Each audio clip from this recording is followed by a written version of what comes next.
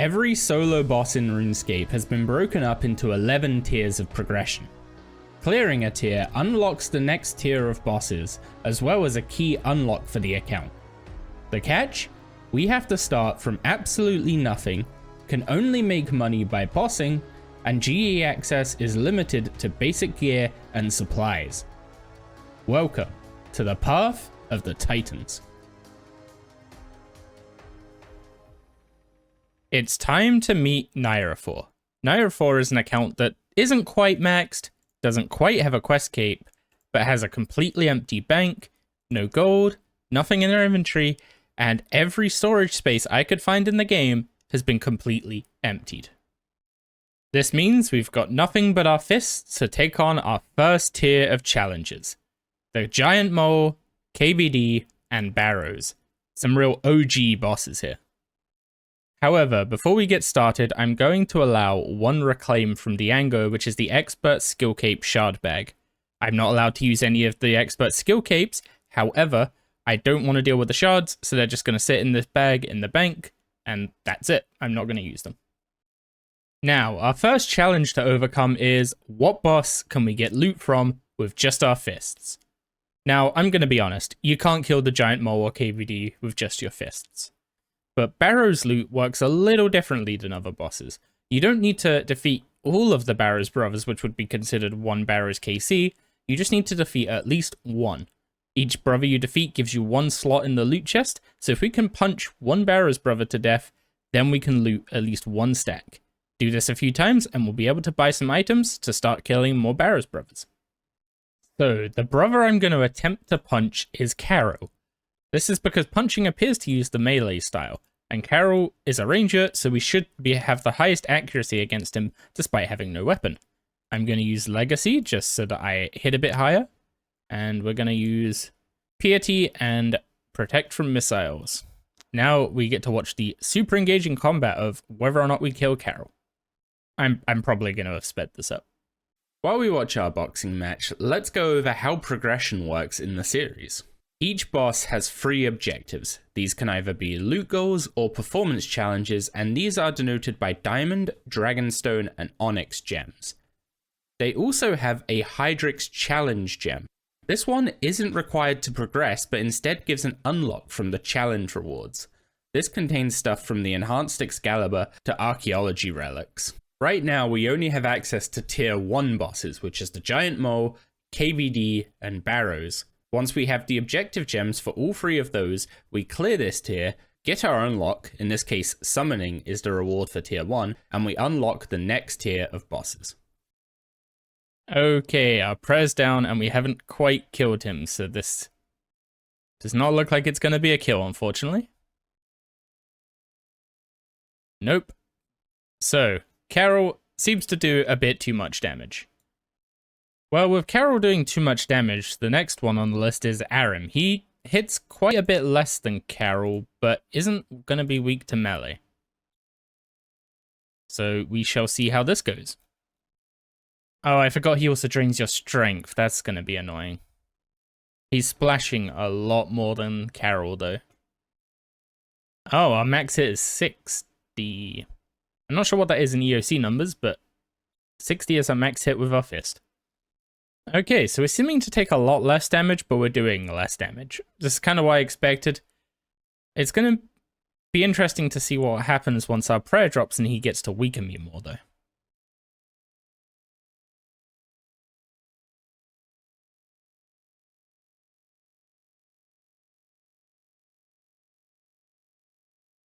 Okay, Protect from Mage doesn't seem to have actually been helping a huge amount, so maybe I should have just used Piety to save on prayer.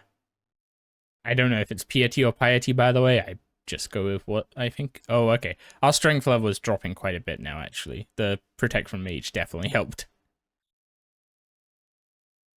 Okay, we're starting to lose a fair few strength levels. But assuming he doesn't drain my accuracy anymore, we should be good.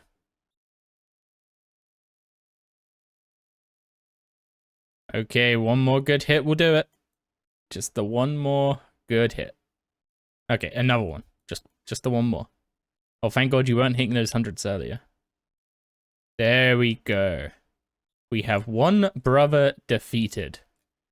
Now we just need to find the tunnel and get to the chest without taking 472 points of damage. Now, I believe if I disable legacy mode, I'm going to lose all my adrenaline. Yeah, okay. However, I'm going to do it for surge and dive. And let's just not get killed is the plan here. So one of these guys is going to be the tunnel. Okay. Varrock tunnel. Now we just got to make it to the center without dying. Okay, that's not the door, so we'll go this way around. So I guess ideally we want to get Varrock at the chest so that we can kite him around. I'm not going to get much chance to look at the loot we get, so I just need to get it and telly out. Oh, wait. Guffin? Why is it Guffin? Anyway, let's open the chest and... Oh, there's both of them.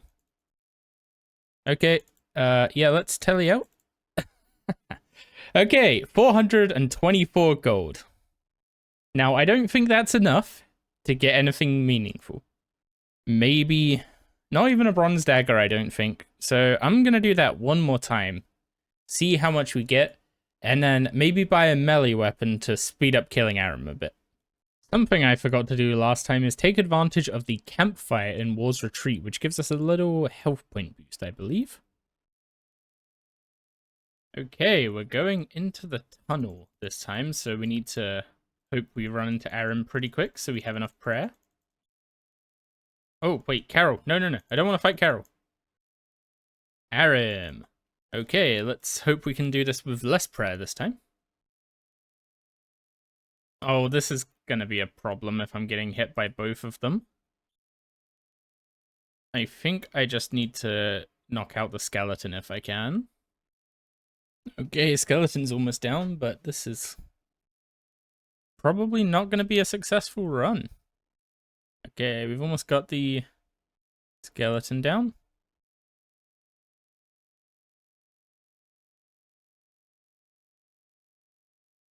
Okay, I'm starting to get the feeling we're not going to get this kill. So I might just hit the chest, see if the single creature slain does anything, and then telly out. Nope, let's just bank the... Wait, creatures are enough to get some gold. Another go at Aram. Let's see how this one goes. It's a real shame that the War's Retreat crystal or water doesn't reset your stats, because I am starting to lose a lot of strength levels now. This guy probably is really confused why I keep punching Aram to death over and over again. Okay, we're gonna just about scrape through here, so I think I'm gonna try and add a couple creature killers to this run. Assuming I'm not too dead by the time we get down there. Okay, there we go. Aram is down. So now we just gotta find the tunnel, and I am learning my lesson. I am not going to Carol until the end. There we go, we got a Torag tunnel. So which way are we going? Oh, okay, it's a direct path. Let's not mess with Torag though. Okay, I think we're just gonna hit the chest and immediately telly out again. Okay, we'll bank those, telly out. Okay, 966 coins. I don't think we're going to get much good for 966 coins, but we can at least try and get a melee weapon, plus I need to somehow recover my strength level anyway. Okay, while we're at the GE, I'm going to quickly go over the GE rules. I can't buy any gear above tier 60. I can't buy anything that's in a boss drop log that's in the series. And I can't buy anything that is either unlocked or is a reward for completing the Hydrix challenges. So basically I can buy up to dragon weaponry and I can buy supplies, and that's about where I'll end it. Okay, I finally found a weapon that would buy, and it actually bought for a fair bit under. It bought for 194 coins. We now have an iron dagger, which is a tier 10 single-handed melee weapon. However, this at least gives us access to melee abilities, meaning we can use Revolution, and since we don't have a special, Revolution will actually be better for us than using Legacy. And even better, we were able to pick up an offhand. It's only bronze, but it at least gives us access to all of the dual wield abilities. This is the most scuffed starting point I can imagine, but it's at least better than our fists. Okay, now we have access to dual wield. I'm going to try and take on both Carol and Arim in one run. This is already looking more successful than the previous attempt. Significantly more so. For just an iron dagger, this is quite an impressive amount of damage output. I think we'll be killing 6 brothers quicker than I expected. Okay, there we go. Caro is down. Now let's try Arim. That was even with my strength reduced from the previous Arim attempts. So it looks like we still have worse accuracy on Arim than Carol, but he's doing so little damage that we should be alright. Now, I wonder what of the other Barrows brothers we could kill. I'm assuming we won't have the hit chance with just an iron dagger to actually take any of those guys on, but we can definitely try.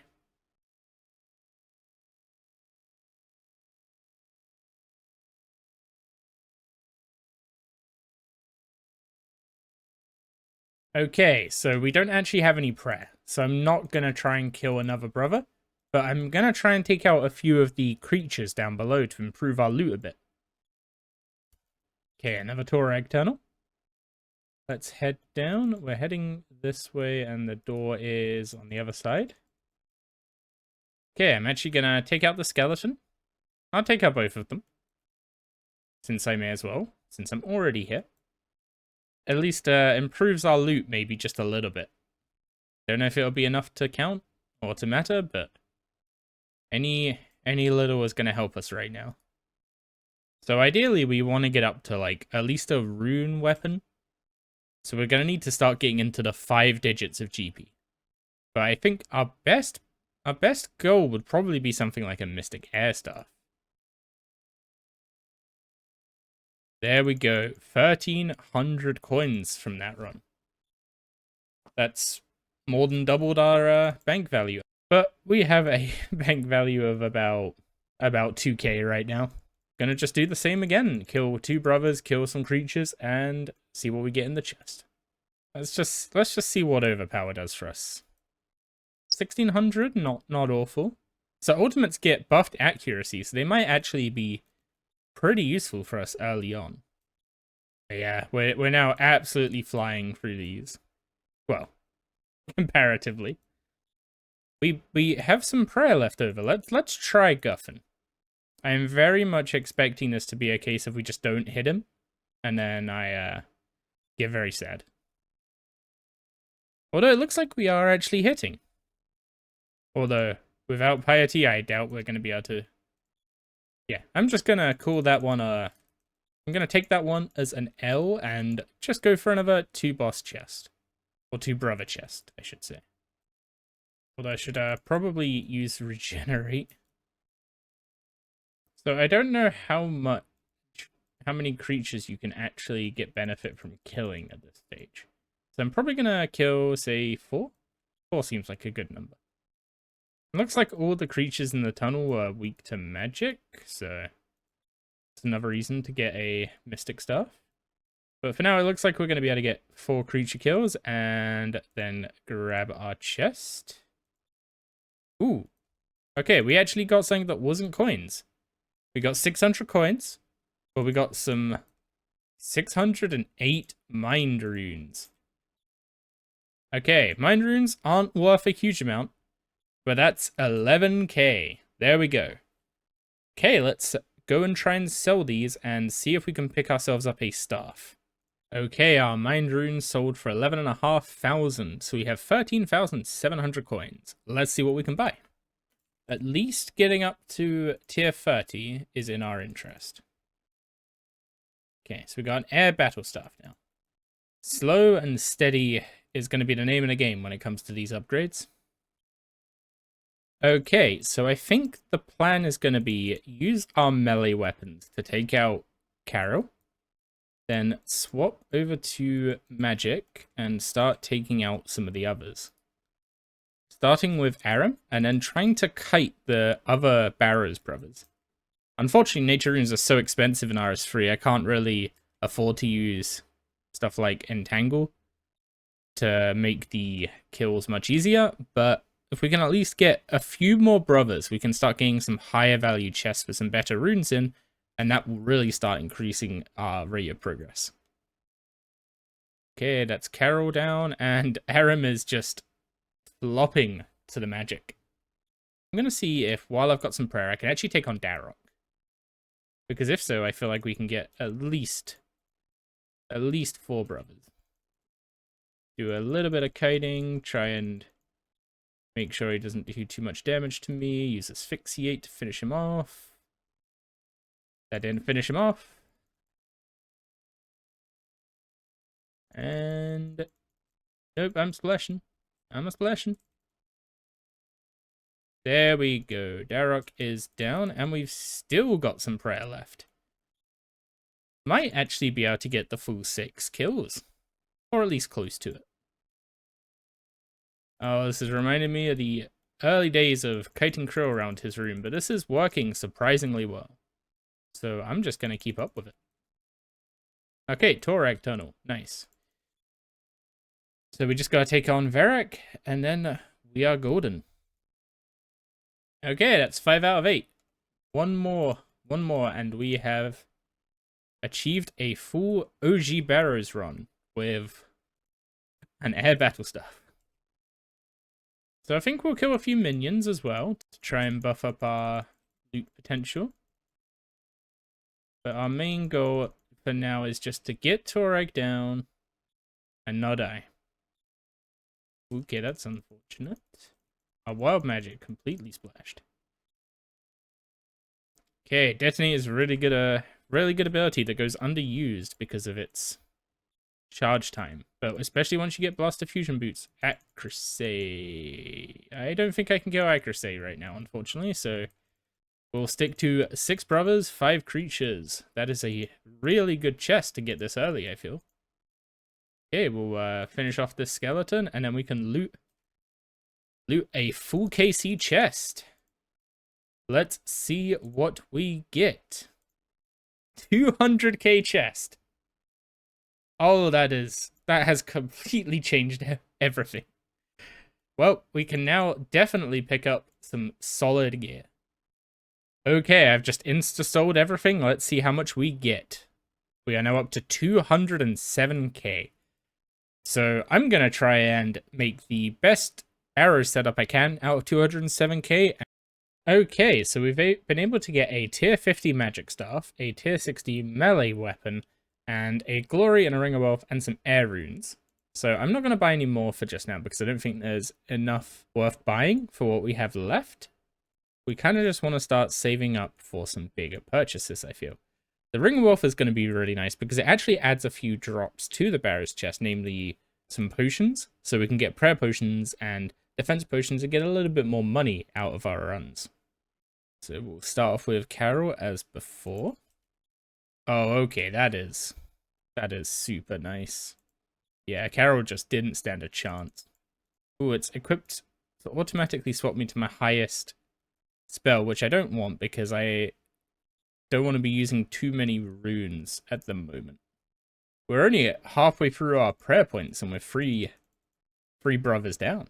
So the next upgrade is pretty obvious to me. The Dragon Battle Staff is essentially the same as the Slayer Staff, except it's tier 60 instead, which is the limit of what I'm able to buy off the GE. So if we want any more weapons, we're going to have to be going for Barrows. Okay, Accuracy is going to be the tunnel, because Linza cannot be the tunnel. Wait, we can actually take out Accuracy pretty easily. You just got to make sure not to... Wait, what? I didn't kill him.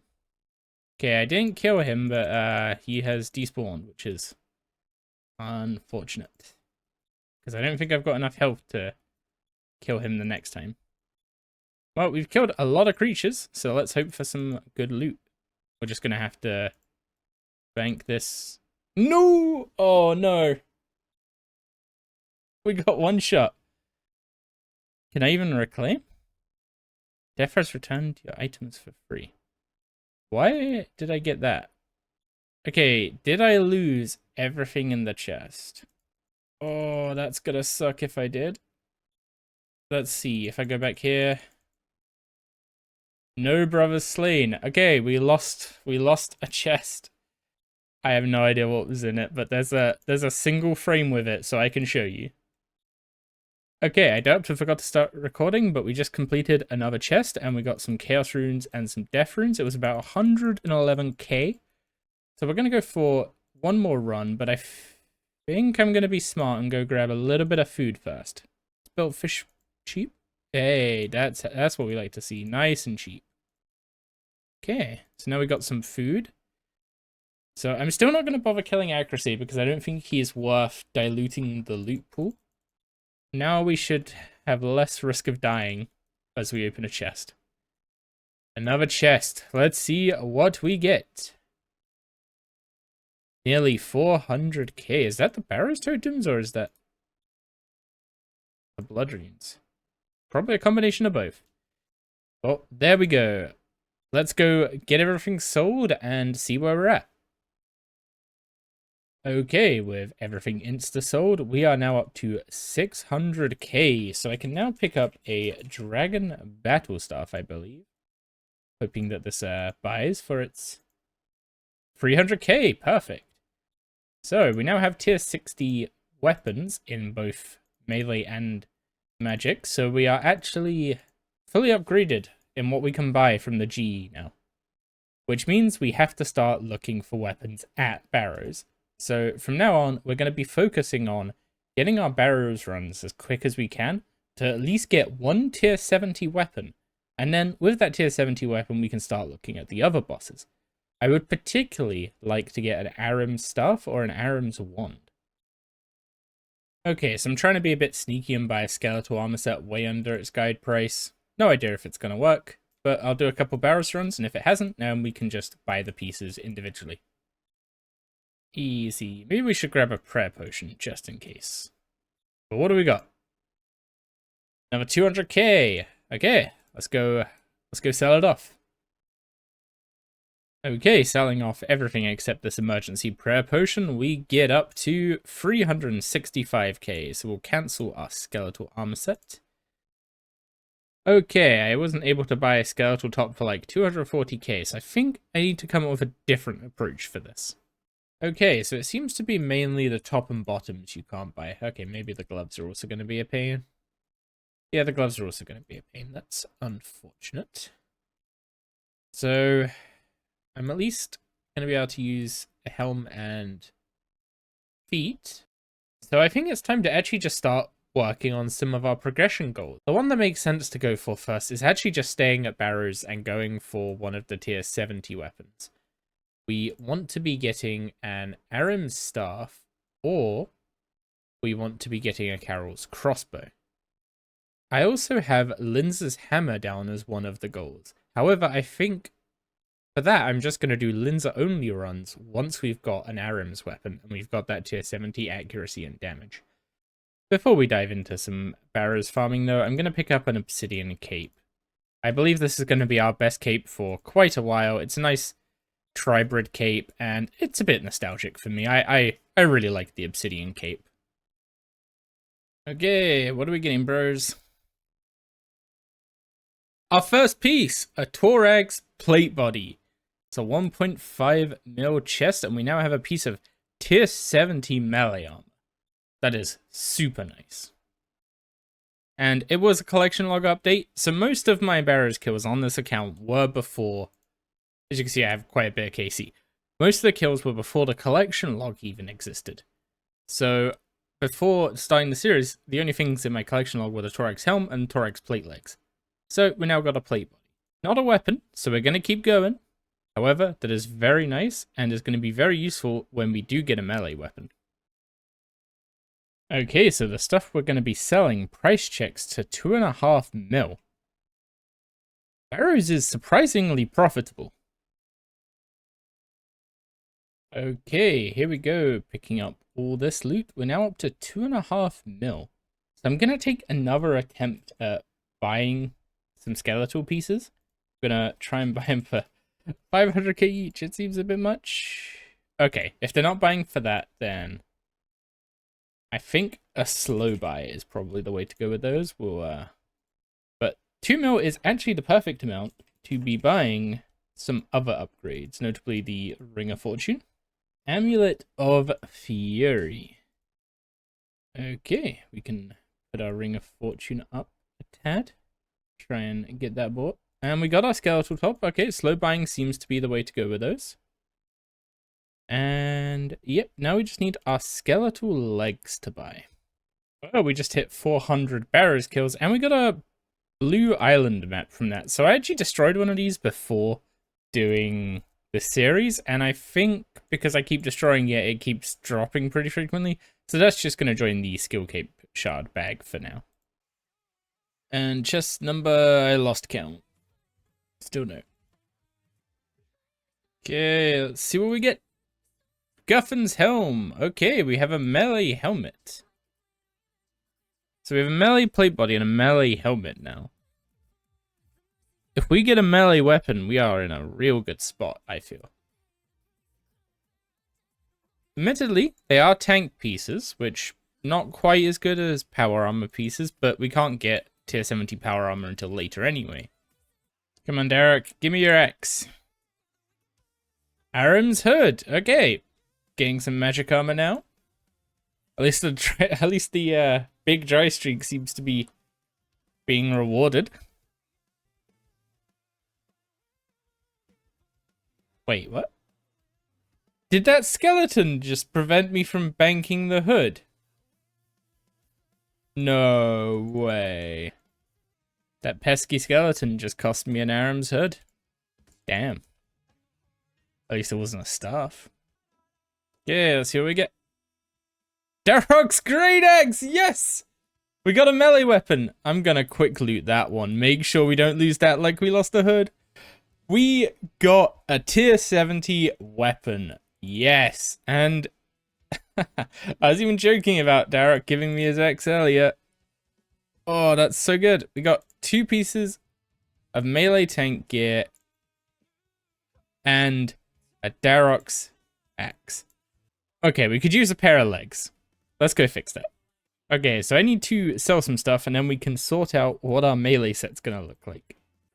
Okay, so selling off all the runes we just got, we're getting another 2.5 mil. We have made quite the amount of money from Barrows.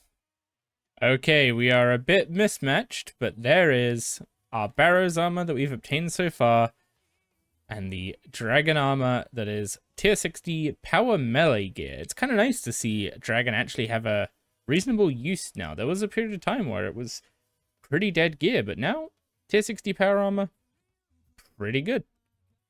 Okay, so now we've got a tier 70 weapon and the gear to go with it. What am I planning to do with it? I think it's time we tick off one of our first challenges. And for that, I'm going to be heading over to the giant mole. So, to understand my thought process behind how I pick out what objectives we're going to be doing at each boss, the first question I ask is, do we need any specific gear from this boss? For instance, in Barrows, there's plenty of gear we need, so all the objectives are focused around getting that gear. In the case of the giant mole, the item of interest it drops is the Dragon Two-Hander, and while it's not the only boss to drop this, I would rather farm it off of the giant mole than Calfight Queen. It has a very powerful special attack that's likely going to come in handy for us when we get Essence of Finalities later in the series, so let's get a Dragon Two-Hander out the way now. As for the other 2 objectives, it's time to showcase a couple of other objective types. Starting with kill speed objectives, we're going to go for a 1 minute 40 normal mode mole kill. And then our Dragonstone objective is going to be 50 hard mode kills. While we could do everything else we need to do at mole in normal mode, let's at least give hard mode a fair shake. Before we go and take on the giant mole, let's first figure out what our best consumable options are. So, the best tradable potions are extremes. However, with the recent announcement that overloads are going to require an extreme necromancy potion, Extremes are pretty expensive. These are currently in for 40% over and haven't bought. So I'm going to try upping them to 60%, and if not, we'll have to make do with grand potions. So we've ended up with a bit of a mix. We got extreme attacks, but we weren't able to get strengths or defense, and we got grand strengths and grand defense. Hopefully this is good enough so we don't have to gouge ourselves buying extreme strengths. Well, I never thought I'd be making a preset for Giant Mole, but here we are, the first preset of the series. Our initial Giant Mole KC is 4 normal mode and 0 hard mode, so it's going to be nice and easy to check our hard mode KC for that objective, and I've reset the PR so I can track the kill time for the normal mode objective. So the plan is to do a few normal mode KC to just remind myself what this guy does, and then we're going to go for the normal mode kill time objective before starting on the hard mode kill objective. While we're watching me rediscover the Giant Mole, I had a few questions from last episode that I wanted to go over here. First up is, why am I not buying anything from shops? And the simple answer is that I'm not allowed to use shops or reclaims unless it's to buy a challenge reward or an item that is required to make use of a boss drop, such as the coral crossbow. As for why I'm doing it this way, it's so I have a different early game progression to Iron Man. Otherwise I would be wearing a Luna and using a God Staff by this point. In addition to that, shops like rune shops would be useful to me, but rune shops are also very profitable to buy from, and I don't want to have to track what I've bought from a shop and can't resell versus what I got as a drop or bought from the Grand Exchange. Next question up is, why didn't I buy an obsidian staff for the tier 60 staff option? And that one just comes down to a simple user error. Next up is, what was the armor set that I originally had on at the start of the series? That is the Shadow Dragoon cosmetic set. It's my favorite cosmetic set, but I probably won't be wearing it in-game for the rest of the series because it obscures the actual gear progression too much. And finally, what about smithing? For example, masterwork armor. So smithing has the same tier limitations as buying off the Grand Exchange, so I can't go buying Elder Rune bars and make my own tier 85 armor. However, later on we will be unlocking the other tier 90 armors that would otherwise be unobtainable via a tier progression, which should roughly line up with when we get access to Sirenic. And I want to quickly thank everyone for all the support shown on the first episode, as well as all the questions that are coming in. The more questions you guys ask early on, the more edge cases that I might have missed that will get brought to my attention, and we can keep the series progressing nice and smoothly. Okay, first kill down, and a bit shaky, but mostly fine, and I'm not going to be using any of these last wills. Obviously, I banned MTX in events, so that's what we're going to be sticking with. So, normal mode doesn't seem to be a problem, but getting the kills quick seems to be annoying, mostly because of the navigating around the room. Okay, a little bit quicker again. It's mostly an issue of movement, but I'm going to rebuff and try and go for the speed kill again. I don't think it's worth using Berserk at any point in this fight, because she's never going to be in the same place for long enough. Ooh, okay. This diagonal one is going to be really difficult because it basically guarantees that I'm going to have to do 2 diagonal runs of the rooms. As alluded to in that clip, there is an element of randomness when going for a more speed kill. The path she takes around the room actually has quite an impact on your final kill time. So we're ideally looking for her to do either a fully clockwise or fully anti-clockwise pattern of movement around the room. This gives us the best chance of having a close to 140 kill time. The winding tunnels make it really hard to make good use out of dive and surge here. I should probably be anticipating that rather than using freedom after the fact, but... Oh, and we've got another diagonal movement again. So with a diagonal movement, it's probably going to be pretty hard to actually get the time. Yeah, like going diagonal across the room already takes like 15 minutes, and I think it guarantees that you get 2 diagonal movements.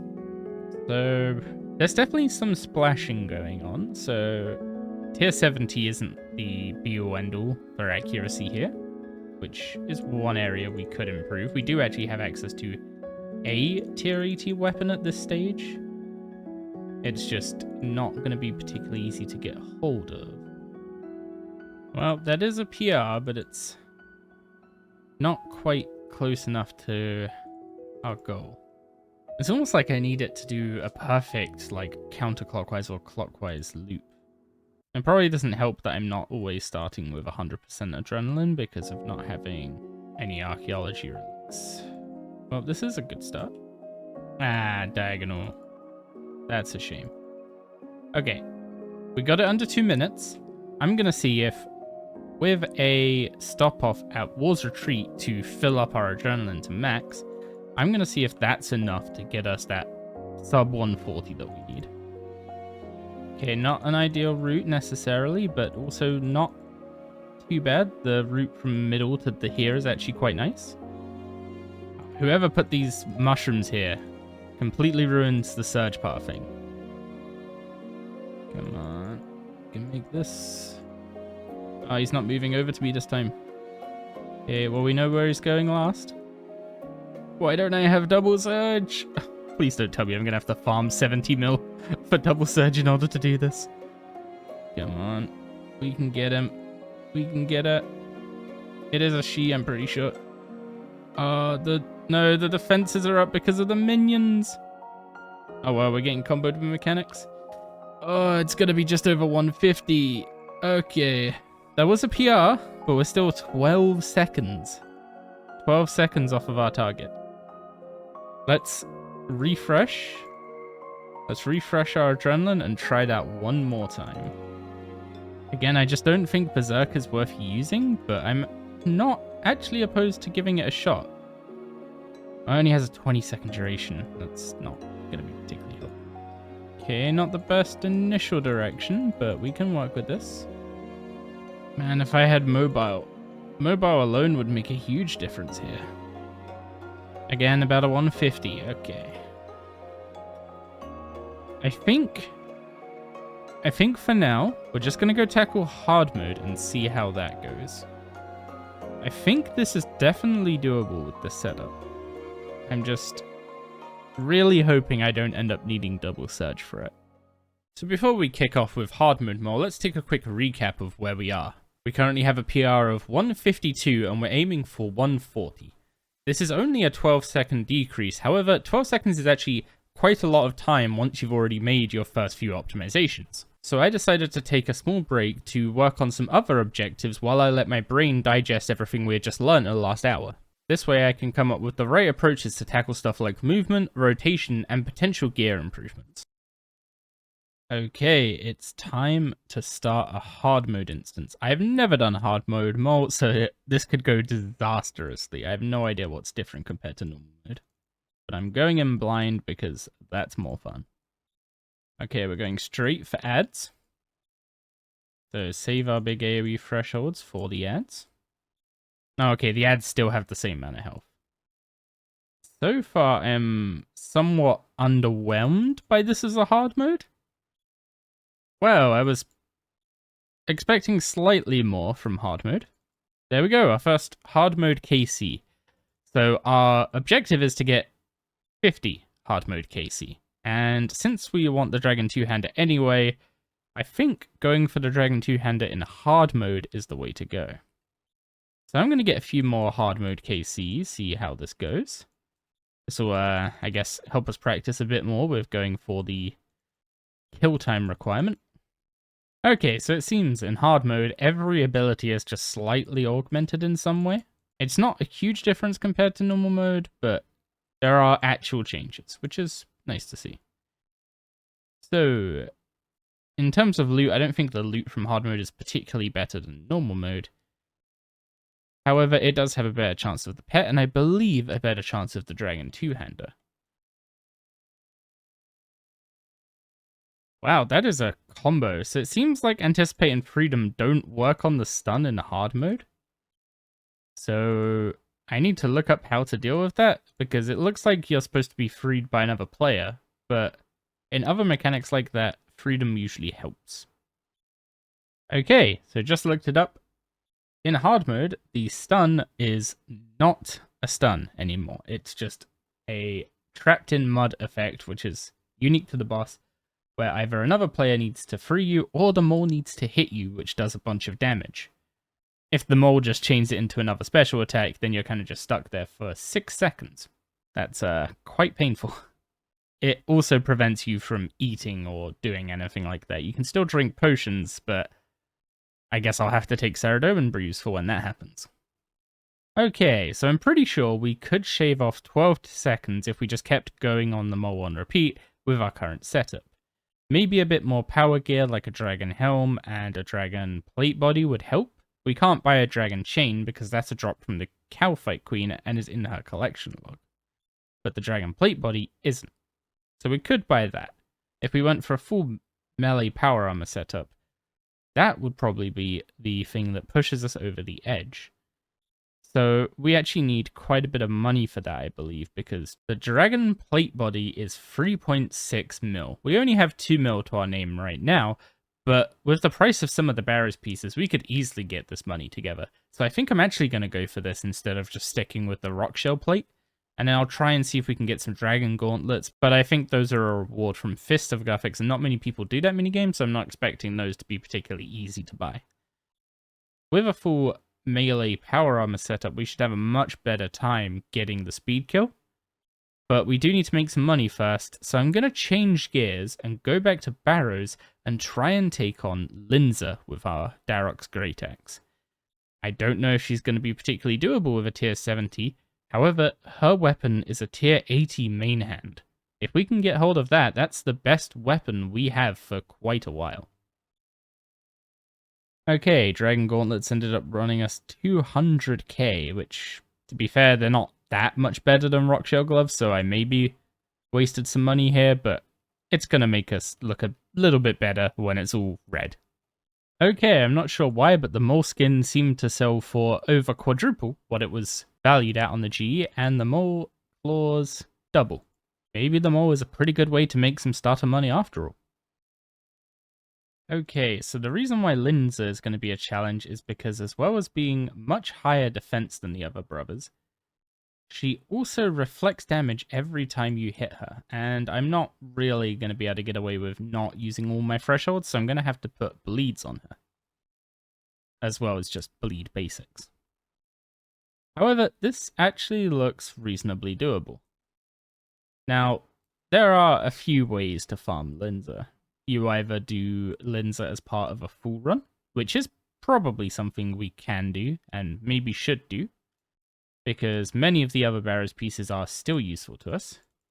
Or if you are only interested in getting the most amount of Linza kills, you can actually just kill Linza, and then skip all the other brothers while you try and find the crypt, because she drops her pieces separately from the other brothers. Each one of her drops is a 1 in 960 if you kill her and loot the chest. Doesn't matter how many other brothers you kill. So if we just want Linza's hammer and nothing else, then the play is to just kill Linza over and over again and not worry about any of the brothers. That is the quickest way to do that. Okay, that's Linza down. Let's try and take on Aram. I think I'm going to do her as part of a full run here. Oh, I don't actually have a magic weapon. Maybe let's see if I can even take on the melee brothers with a melee weapon first. I don't know how the defenses are going to be. Ooh. Helps if I pray the right thing.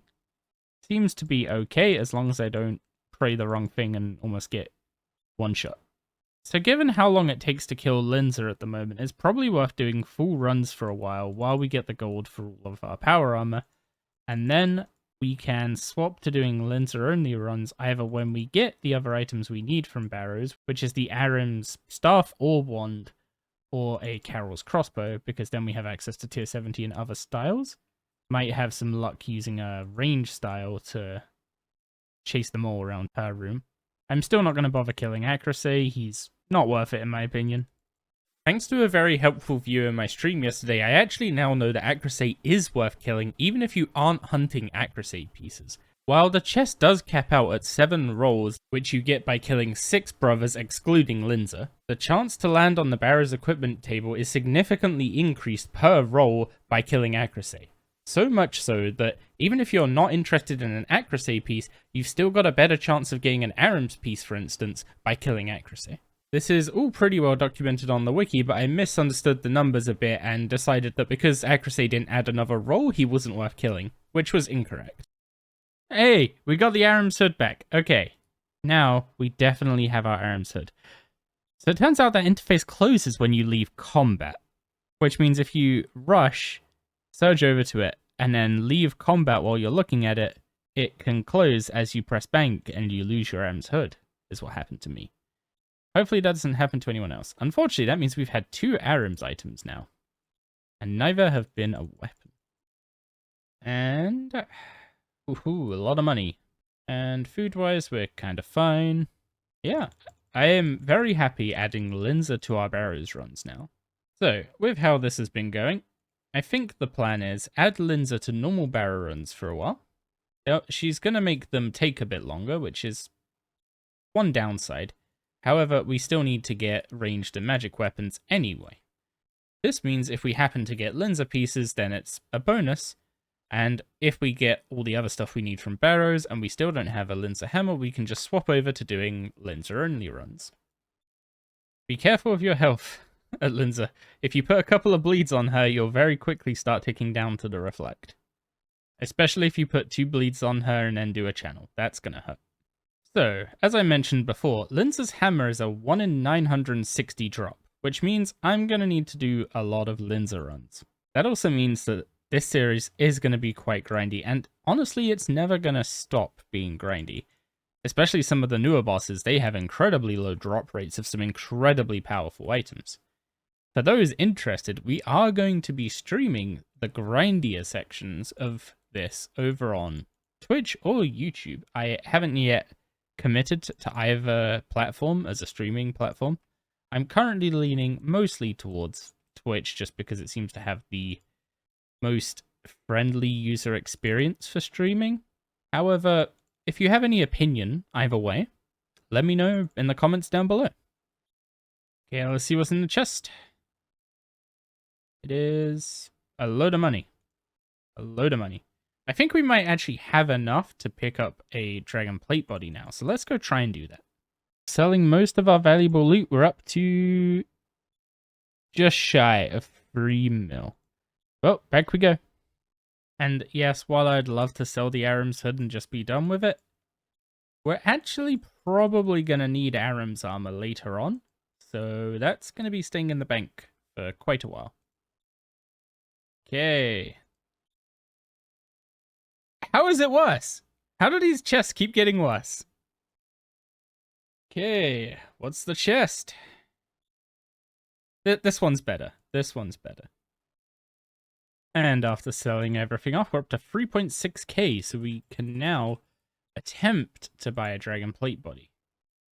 Let's do another Barrows run, leave that to slow buy, and build up some more gold to buy some supplies.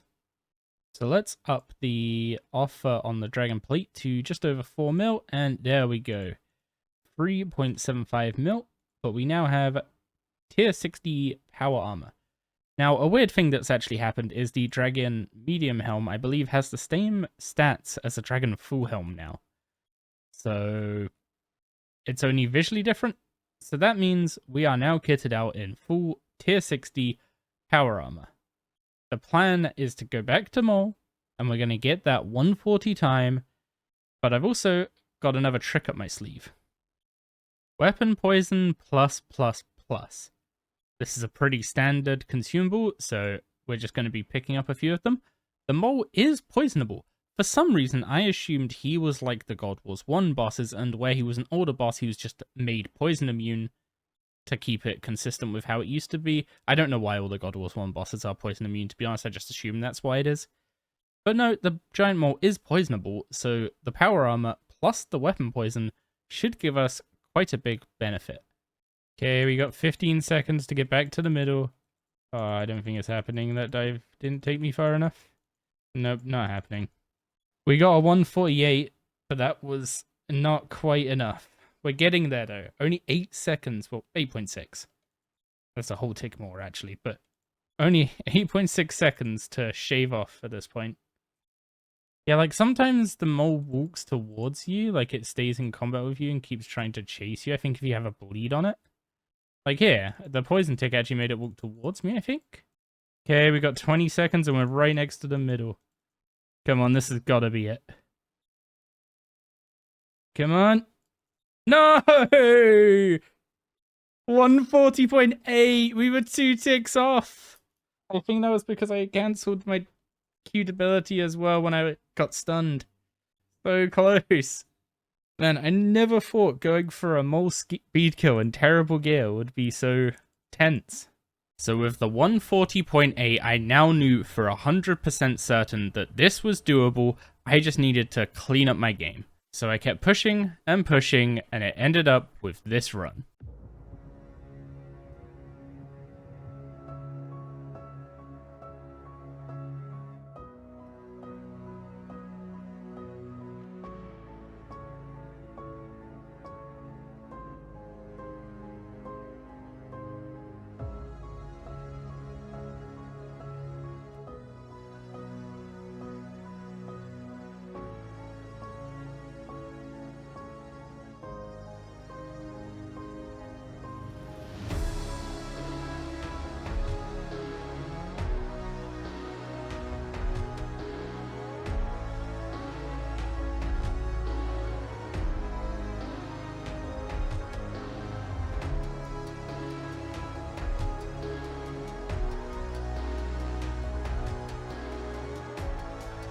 Come on. Come on. Please don't let that spec have ruined it. Yes! We got it! Sub 140 giant mole with the Darox Great Axe and dragon armor with tradable potions. And I didn't even get to use all the extremes. That is our first objective complete. That is the diamond objective for the giant mole done. The Dragonstone one is to kill 50 hard mode, so that's going to be coming up next, but I think I'm going to make that some stream content. So for now, let's pick up with the KBD. Welcome back to Path of the Titans.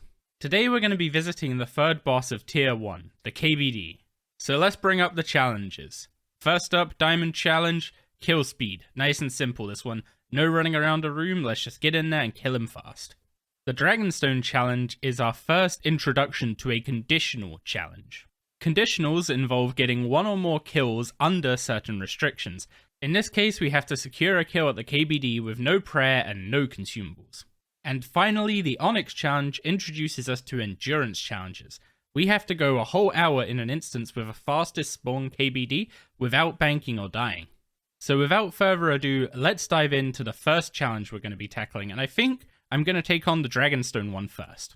So, killing a KBD while using no prayers or supplies. My first thought process is just use the best gear I've got and go in and kill him as fast as I can. The quicker you deal damage, the less chance the boss has to deal damage back to you. So I went in there in full dragon with our Darox Great Axe and tried to kill him as quickly as possible. Honestly, this went about as well as you could expect, and my takeaway from the first attempt was as follows. Okay, my initial impressions. We're probably going to need a shield for this. Yeah. So that's exactly what we did. We went and got an anti-dragon shield. Now, the anti-dragon shield can actually be upgraded with one of the mole drops, the clingy mole, but I don't think we're going to need to worry about that just to get one kill. However, the only one-hander we have available to us as a drop is Linza's hammer, and since that's proving to be a little elusive at the moment, we're going to stick to a tier 60 weapon for now and grab a dragon longsword. So the main downside to one-handed and a shield is that we don't have access to many of our thresholds, so I'm going to take the Darox Axe in as a switch to try and use more thresholds. But in exchange, it gives us access to stuff like Resonance, Reflect, and Barricade, which are going to be great for damage reduction. So I did a couple of attempts with the anti-dragon shield and switching to the Darox Great Axe to try and use more thresholds. The reason I was doing the switching is because a tier 60 weapon without an attack boosting potion splashes a lot against the KBD, so the idea was to use the Darox Great Axe to make up the DPS difference. In reality, what happened is every time I took off the anti-dragon shield, the KBD would immediately launch a fire attack against me, even if he'd already just done an attack with melee. I'm not sure if this was just bad luck, or maybe me being a bit slow, or if it's just an intentional part of the fight. However, rather than figure that out, I decided to just try a kill with only using the Dragon Longsword and not doing any switching. And this is how that went. What you think about when you're born into a fire? Let them burn it out. Sell them to the richest buyer.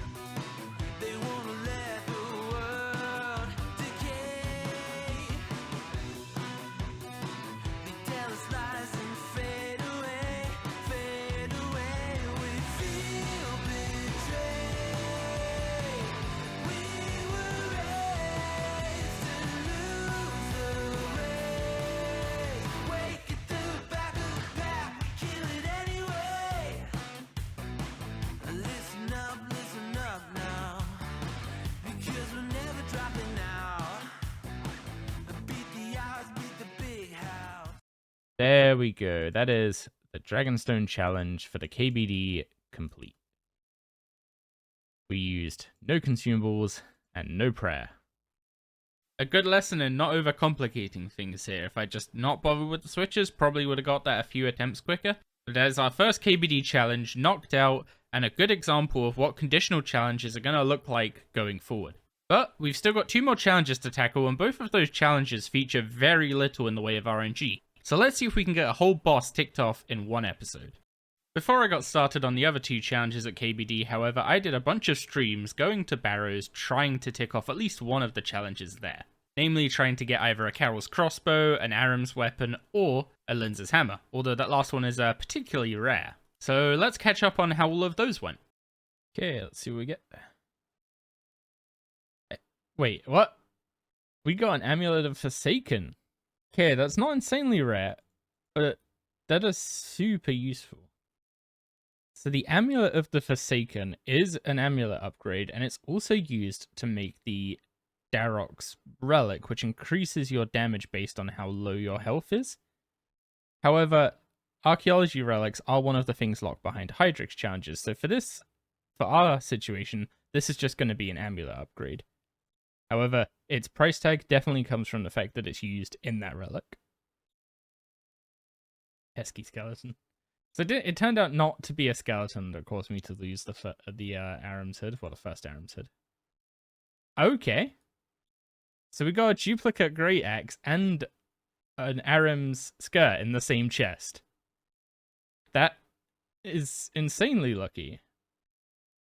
So it's just saying that we figured out that I didn't lose the Aram's Hood to a skeleton. It was actually apparently my prayer running out that caused the chest interface to close. And now we have a replacement hood. We got that a while ago. And we also have a skirt. So we just need the chest piece, and we now have a full Aram's Mage tank armor set, which isn't going to be super useful early on, but later on we do need Mage tank armor. Despite this stream starting off super lucky, we actually started going really dry after this double chest. And it was in this period of going really dry that someone came into stream and schooled me on how accuracy is actually worth killing despite not adding a roll to the chest, because he increases the chance of getting a Barrows item by so much. So from then on I started including accuracy in my runs, and we ended off the first stream with this. This one for sure, right? Well, it's an accuracy's piece, but it's a piece. There we go. We got a drop. The dry streak is over.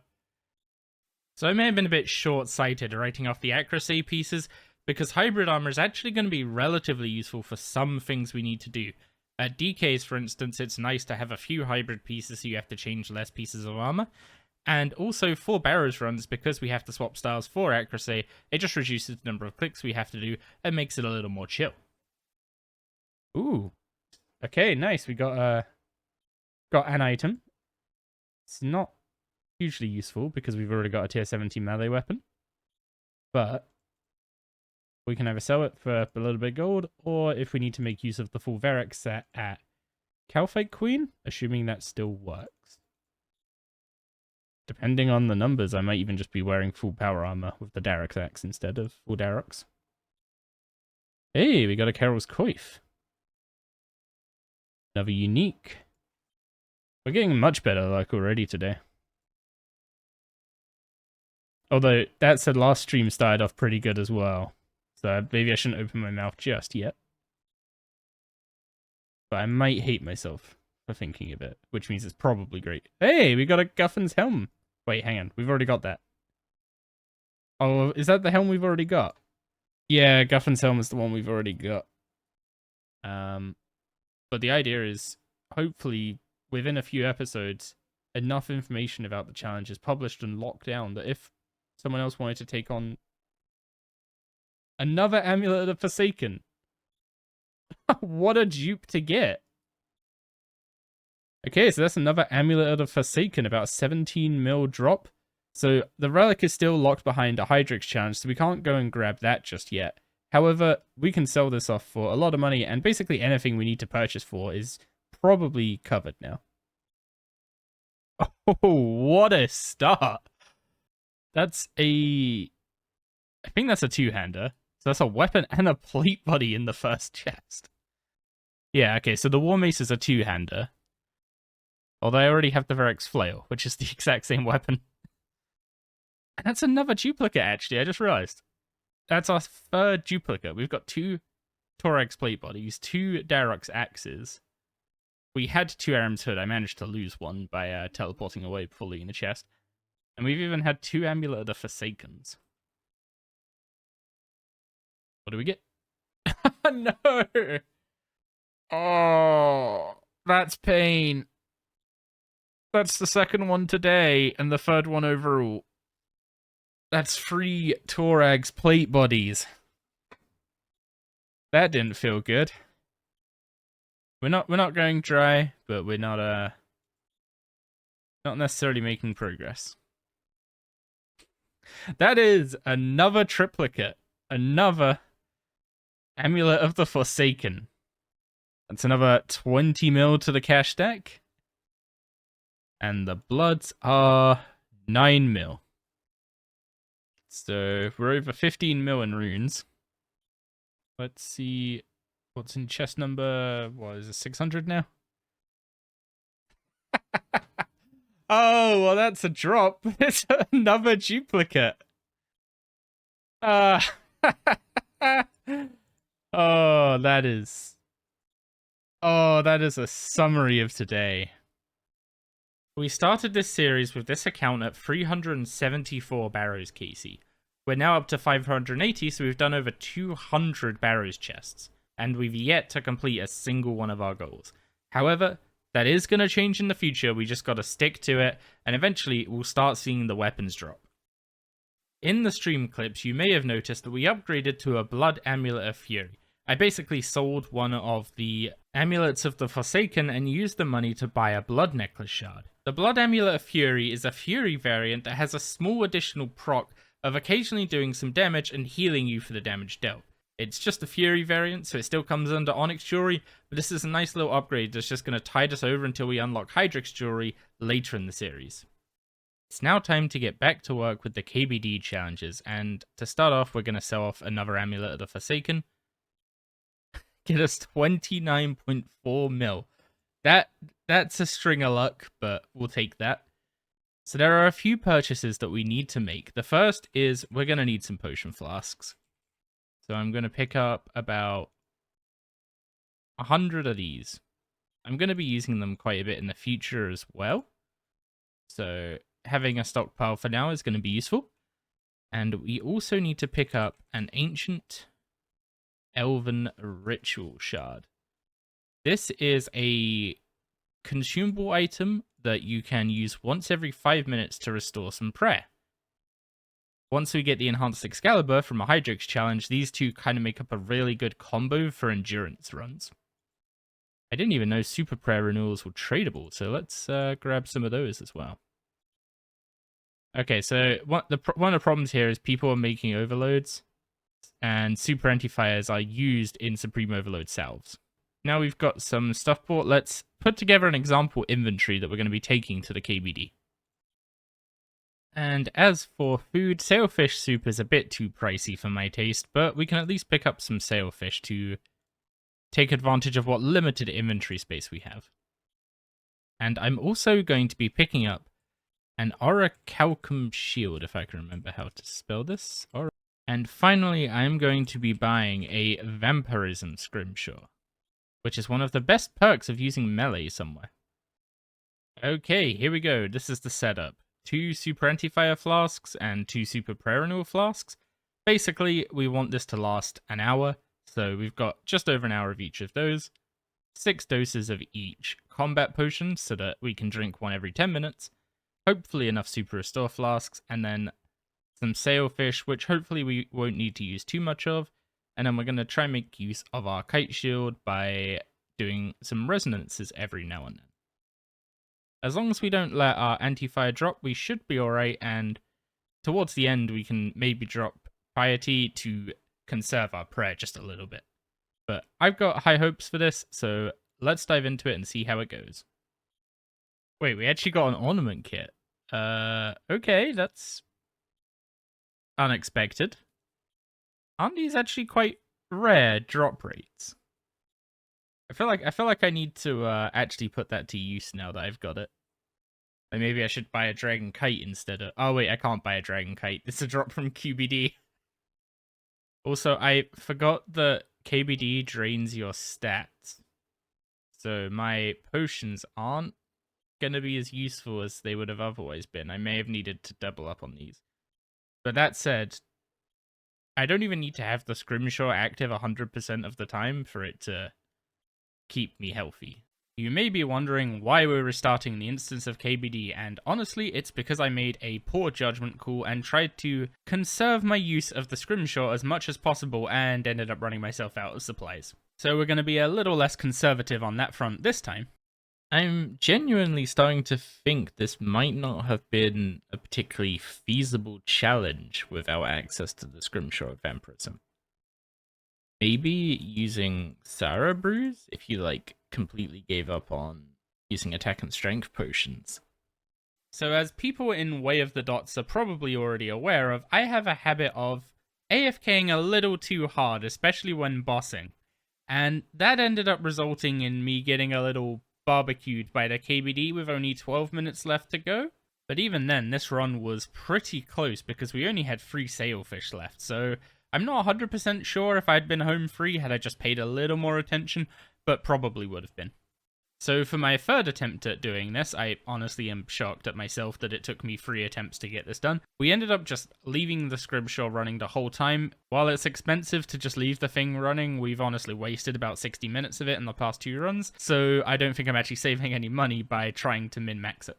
But even with leaving the scrimshaw on 100% of the time, we still used up a fair amount of our sailfish during this run. I do genuinely wonder if this is doable. If you ban the scrimshaw vampirism, you'd probably have to use another style so that you don't get meleeed and you can just pray mage. But I would be quite interested to see an attempt at this without using the scrimshaw vampirism. So maybe if I get some free time, I'll come back and do a repeat of some of the older challenges.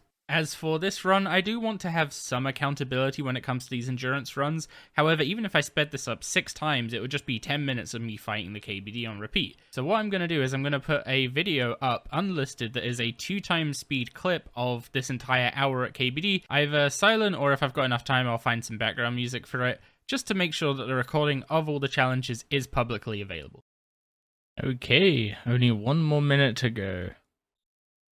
The arena has expired and no further bosses will spawn. That means the Onyx challenge for staying in a faster spawn arena with the KBD for 1 hour has been completed.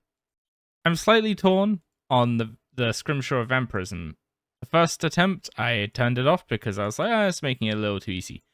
Turns out, without it, don't really have a particularly great way of sustaining, because the KBD doesn't really hit hard enough with any individual attack for resonance to give you any big heals. For that third attempt, I just left the scrimshaw on the whole time. Got a little bit of food left over, but the fact that even with a full hour of scrimshaw vampirism, I used over half of my available sailfish. So yeah, I'm happy that's done.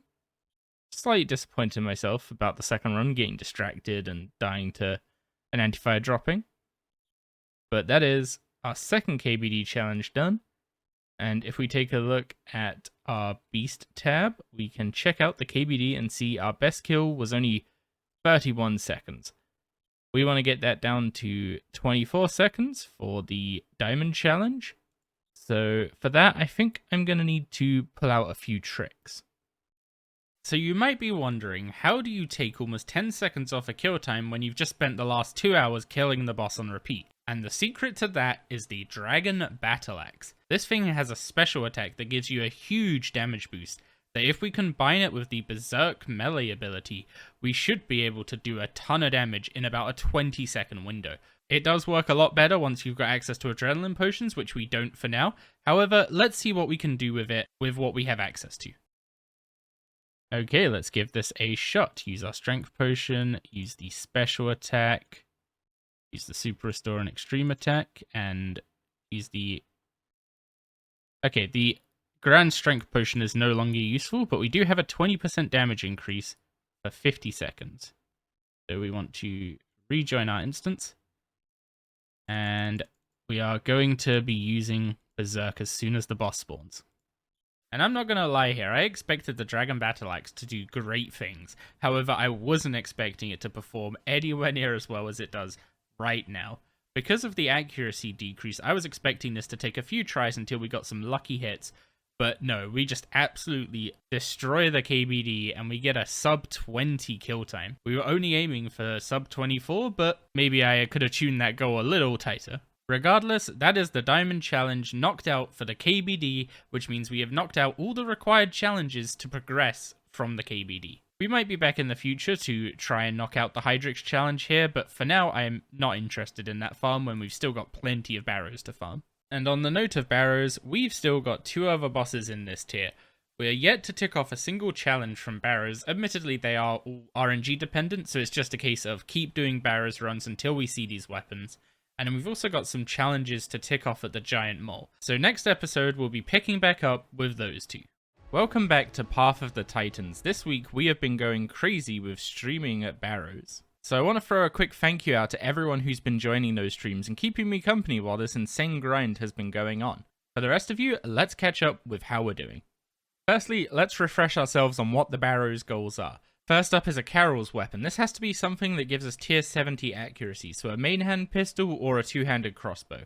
The same is true for the Aram's weapon we need for the Dragonstone challenge. We need either a wand or a staff to get access to tier 70 accuracy. The Onyx challenge is a bit of an odd one out, but it's the first tier 80 weapon we can get access to, so I'm really interested in still going for that Linza's hammer. And then finally, the Hydrix challenge of Barrows is to obtain any full set, a bit of a throwback to the task before it was changed. Now we're all back up to speed, let's dive in. After its success at KBD, I decided to start integrating the Dragon Battle Axe into our Barrows runs. So exactly like we did with the KBD, we use the Adrenaline Crystal, pop the Dragon Battle Axe spec, use it again, and we speed off to Linza. This gives us about 40 seconds of the Dragon Battle Axe buff for fighting Linza, which is pretty helpful for getting her down because she honestly just has way too much health. This upcoming chest sparked a bit of a competition for the worst Barrows chest we could see for killing 7 brothers. The reason why Linza doesn't matter in that is because she doesn't actually add any commons to the chest, so you just need to kill 7 brothers. And while this chest may look bad, I promise there were worse ones, but currently, the prize for the worst chest actually goes to one of my viewers, Alaric, who decided to keep me company while doing this grind, and ended up with a chest that looks like this. It's a shame he was wearing a luck ring to add that half prayer potion. So our first stream didn't go particularly well. For those that don't know, when you're killing all 7 brothers, getting a piece from the chest is about a 1 in 10.8, which means, ideally, 1 in every 11 chests, you see an item. However, the way my luck seems to work is I'll get a bunch of items in one bunch, and then go incredibly dry for a while. And this stream was one instance of us going incredibly dry, until Jasper popped up, our resident psychic, with the call of item at 33. Okay, chest 33. Hey, Varric's helm. Dry streak over and another unique. There we go. So whoever guessed 33, I think someone guessed 33 earlier. Yeah, Jasper guessed 33. And yeah, that's how insanely rare the Linza items are. We're just coming up to getting one. After, well, this will have been my 4th stream doing this, and I did some of it off stream for the 2nd episode. We started killing Linza at chest 422, which means at this point we're approaching 200 Linza kills. This is relevant because her drop rate for any piece of her gear is 1 in 192, so we should be seeing the first piece pretty soon. So, after going 40 chests with only a single item, we decided to use our first Crystal Triskelion keys, which brings me on to the rules around keys. If they drop from a boss, go ahead and use them. There's no reason not to. Unfortunately, we just got seeds this time, but with the amount of Barrows I'm seeing in my future, I'm imagining there's going to be quite a few more Triskelions on the way. I continued to do Barrows runs off stream, and we actually got a stroke of luck in one run, where we killed Guffin and he dropped a pair of Ghost Hunter goggles. Ghost Hunter is actually pretty useful to us because I'm wearing hybrid gear while doing the Barrows just to make accuracy a little more chill, and this is level 70 hybrid gear that gives us a damage boost against ghosties. And even going forward, if we need hybrid gear and we don't have accuracy in a certain slot, then we can just use this instead. This is a new record for the worst chest for killing 7 brothers. As we can see at the start of this stream, we're up to 655 Barrows chests, which means we've gone 75 Barrows chests, only getting a Verax helm. Considering our runs are about 10 an hour right now because of killing Linza, this means we've gone 8 hours at Barrows, only having gotten 1 item. However, for every string of bad luck, there must be a string of good luck. At least that's what I tell myself. So I kept going live and kept having the goal of just completing 1 challenge. And this is how this stream went. Take off about 20 KC. And that was when I got the knock stuff.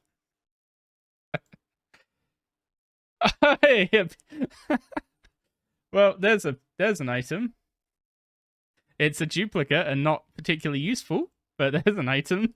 This may have been a bad account to start this series on. I think I'm going to out myself as a complete spoon every time I show the initial KCs and logs.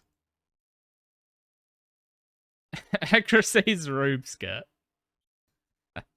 It's another unique. So we take that. And I believe that's our hybrid setup complete now. So I can now be super lazy with my switching. Since I was having issues with magic splashing on Acrose, I decided to go and pick up a red salamander. This is a tier 60 crossbow, so it gets the highest accuracy bonus against Acrose, and combined with our tier 70 melee weapon should make killing him just a little bit easier. Okay, number 22 today. That is our 4th Amulet of the Forsaken. It's almost like it heard me wanting money.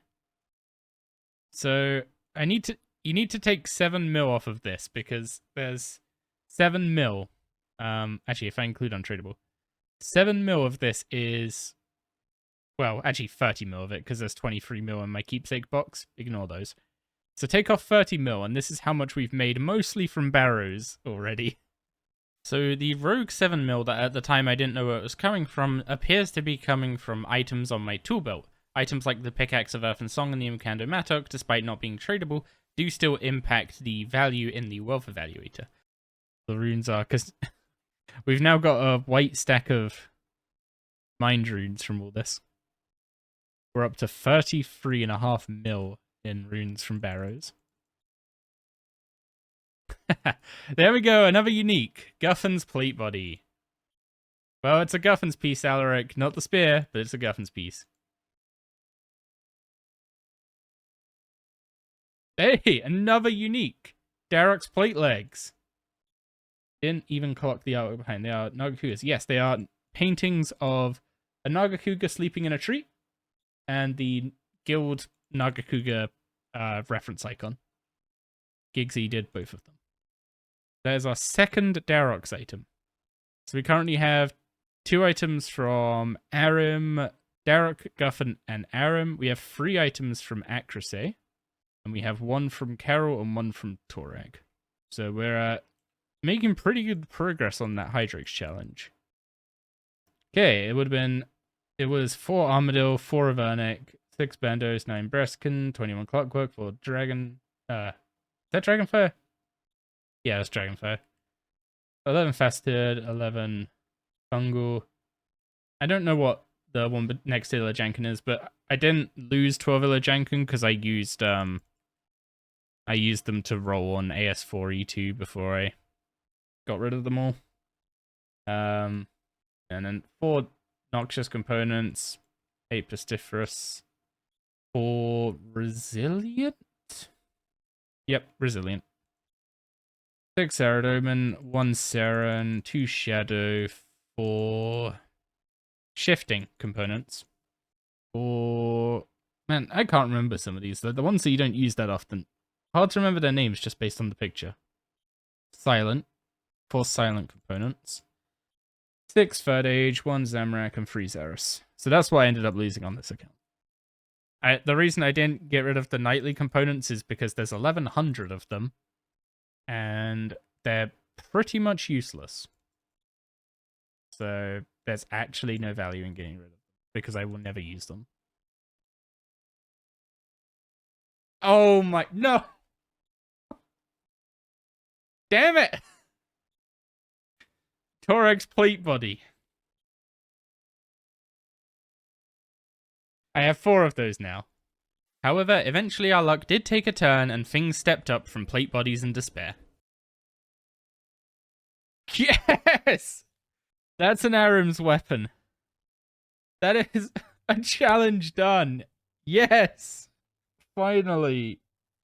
That took so long for the first one. So the first challenge ticked off at Barrows is the Dragonstone challenge for getting an Aram's weapon. That now gives us access to tier 70 magic, something that is going to be incredibly useful to us going forward. Unfortunately, the next day, the troll drops picked straight back up again. That is another Acrosae's War Mace. That was almost a Hydrix challenge completed. Another Acrosae's War Mace. Okay, I see how it is. We also managed to get ourselves a Carol's Crossbow. However, it's the offhand variant, and offhands do not impact accuracy. So I do not consider this getting us access to tier 70 range, so it is not enough to complete the Diamond Challenge.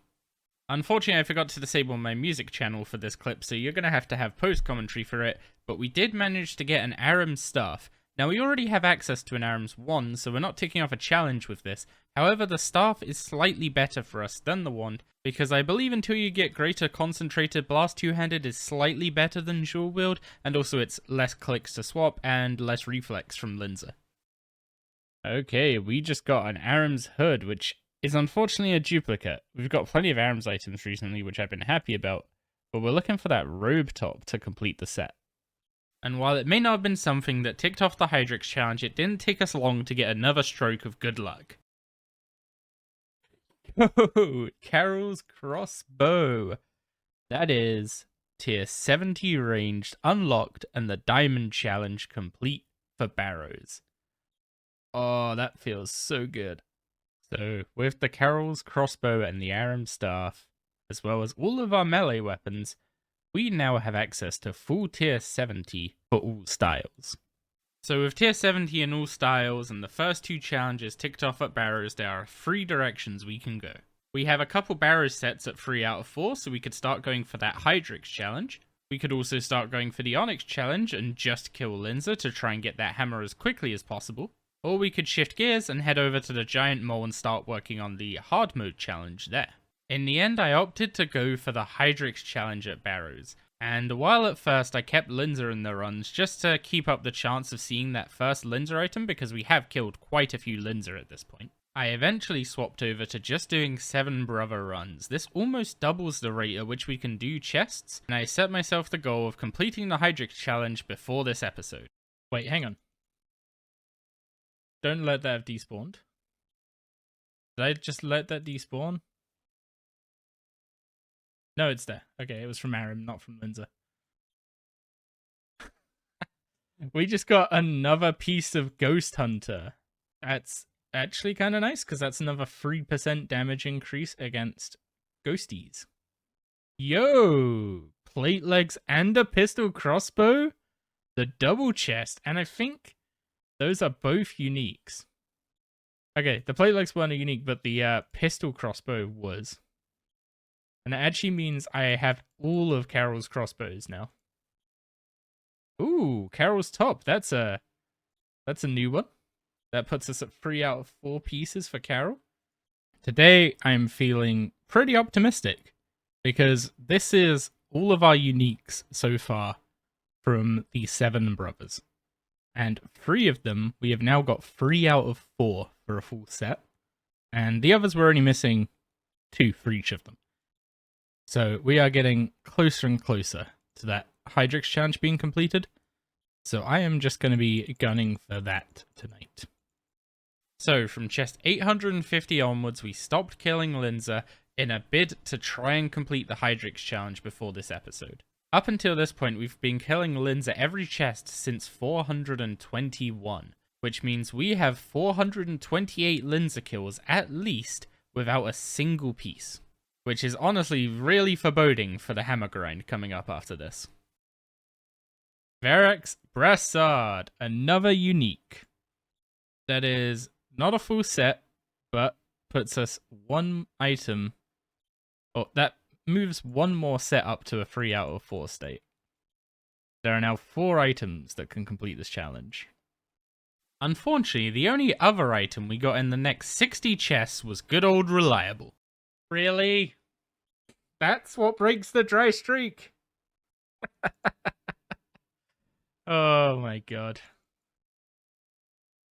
Hey, we got a double chest. We got a book and a war mace. Nice. There's some of that luck. So the book is a unique. It unfortunately doesn't progress us towards the Hydrix challenge because the wand, book, and main hand and offhand pistols don't contribute towards any of the Barrows sets. There's also our 4th war mace as well. Not to be dissuaded by our terrible luck on that day, we picked up the next day and went for a whole 100 chests in a single stream. And while we had much better luck with the drop rate of pieces during the stream, we still were unable to complete the Hydrix challenge. And then in a last ditch effort, I did a few runs off stream to take us up to around 1060 kill count. Unfortunately, I got absolutely nothing during that one. So the last thing left to do is wrap up how this week went. We started with a kill count at Barrows of 580 and ended at 1060. So we did 480 Barrows chests this week. Considering more than half of those were including Linza, which is about a rate of 10 chests an hour, compared to 15 an hour when you don't include Linza. Barrows basically became my second full-time job this week. However, we did manage to tick off 2 of the challenges, so I'll take that as a win. Before we wrap up this episode though, I wanted to go over what doing about 700 Barrows chests looks like. We started the series at 370-ish KC, and we're now up to 1060. So if we take a look at our collection log, you can see we're at 25 out of 39. However, one of those isn't in the series. This pair of Torag's plate legs was in a Reaper I did before the series started. Unfortunately, if this was in the series, we'd actually be done with the Hydrix challenge by now, so we just have to ignore that one.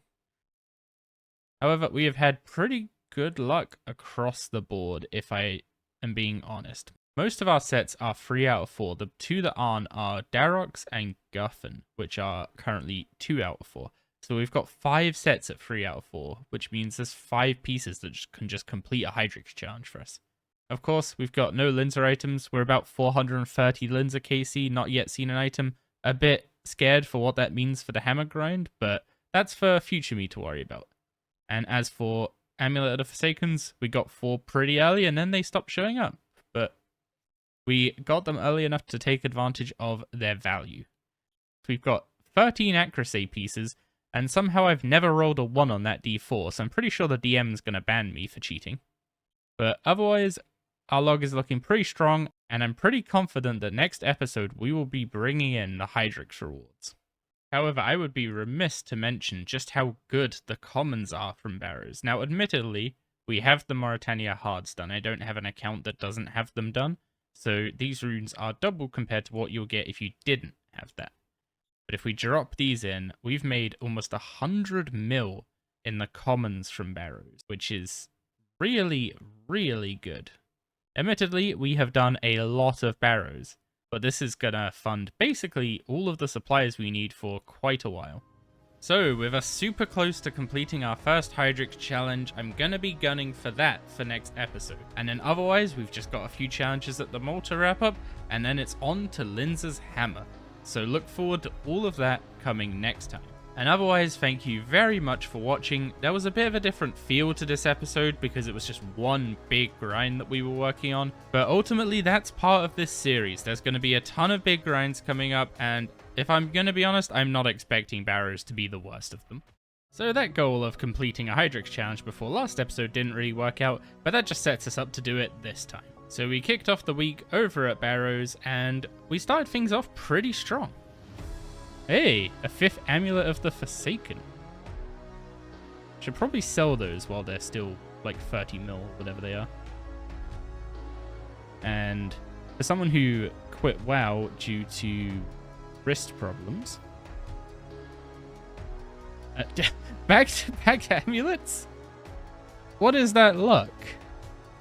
Well, it's now joined my highest drop rate item again, which is nice. So it seems like my luck is a lot of the same. I get good luck, but not luck that's specifically useful to the challenge. That said, it didn't take too long before we saw another new unique. Darok's plate body. That's a new unique. No, I wasn't at 3 out of 4 on Darok. I was at 2. That's the 6th set at 3 out of 4. That said, it didn't take long for the weird luck to strike again, and we completed our first set of armor from Barrows. A full set of Ghost Hunter. I completed the Ghost Hunter set before completing any Barrows set. Okay. But with all of our weird luck out of the way, it didn't take long for us to get a chest where it finally happened. Carol's skirt. Is that the right one? That's the right one, right? Yeah, I think we actually have a full set. Yeah, we have a complete Carol's set. We now have a full Carol's set. So we have completed the Hydrix challenge for Barrows. So Hydrix challenges work differently from other challenges. Rather than being required to progress through the tier, each Hydrix challenge we complete gives us access to a reward from the Hydrix reward table. So let's go check out what's in that table. The Hydrix reward table starts off with 16 items in it, including archaeology perks, berserker auras, along with various unique pieces of combat equipment and even some consumables. At tiers 4 and 6, this table will be expanded slightly. At tier 4, we'll add the ability to buy items from the Dungeoneering reward vendor, as well as access to attuned crystal equipment. And then at tier 6, we'll add some Slayer drops, as well as the Rise of the Six shields as options. But for now, we need to pick one of the first 16 items to be our reward. And the reward we're going to be going with is the ability to create and reclaim god books. Right now, we don't have a particularly good use for our pocket slot outside of using a Scrimshaw or Vampirism, so this gives us a nice big damage buff for all the styles. So I want the Bandos book because it's an accuracy buff. How do I get the books I already had but destroyed? Oh, okay, so I have to reclaim them from a bookcase in my player-owned house. I need to go buy 3 mahogany planks, I guess. Oh, I couldn't just reclaim the illuminated ones. Oh, I just wasted 100k. Okay, now let's go get some Bandos page. Well, we need pages for all the books, but we can get some Bandos pages and repair that book. The Bandos book will probably be useful at like Nex or something. It's a pretty niche book to use, but when it's useful, it's very useful. So it's copy text, embellish, add color, and add gold leaf. And now we get an illuminated book of war. So we now have 3 of the illuminated god books. I don't think any of the others are particularly useful. If anyone can think of a use for them, then let me know. But we can just pick them up if they end up being useful later. So we picked up the illuminated god books of Wisdom, War, and Law. The Wisdom book is the simplest. It's just a 6.6% chance to strike the enemy with lightning, which is a nice magic damage hit. It's pretty cheap to run, so it'll be useful for farming stuff like Linza. The Book of War has the same proc chance and does a little bit of damage, but its main effect is that it reduces the target's defense and increases their affinity, both of which basically just translate to increasing your accuracy against the target once it procs. The Book of Law is slightly different. It has a 5% proc chance and summons a tornado at your target's location, dealing 4 individual smaller hits. This is great for bosses that don't move, or stuff like Nex, which has aggressive damage caps in place. Now we're done with full Barrows runs, we're pretty much done with making profit from the boss, so it's time to gather up our loot and start selling it off, because we're going to need quite a few supplies for what's coming next. So let's see how much we're about to make from all this. 166 mil. I don't think I need that much.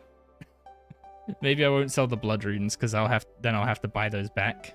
Also, those mind runes do actually add up despite not being worth that much individually. So when selling multiple of an item, unless you need the cash instantly, it's always worth buying one to find out what the trading price is. So in the case of mind runes, they're currently insta buying for 21 GP. So if I put them in at 21 GP, I get an extra 2 mil. They're going to take ages to sell for that. But I don't need the money immediately. That's what the Barrows amulets are for. I think I'm going to hold on to the bloods because those are very useful, and it's not worth selling them just to incur a cost rebuying them because of the 2% tax. Let's sell these one at a time. See what they insta sell for. 22.6. And then I'll put these two in for 25 mil each and just slow sell them. So with all of our stuff slow selling, it's time to start making some investments. The plan is to go to Linza pretty soon, and for that, we're going to be picking up a cannon. When you're doing only Linza, the primary bottleneck to your Barrows runs is how quickly you can kill Linza. Since we only have tier 70 weapons, we're going to need all the help we can get, and we're aiming for about a minute kill time. As for why I'm buying a cannon instead of an Oldak coil, you actually need to make the Oldak coil through invention, and we don't have access to invention yet. And we're also going to be picking up the cannon upgrade kit, which doubles the damage of the cannon. So the Dwarf multi-cannon is normally a pretty bad upgrade to buy early on, or specifically the upgrade kit, because it's like 54 mil. But since we can't really just dump gear into better weapons and armor, it's worth buying it in our situation. See if it buys for 5% over. Okay, I'm going to leave that to slow buy. We also picked up some cannonballs for the cannon, which is going to be where a lot of our money starts going once we get the Linza kills rolling. As well as starting to pick up some god pages for our god book. I'm going to focus on using the Saradomin book early because we don't really need accuracy anywhere right now, and it's the cheapest book to run of the 2 DPS ones. While waiting for the cannon upgrade kit to buy, we decided to go work on a mold challenge instead. Specifically the challenge to rack up 50 hard mode KC. It's not quite exciting a challenge as going for a full Barrows set, but some determinism is helpful for your sanity. Okay, I actually need to pick up a couple of things for Mole, as well as maybe change my gear a bit because there's no way that Ghost Hunter is going to work on Mole. So I'm going to need some Sarah Brews. Ooh, the sword. There we go. Now we're healthy money-wise. I'm going to need some of these because when you get shoved in the dirt, you can only use potions. And one of the easiest ways to die here is you get shoved in the ground in the last phase, and the mole will do another special right on top of you, and that usually is what kills you. For mole, I think I'm just going to mage it, because I would use range, but the Carol's crossbow doesn't have the ability to use any ammo other than bolt racks, so we won't be able to get ammo effects. And so using mage, I can at least vuln. Plus, I already have the skeletal. Oh yeah, extreme magics, I need to increase the offer because they are not buying.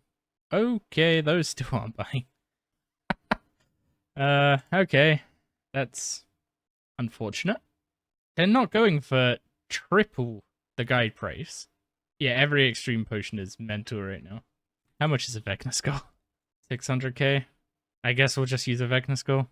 So we'll take the Power Burst, some Sarah Brews to not die to the berry mud prison thing. I don't know what it's called, but it's close enough to ice prison that I'm going to call it mud prison. This should be good. So Dragon Two-Hander, which is our Onyx challenge here, has a higher drop rate in hard mode than in normal mode. I forgot runes. Okay, let's try this again. So this attack after the mud prison in the last phase is what seems most likely to kill you here. If by the end of this 50 kills I still want to do hard mode, I'll be a bit surprised, I'll be honest, because for some reason Mole's mud prison is more powerful than Nex's ice prison in that you can't freedom it. Okay, first one down. Blood runes. 90 blood runes. It's actually a pretty good drop. The Mole is really annoying with ads in hard mode. Seems to call for them more frequently. Oh, I also forgot weapon poison. That would help. Oh, okay. This is the situation where I brought the power burst for. When the mole uses its mud prison and then does the double dig on you, that can kill you quite easily. Just standing there and tanking 3 to 4k damage from mechanics is peak RuneScape for you. You can't dodge the rock falls. So when you get buried, rocks fall on your head, and if you move, that follows you. Comp is one of those weird things that I feel like I want to do, but it just doesn't ever align with anything that I actually feel like doing. Like, I'm going for, I guess, what would you call it, true max? Like getting all the actual 120s to 120 on my main at the moment, which is technically a comp requirement, but I'm doing that because, well, this might sound weird, but I actually enjoy most of the skills that go to 120. Slayer I enjoy a lot, Dungeoneering I actually enjoy. I know a lot of people don't like Dungeoneering. Herblore is kind of a free one on a main, and then farming is just free in general because player and farm. Oh, and I completely forgot about Invention. Yeah, that one's free too. Am I going to add Necromancy bosses to the list when it comes out? So the plan when Necromancy comes out is the first week it's out, I'm just going to play through it on my main. Once I've played through it on my main, I'll actually know enough to figure out how it fits in. What I'm currently thinking is it will either, some of the later tiers might be shuffled around a little to include the Necromancy bosses if they integrate nicely. If they don't, then what it might be is it might just be like an offshoot thing or like a side bit between a couple tiers to just basically add Necromancy to my available combat options. Like the main thing I want to make sure doesn't happen is that if I add Necromancy and then I end up creating a situation where I've got access to like tier 90 Necromancy, but only tier 80 and other styles, so then I only end up playing Necromancy, or vice versa, where Necromancy can't get its tier 90 for eaches. So I'm not committing to anything specific, but I am going to try and include Necromancy in the series in some form. That clip basically perfectly summarizes my opinion about Necromancy. I need to play it in order to know what it's going to be like, and thankfully I just happened to have the week that Necromancy is being added to the game off as holiday from work anyway, so the plan is to just play it through on my main that week. Maybe we'll end up skipping an episode of this series just to focus on Necromancy because new shiny skill, who doesn't love that? And then we'll try and find a way to incorporate it into the series. I'm actually really excited for Necromancy because it seems to address a lot of the minor issues that I have with the RuneScape combat system, such as having too many basics that are basically just fireball with different cooldowns, along with a few other things that I'm really hoping over the next few years will start rolling into the other combat styles. I just hope like I don't play it and then, you know, not want to play the other 3 styles, because that's gonna make this series a bit awkward. But I highly doubt that. Despite my issues with the RS3 combat system, I actually enjoy playing with it. It's one of those things of, could it be better? Yes. Is it enjoyable? Also yes. Can it be frustrating at times? Also yes. But honestly, I got that exact same thing from WoW as well. Like, a good example is I played tank, and our weapon as a blood DK in about a year ago now summoned a little spirit that you couldn't hit with AoE damage. So you had to manage to hit it with a single target ability while you're also pulling like 50 Murlocs or something. It was ridiculous. And they made it so that macros couldn't target them. Oh, that was the 50th. I forgot to click the kill thing last time. There we go. Another challenge complete. That is 50 moles down. So with that challenge down, we've only got 2 challenges left in tier 1. We've got the Dragon 2-hander from Mole, and we've got the Linza's Hammer from Barrows. And we're going to be focusing on the hammer first. So let's dive into how we're going to be doing our Linza runs. Linza is affected by the Ghost Hunter outfit, so we're wearing 3 pieces of that for the 10% damage buff. And then consumables wise, we're using an Extreme Magic, a Weapon Poison +++, and the Saradomin book. The reason we're using magic instead of one of the other styles is because it gives us access to vulnerability, and also using fire spells we have 100% accuracy, whereas with melee we were slightly below. As for some advice with the cannon, if you place it where I've got it set up by standing in this square, and then have Linza in one of these 2 squares, the cannon will fire twice every rotation instead of once. This combined with our upgrade kit actually quadrupled the damage output of our cannon compared to just not having the cannon upgrade kit and having her in the wrong spot. With this setup, we were able to get to 1-minute kills relatively consistently. It mostly just depended on me remembering to vuln. But then as soon as you kill Linza, it's just running between all the other sarcophaguses looking for the tunnel, because you don't care about killing any other brothers.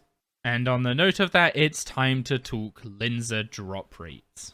So, the way Linza works is every time you kill her and open the chest, you get a 1 in 192 chance to get a Linza item.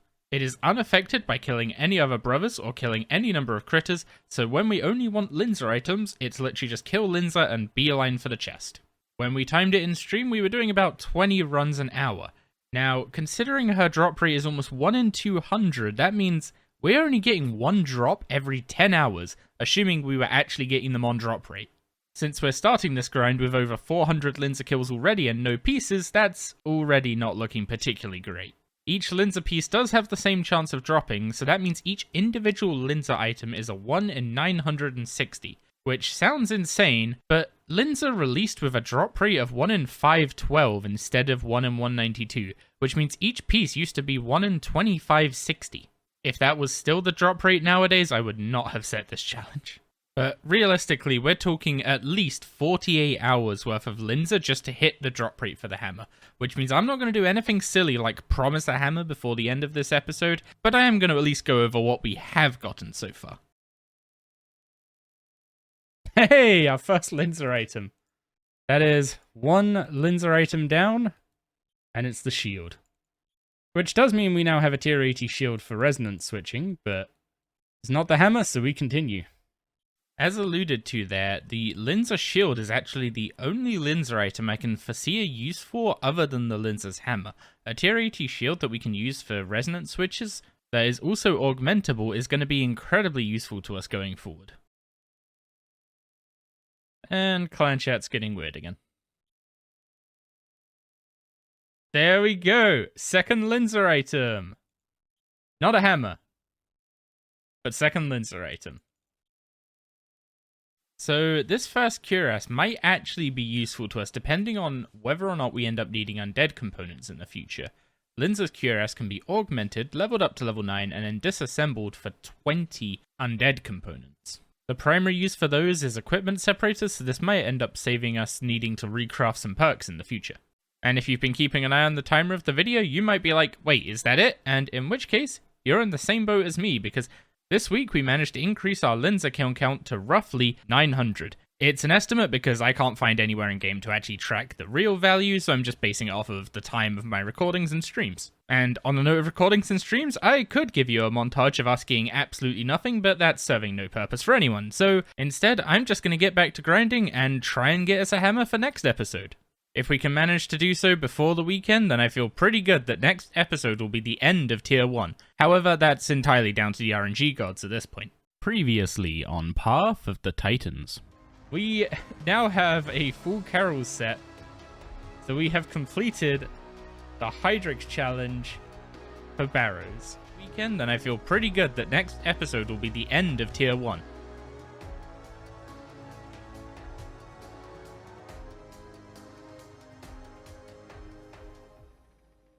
Welcome back to Path of the Titans. This episode, I'm making it my goal to see the end of Tier 1. And for that, we've got 2 things standing in our way. First of all, the mole needs to give us a dragon 2-hander. And secondly, we need to get Linza's hammer. I'm going to be starting off with Linza's hammer because I'm expecting it to be the most painful grind of these 2. So let's just pick up right where we left off last time in Linza's crypt. We need to have a little chat with Linza because I went back and checked what my god book was at when we got the cuirass drop. We had over 18 hours of charge in that god book when we got that drop. And since then, we've done nothing but Linza and gotten nothing, which means we've had 18 hours since our last item.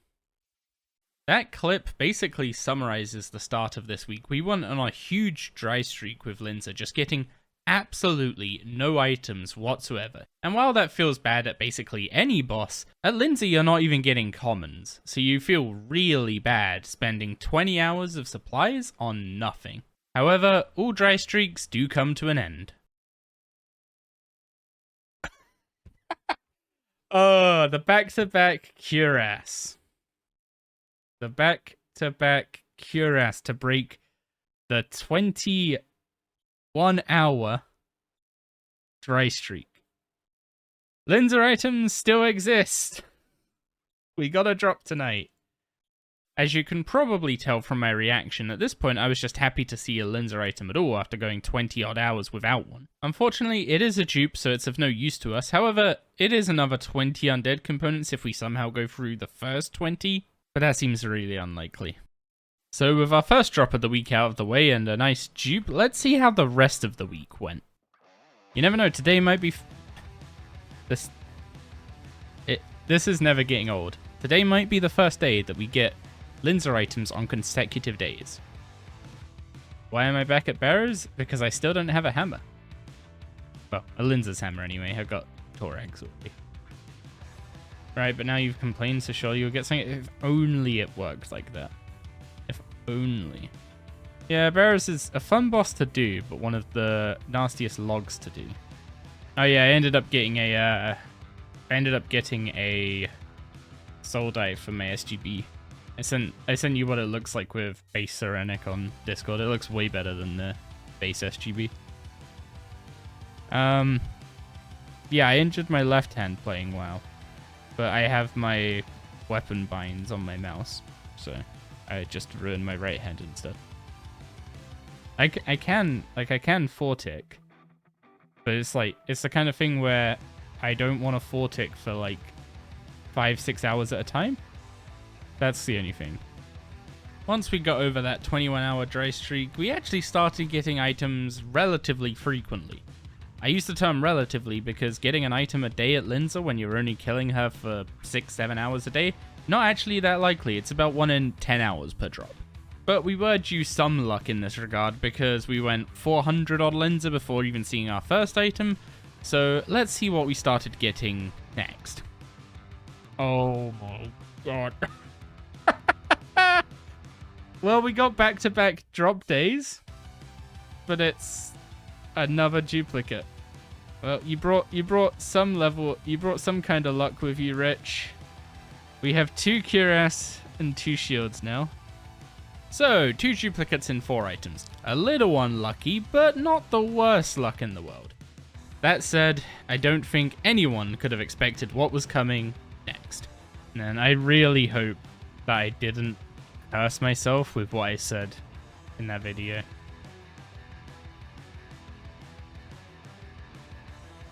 Oh my god. No. That was another... We just got 2 Linza shields in the space of half an hour. That is literally the worst dupe to get. I don't even know how to respond to that, I'm gonna be honest. I could run. But honestly, at least I rolled the D5.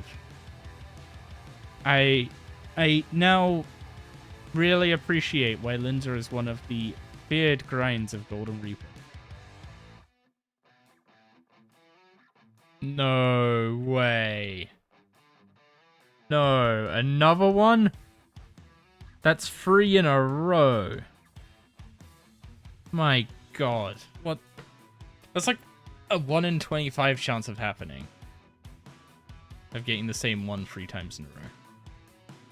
Well, I appreciate the backhand, Linza. That means we've got drops 3 days in a row now, actually. I'll take that. Especially considering I was able to play less today then. At this rate, I'm going to end up with as many shields as I have Torax plate bodies. I really should start thinking about what I say before I say it, because at this point I assumed 3 shields in a row. Surely we were going to get something new from the next chest. No way. What? This feels like a sick joke at this point. That's 4 shields in a row. To give some context to this is Saturday, and I have been going super hard at Linza all week to get basically 1 drop a day. So seeing a Linza drop in a stream basically meant I thought I wasn't going to be seeing another one that stream. And at this point we were over 1500 KC with 2 cuirass and 5 shields. So it was this point that it really kind of set in that okay, we're probably not getting an episode out for Sunday. However, we had the whole of Saturday ahead of us, so I just decided to keep going and see if we could squeak a miracle second item into a day. So I think I'm getting monkey pawed here, actually. I said something along the lines of, I will be happy as long as I get the hammer before completing the Linza set. So I think I've monkey pawed it, and all I'm going to get is shields until I eventually get the hammer. So now it's just a race against grey hairs for getting the hammer. I'm getting a full lesson in how bad you gotta be, or how careful you gotta be with tempting fate in this game, I guess. So in the Monster Hunter community, this phenomenon actually has a name. This phenomenon is known as the desire sensor. It's basically the idea of when you kill a monster in Monster Hunter looking for a specific item, you will get everything but the item in plenty amounts. So if you're going for a relatively common drop of, say, a Rathalos plate, which is basically just a piece of a Rathalos' tail, you will get the super rare Rathalos ruby like 3 times before you see a plate. In 32 hours and gotten a cuirass and 4 shields. So even though we're actually going above drop rate this week for items, we're still only getting an item on average every 6.5 hours. So about 1 item every time I stream. So maybe we'll get a second item today because I'm going to be streaming longer. But that is abysmal drop rates. What's up, Dark Flame? It is indeed Hammer Day. Not sure what time today, but there's a hammer today. Unfortunately, it's also Shield Day. I did get a 5th shield, yeah. That is 4 shields in a row now. Torag's Plate Shield. Ecrase's War Shield, yes. I got 6 of each of those. 6 plate bodies, 6 war maces. I think it was 6 plate bodies. No, it was 4 Torag's plate bodies, 5 Torag's plate bodies even. And 6 war maces. So we actually got more war maces despite killing less accuracy.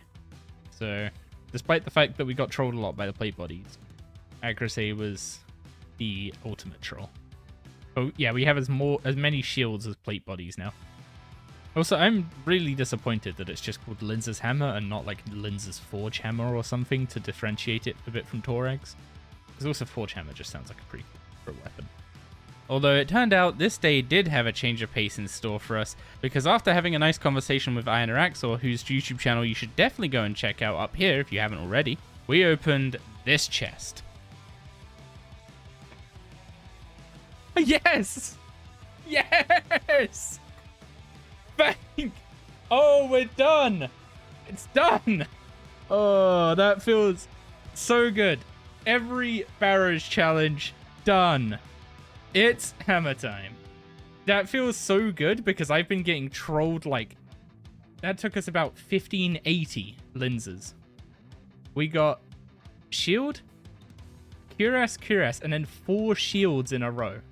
So in total, our Linza KC was 1580, and we got 8 drops, which is basically exactly on drop rate. And honestly, when we look at the 1580 that we did versus the 960 drop rate, we didn't go exceptionally dry at Linza. It's just that it takes so long to build up that KC here. I got warned a lot at the start of the series that I really shouldn't have gone for a specific Linza item, and to be honest, this could have gone a lot worse than it did. It was still painful, but we didn't go triple drop rate or anything. After celebrating, we went and picked up an offhand to go with our new hammer. For now, this just has to be a tier 60 offhand dragon longsword, which I originally had plans to upgrade once we got to the Chaos Elemental, but I'll go over that more specifically next episode. One thing it does open up to us though is that taking the enhanced excalibur as a Hydrix reward actually has a double benefit now. It acts as a tier 72 offhand, as well as giving us the sustain ability without needing to use a ultimate ability. For now though, there's only one thing left to do, and that's to put this hammer to use at the mole. Ouch. That's why we have the power burst and the Guffix rests. When you get shoved in dirt, you can only use potions. So if you notice you're getting comboed like that, you drink the power burst and spam Guffix rests. So our main job at the mole is to get hold of the dragon two-hander. However, that didn't stop me from knocking out a few new PRs while I'm here.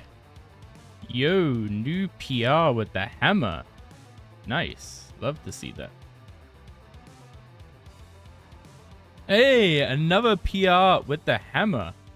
We shaved a whole 3.6 seconds off our PR with this hammer now.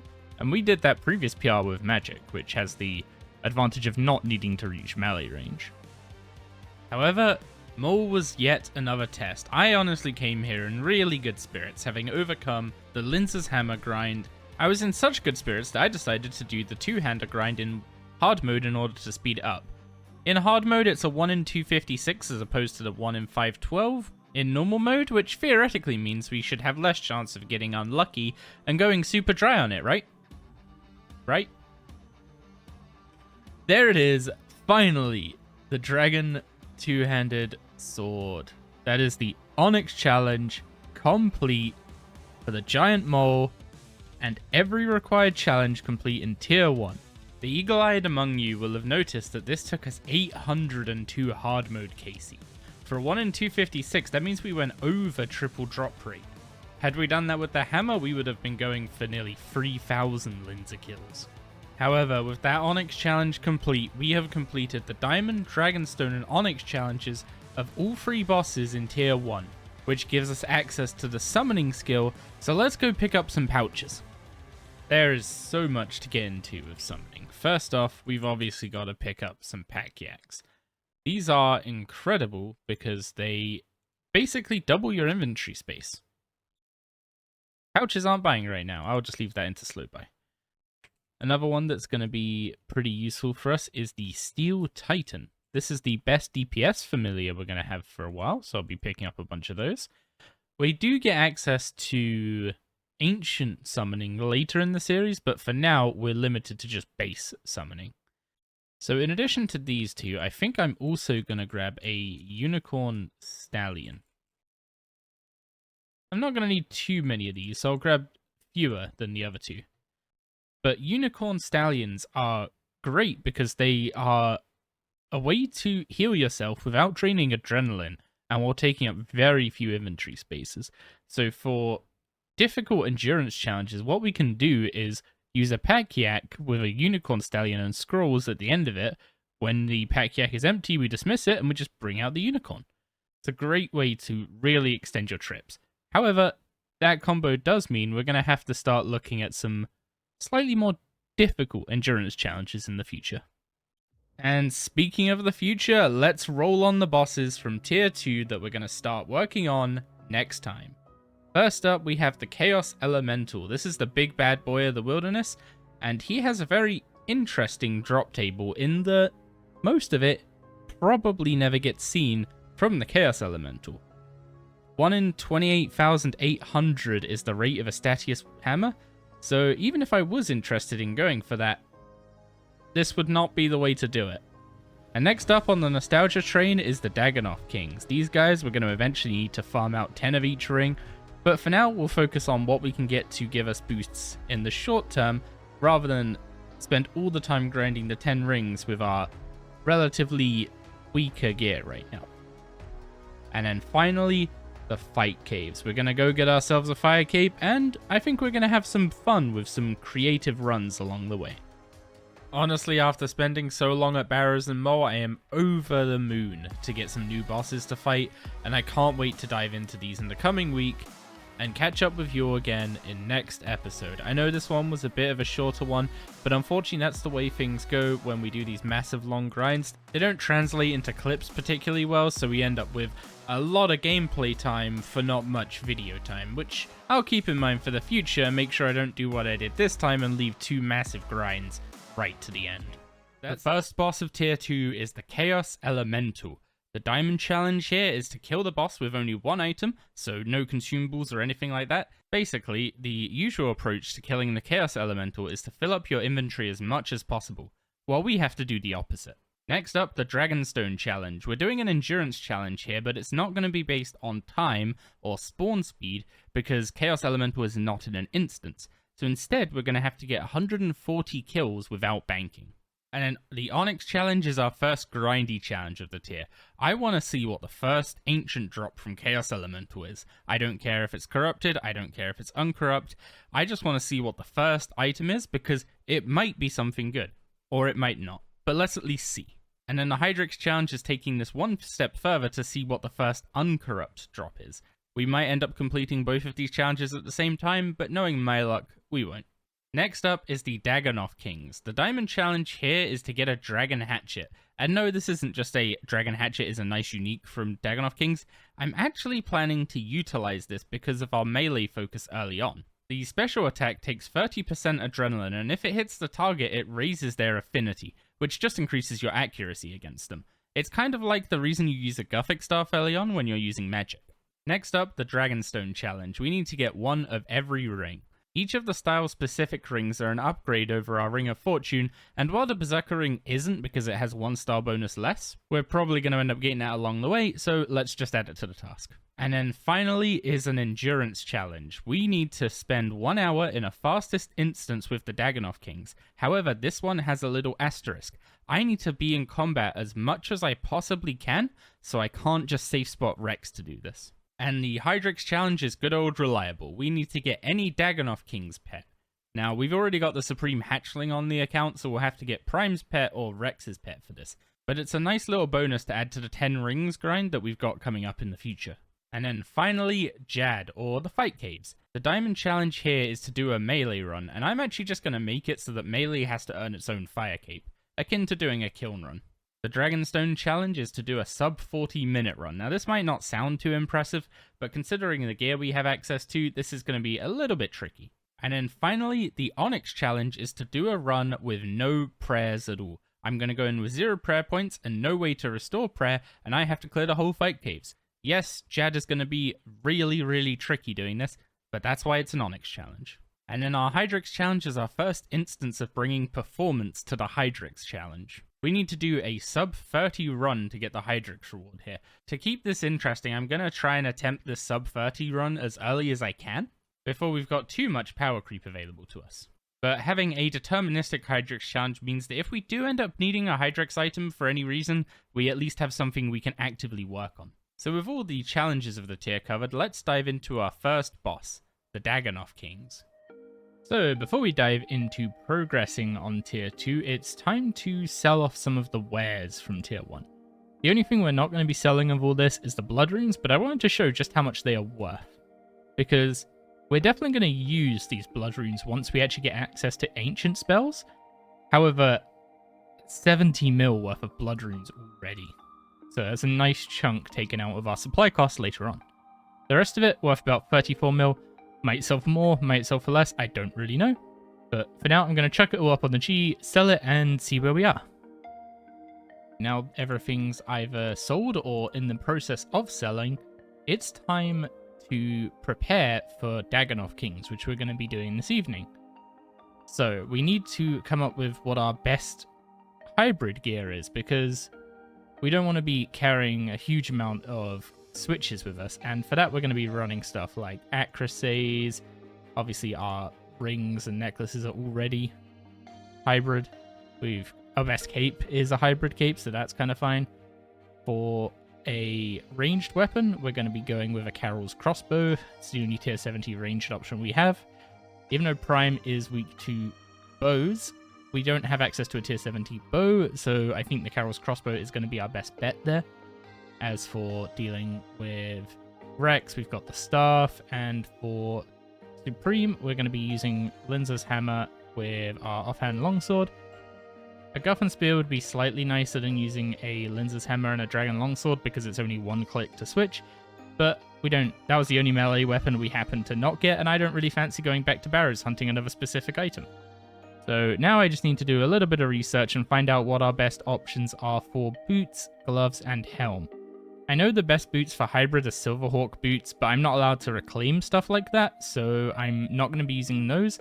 So it seems like the best boots within my restrictions are the Dragonstone boots, and similarly for the gloves, Dragonstone gauntlets. These only provide defensive bonuses, but they won't hamper our accuracy, which is going to be really important. I was looking at Dragon Rider, however, that's actually a drop from KBD and is in his collection log, so we can't go for that unless we went and killed KBD ourselves. They're also 1 in 2,000 from KBD, and I'm not about to go chase another 1 in 2,000 or 1 in 1,000 plus drop, so we'll just stick with Dragonstone for now. The only thing Dragon Rider already have over these is a prayer bonus, which is nice, but we can do without. And there's one other thing I need to pick up. Next item we're going to be picking up is a Grasping Rune Pouch. This is a 4-slot rune pouch that sits in your quiver slot and gives you a little prayer bonus and a chance to save some runes. So if we throw our runes in there, we're going to be taking the runes for Vulnerability and Fire Surge. We can chuck it in our quiver slot, and there we go. We now have our quiver slot actually being used, and we're saving 4 inventory spaces on runes, which is quite a big deal for stuff like the Fight Caves and Dagonoth Kings, where we're going to be camping for an hour at a time instead of just teleporting back every kill like we were with them all. And then we also have a Pack Yak, which is going to be our familiar of choice, because no matter what DPS familiar we take, it will only be able to hit one of the Dagonoth Kings with its style, so a Steel Titan could only hit Prime. So it's just better off us taking a Pack Yak, taking more supplies, and being able to store and bank the bones with the scrolls. Now, before we head over to Dagonoth Kings, there is one last thing I need to check out. And that thing we're going to be checking out is the remote totem, or specifically the 3 totems I have placed. These are the only 3 totems I'm going to have placed for this series. It is the Totem of Intimidation, which will come into effect in God Wars Dungeon and allow us to skip the kill count. We can't make money via methods other than bossing, so skipping the kill count is basically just to make it so that I don't have to kill mobs I can't loot from. Then we also have the Totem of Summoning. This adds 16 minutes to all summoning familiars, just makes the timer on familiars a little more convenient. And the Totem of Auras. I make no secret about the fact I am not a fan of content being bounced around auras, so getting auras back up quicker is just something that will allow grinds to continue more smoothly. So from now on, I'm going to have the totems active every week with those 3 totem effects. None of them actually give any power. They're basically all just convenience things. Like the auras one doesn't actually make auras any more powerful, it just means I can actually use 2 of a Berserker aura in an evening without having to use a reset, whereas normally I don't think I can normally squeak that in, so.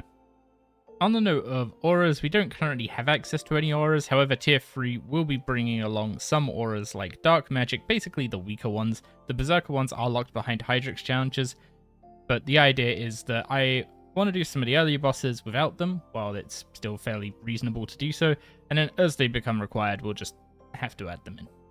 Ultimately, the game is bounced around auras, so we will be using them, but for right now, I want to see what we can do without them. For example, things like the Vampirism aura are incredibly powerful, but I want to explore different options of solving that problem instead of just relying on the Vampirism aura the entire series. And now the only thing left to do is reattune our portal to the Dagonoth Kings and head on over there. We will fill this up with sharks. And that looks like a preset to me. I updated the overlay in the top left, so now instead of having the gems show underneath the picture, obviously that wasn't going to work with the 3 Dagonoth Kings, they barely fit in there as it is, but now I can toggle them here, like that. Am I just going to YOLO into fastest? Honestly, no. I'm going to try fast first. So I have done this in bad gear before, and my approach is basically going to be to start with Rex, pull him away from the other 2 and safe spot him. So yeah, the plan is safe spot Rex, then wait for Prime to wander over, deal with him out of range of Supreme, and hopefully kill Supreme before Rex respawns. There we go, Familiar Scroll, bank all the Dagonoth bones. Now I should be able to get Supreme down before Rex respawns? Not quite, okay. But that's fine, I can just dash over here, swap that, swap that. My accuracy is significantly better on Prime and Supreme than I thought it was going to be. Yeah, the main problem here is going to be the fact that I just have to have so many buff potions. Yeah, the moving around the room, even if both of the other ones respawn while you're fighting the previous one, you're fine. Like, the only time I can get caught out here is if Prime respawns while I'm fighting Supreme. That's a lot of bowstrings. Since we didn't run into any of the accuracy issues I was worried about, this turned out to be quite a reasonable way to do the Dagonoth Kings. But this strategy heavily relies on being able to tune the spawn speed to match your DPS, so when we ramp up the speed to fastest, we're gonna have a little more trouble. But this first hour was just getting a feel for the Dagonoth Kings, as well as starting to get some loot rolling in. Yeah, this is a lot nicer to get set up, like, on a main. You can get some pretty cheap gear to get some really fast DKs going. Medusa's War Spear gives you stab for Supreme, although it doesn't seem like you actually need stab with tier 80.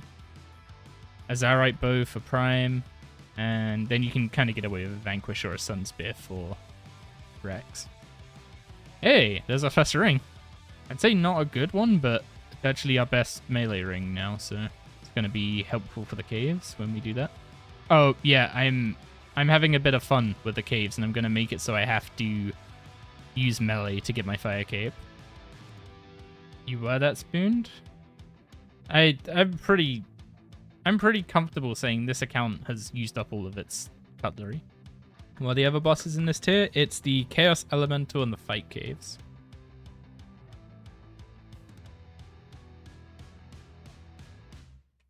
Hey, our first challenge already complete. We got our Dragon Hatchet in the bag. So that's a quick diamond one knocked out. So the reason why this is a challenge isn't just because a Dragon Hatchet is something that happens to drop from DKs. The Clobber special attack is actually very handy for us. This Onyx challenge is going to be pretty hard. Yeah, I'm a little scared of it, but I'm super interested in it.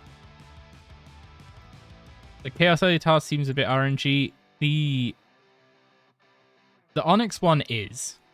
It's about a 1 in 800 to get any of the pieces that would satisfy it. But there's so many items on that drop table that it should be fine. That's a wrap on this hour. Got a ring and a Dragon Hatchet done. That's pretty solid for a first hour. So now I've got a good idea of the prayer requirements. Now I had a good idea of how many supplies I needed to use for prayer restoration, it was time to grab some Guthix Stress Flasks. Now these are really useful because per inventory slot they provide 3000 healing, but only 500 every time you drink them, so they're no good for spiky damage, but for sustaining over a long period of time, they're very efficient. Oh, wait, no, why don't I just do that? If the yak runs out, I just pull out a unicorn. Then I use both. Okay, yeah, this is doable. I just need some unicorn scrolls. Okay, it's time to tackle the Onyx challenge. Fastest instance of Dagonoth Kings. Let's just try not to die. Oh my... Okay, he's actually back up already. I need to make sure I'm not in range of Prime. Oh god. Let's see if I can sneak past Prime. Okay, that was a little sketchy. Incense sticks would be a good idea, yeah. Okay, the problem is gonna be Rex and Supreme. Who would have thought the problem with a Dagonoth King's task would be Rex? I'm not really gonna get the breathing room to loot during this, I feel. So when I actually go for farms after this, I'll probably do it on fast instead of fastest. Oh, okay, this is not great. Please don't walk towards me. Oh, it helps if I have the right prayer on, huh? Oh, okay, that's really bad. Okay, I need range, pray magic. Can I shoot Prime while in safe spot? No. Tricky situation here. I'm not gonna force it because that's too cheesy, but I kind of hope Prime spawns before I kill Rex. If he doesn't spawn here, then I'm gonna have to go engage. Okay, I'm gonna have to go engage Supreme. Now the rotation is scuffed. Yeah. Yeah, you're worse. Actually, this rotation might actually be better. Surprisingly, this rotation might actually be better because I'm now ranging while Rex is up, which means I can stay out of his range. Like, it's a slightly more awkward pattern of movement to do this rotation. Oh, okay, I can't do it here. I need... If it's these two up, I need to pull Prime, because he's the only one I can get out of range of the other. And I had the wrong prayer on that whole time. I'm getting hit by 2 kings, and I managed to pray against neither. Although I would, I'd appreciate a shark drop soon, so I could feel a bit better about my supply situation. This goes so much smoother with these potions at full power, by the way. If I could have made War Masters, this would have been so much easier. For those that don't know, War Masters are basically all 5 extremes in one potion. It works exactly like drinking all 5 extremes in one click. It also means I could have brought more doses of a combat potion, because I can't really double up on all these. Anything expired? Yep, the prayer renewal is out. I am definitely behind when it comes to supplies, though, I feel. However, we do have the unicorn for the back half. It also doesn't drain adrenaline, so there's like no reason to use green blubber jellyfish, which are basically a free dose Guffix rest in your inventory. Hey, we got it! You called it, mob. The biggest reason is price? Yeah. That's fair. If they actually sold for a GE mid, then it'd be fine. But that's half the rings down already. This challenge might actually need a second attempt. Looking at how much food we've already gone through, I think we're going to be going to the unicorn in like 20 minutes. Just buy penance powder for this run? That would actually get me 6 more inventory spots, which is another 18k health. But yeah, I'm either going to be surprised at how well the unicorn performs once it's out, or I'm going to be very sad, because we're going to get pretty close and then maybe fail at the last hurdle here. Oh yeah, I can use Isis Item, can't I? I have literally never used them. I am just roughly aware of their existence. And this is going to end horribly. Okay, get out of range of Rex. Wrong weapon. Okay. Used a bit more health than I would have liked for that one. I need to take those shucks. And I'm praying the wrong thing. Let's just gobble down a couple shucks. And then once we do this, we need to get across the room. Oh, you guys can't see the timer. I have 31 minutes. The info card is less important than seeing the timer for this, I think. Those shark drops probably saved this run, by the way. That's a huge amount of health we picked up. Oh, there's another shark drop. Okay. Game is carrying us now. Actually, how big is... There we go. Auto loot OP. Or area loot OP. Are we winning? I'd say so. It was looking a bit sketchy about 6 minutes ago. And then we got a few shark drops. So... Oh, another one? Okay, now I feel like we're getting a little too lucky. I'm getting spooned with sharks. All that bad luck at Linza is paying off. Oh, this is gonna be rough. Well, if there was an achievement for having all 3 of them on you at the same time, I did that. I like how I haven't used a single piece of notepaper. Why did I bring that? Then again, I thought I was gonna be able to loot during this. How foolish of me.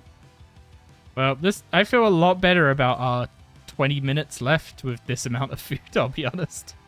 But once we've got this done, all we really need to do is get the Prime and Supreme rings, and then, like, Sears and Archer ring, and then that's just done, apart from getting a pet. Although I can't get the Supreme pet, I don't think. I already have that one. I basically just, as long as I don't make any, like, massive mistakes at this point, we're pretty set. So which one of Archer and Searing is going to be our cursed ring? That's the question. You think Archer? I hope not. I really like Stalker's ring. Then again, Channeler's ring is really good. So can I not use the Asylum Surgeon's ring? It's a Hydrix challenge reward. Well, the sharks are almost out, but given I was planning to use the stallion for the last 10 minutes, and we're now hitting 10 minutes, and we haven't needed the stallion, we are looking very good. Looking back at this and seeing how poor my inventory management was here, I could have actually summoned the Unicorn Stallion by just taking everything out of my yak, and from this point on I should be trying to use spell points to heal myself as much as possible, because those are the only time-based healing resource in my arsenal. I'm not gonna lie, I did not do as much research into Dagonoth Kings as I did into Barrows and Molt and stuff. I assumed... Well, I came into Dagonoth Kings knowing they were going to be a bit quicker, because they're a little kinder with their tables, and I am not praying the right thing. What are you doing today?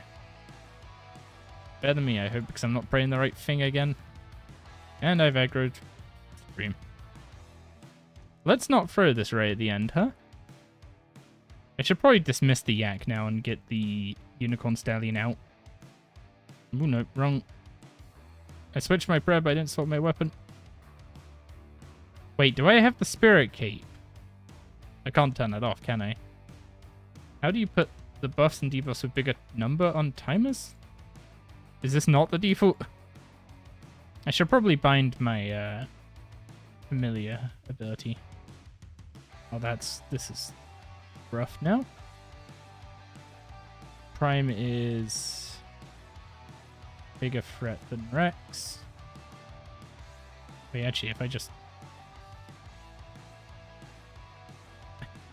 at least kite a little. It would be a bit easier with mobile for sure, but there we go.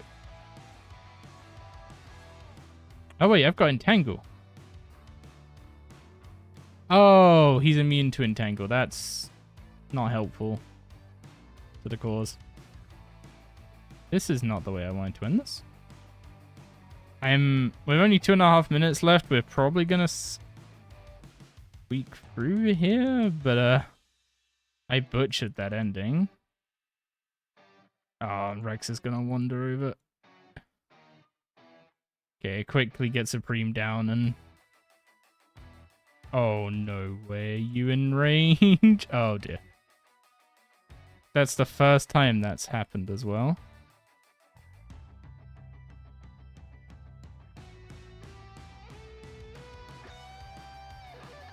Oh, wait. Ice Asylum. Although I can't be in range of it while... I can heal with Unicorn? I can heal with Unicorn. Okay. Please don't kill Rex in time for him to respawn. There was some huge misplays that led to this. Okay, Rex isn't going to respawn. So we just got to get these two down, and then that's it. That was so close to requiring another run. Catastrophic, yeah. The aggroing Prime at the end was a panic. I should have just tanked Rex until Prime moved away. That is the Onyx challenge complete for the Dagonoth Kings. Barely. So we have done a full fastest instance, permanently engaged in combat with at least one king, many times with multiple. Now we've just got to get an Archer's Ring and a Sears Ring, and then we're all done here for now. We're starting today's episode by continuing with the Dagonoth Kings. We've already got 2 of the rings, we're just currently missing an Archer's Ring and a Sears Ring, so I decided to test my luck and see how long it would take for us to get those, as well as testing out some new consumables. Okay, we're going to need Super Prayer Renewals, and you can actually buy Super War Master's Potions. Let's see if these actually buy. They do, nice. So Super War Master Potions are basically every super potion in one potion, which, while that doesn't sound as good as every extreme in one potion, well, because it isn't, it is at least a bit better than what we were working with before, because now I can just take 12 doses of all of them and drink them all in one click. So I can drink them every 5 minutes instead of 10 burn. But yeah, the inventory space saved by using these 2 instead of 5 would have helped a lot with the endurance challenge as well. Gonna be some nice GP. I mean, if we see the right rings, sure. Currently, we have a warrior and a berserker ring, and we got a dragon hatchet. So we need the 2 good rings. How's our rune supplies looking solid? Oh, he's called Newton. I don't know if I actually have Newton.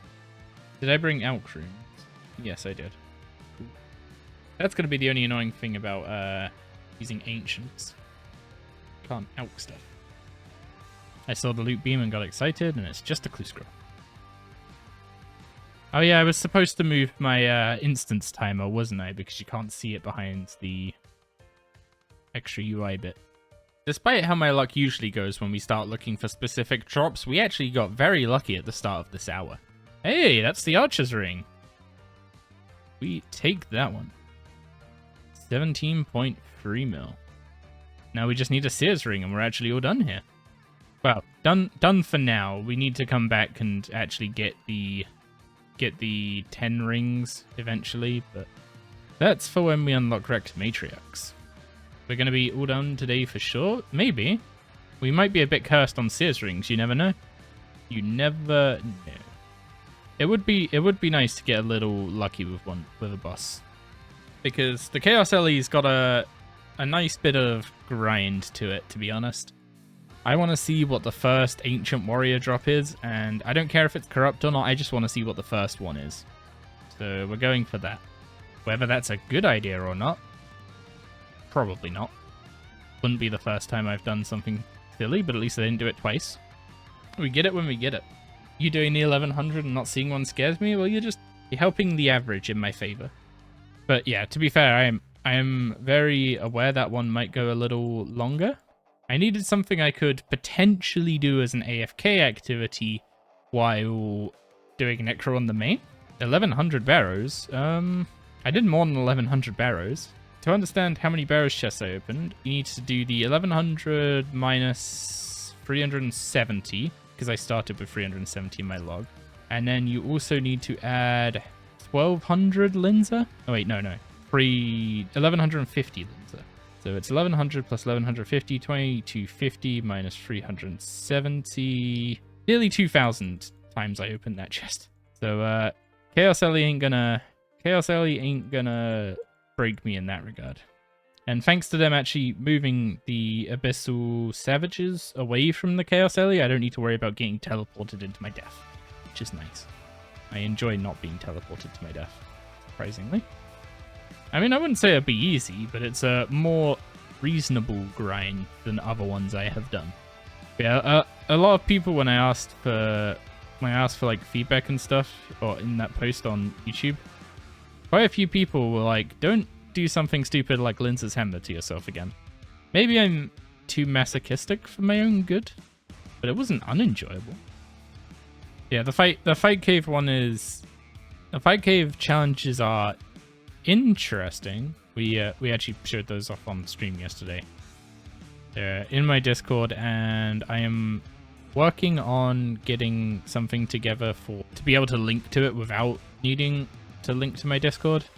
I was hoping they'd give us a little more warning than we did get for the Necromancy release. I kind of lucked into it being a week off I had already. But a lot of people were like, okay, there's no way I can get time off with how much notice we got. So what do we think if we don't get the Sears ring this trip? Do we just go again with Dagonoth Kings, try and knock out a boss? It's not that rare, so you should get it soon, and if not, you'll at least get a real good coin pouch. Well, I guess from the Dagonoth bones, yeah, those are pretty... Oh wait, hang on. I guess I kind of want to save those for Necromancy, huh? Like when I eventually need to train Necromancy on this account. That's gonna be tricky. Like I can't sell any of the rings, right? I can't sell any of the rings that I get that are spare. Because when it comes to getting the 10 of each ring to get the heart rings, I can't buy any of them. So I have to farm them. I have to farm them all. Like, I can sell any excess over the 10, but I don't think we're going to be seeing any excess at this stage. You know what? I'm actually on board with the whole let's get the DK stuff finished. I want that. I want that Sears ring. Did we manage the Onyx challenge already? Yes, we scraped that by the skin of our teeth. It was almost a failed attempt. Hey, we got a warrior ring. There's our first duplicate and our first... Well, actually, yeah, they are duplicates. They're just not useless duplicates. Hey, another dragon headshot. Nice.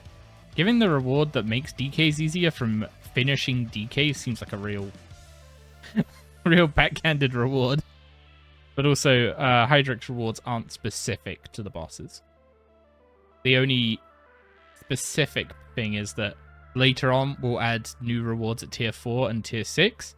To get a tier 4 plus reward, you have to redeem it as a reward for doing a Hydrix challenge of a tier 4 plus boss. So, like, to get a chaotic weapon, I'm going to have to do either Corp, Grador, or Kriara's Hydrix challenge. So if I want a chaotic spear for Corp, I'm going to have to do Grador or Kriara's Hydrix. Like, I don't need to come back until tier 7. And by that point, we've killed Hellware, Legions, the Twin Furies. So we're not really going to be hurting for damage here. You're more concerned about saving the hassle of noting bones? Note paper, OP. But the only reason it's kind of annoying now is because I'm having to run around the room a lot, so I'm constantly out of range of loot piles. But once I actually have good gear and I can just stand in the middle of them and just put it on fastest and cycle them that way. Even if I start doing that on fast, to be honest. I'm not that far off of being able to do that on fast speed. I'd need tier 80 in all styles, I'm pretty sure, to be able to do that. Oh yeah, this account also doesn't have target cycle set to tab. I keep forgetting to change that. I just put it on tab because that's the usual, like, tab target. Well, it's called tab targeting for a reason, right? The tab target bind. Although, technically it's on caps lock because my caps key is actually my caps lock key. And my tab key is control. It's like when I press control 1, I actually press tab 1. Tab targeting is like the standard MMO term for it. Target cycling is very RuneScape. It's a very useful bind to have. It's one of those things that you don't... It's one of those binds that you enable it, you won't use it for ages. But then you'll start using it in ways where you're like, oh, it makes this a little easier. Stuff like when next spawns, you want to use target cycling. I'm gonna quit tab targeting for the rest of time now. What I actually care about is another archer's ring. Nice. The just-in-time concept. Kinda, yeah. Like, I don't care if my book is active. I don't really care about how long it has, unless it has less than however long's left in the instance, to be honest. I don't care if it's got 8 hours left. But what I would do is I'd have a little icon that showed up and glowed and said, hey, you forgot to activate your book, you should probably do that. And then as soon as I've activated my book, out of sight, out of mind. We just got another dragon headshot. I'm very happy about that one. Wait, am I? I kind of only needed one dragon headshot, but, you know, it's a drop. Oh, wait, sadly it came from the one we needed the ring from. That's unfortunate. Well, we didn't end up getting a Sears ring this time, but we'll just keep coming back to Dagonoth Kings. We're consistently getting about 1 to 2 rings every hour, so eventually we will get the Sears ring. But in the next hour, we got something a little different. I just got the attack pet. Okay. Nothing in the reward book for that one. Technically, that's any pet. No, it has to be an actual DK's pet. It's a pet. You got it from a DK. That's any DK pet in your book. It's a stretch, but I see your logic. I'm just not agreeing with it. Anyway, there's our instance done. Let's go and tackle a fight caves then. After going dry on rings for a whole hour at DK's, I decided I wanted a change of pace, so it was time to head over to the fight caves with our melee setup and get to work on the diamond challenge of the fight caves. Okay, time to tackle the fight caves with melee. Let the style earn its own fire cape, instead of getting carried by magic for once. Oh, even if they splash, they drain your prayer. That's horrible. Yeah, I'm gonna have to stun them. One of the issues melee faces in the fight caves is that you can't normally kill the key before they get at least one melee hit on you. The key are the little prayer draining bats. However, there is a slightly more advanced technique called ability stalling that allows you to hit the mob with 2 abilities including a stun before it gets to hit you at all. The reason we're having to use ability stalling here is because backhand only stuns for 1.2 seconds and the global cooldown is 1.8. So if we stun, we don't actually get another hit in before it's unstunned. I'm going to do my best to give a quick explanation of ability stalling so that you understand how we're using it here. However, my understanding of it is very surface level and basically just enough to pull this off. So the first thing we do is we target a key as it spawns and then we run away from it and hit our backhand keybind. Because we're out of range, instead of the ability being queued, it immediately goes on cooldown and enters us into a global cooldown. So we wait for that global cooldown to wear off and go and attack the key. This releases the stalled backhand while allowing us to go straight into another ability. I probably should have brought a two-hander for some AoE. Then again, it's only for these guys and they're so weak it probably doesn't really matter. Are these guys going to hit hard enough to be worth praying against? Doesn't seem like it. I kind of want to see if I can get away with not praying until I reach the mages. Can I stun the rangers or are they immune? Oh, I can stun the rangers. Every mob I can stun with destroy is huge. But yeah, it's going to be a lot of trying to do this all the way up. It's going to get really tricky when we get mages though, because I'm not going to be free to just charge around after the key and stun them and knock them out first, because the mages are going to absolutely destroy and they have so much range. Okay, this guy I'm going to have to pray against, including the DPS prayer, because he will heal off melee strikes. Is it because it takes long to train to level 9? No, the hammer and the shield don't have guaranteed undead components, which is the main thing you use. Oh, I can stun the meleeers too.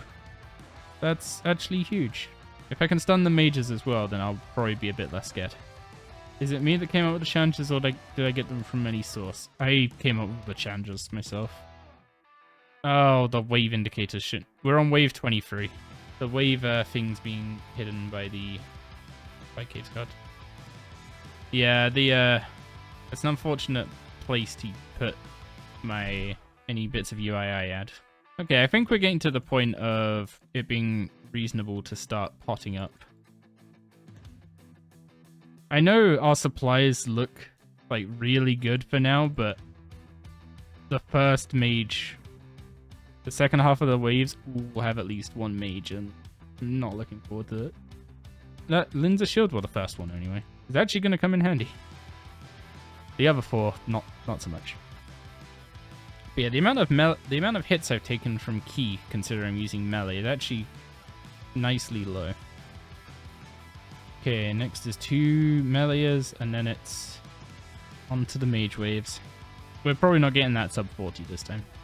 I'm gonna have to be a lot quicker for these early waves to get that, which will probably mean just using either mage or range, probably magic to be honest. Okay, let's see how this goes. Oh wait, they're stunnable. If I was gonna see any changes to dungeoneering, it would be to make grouping a little nicer. The way the prestige system currently exists isn't very nice for pug grouping or grouping with people in a clan. Like if someone in a clan asks, can I get any help with this floor? Usually the answer is like no, because it doesn't align with my prestige or where my prestige is currently at. And like say someone needs help with floors 25 to 30 and I've rushed 1 to 30 and then done a few more, and say that doing their 25 to 30 would tick off my like 36 to 40. I'm giving up a huge amount of XP to help them. So the mage is the one that's the most dangerous, which is why I'm always praying against mage. But you want to deal with stuff that you're not praying against first. Yeah, like here I'm going to deal with the ranger, ability stall my stun so I can go deal with the key, and then get to the major. Honestly, the mobs in the fight caves don't hit anywhere near as hard as I was expecting. Use the mage to block the melee and then swap to melee pray. And I think this is now the point where I have to stop worrying about the keys and just kill them. Don't worry about stalling on them. This was a little easier than I was anticipating.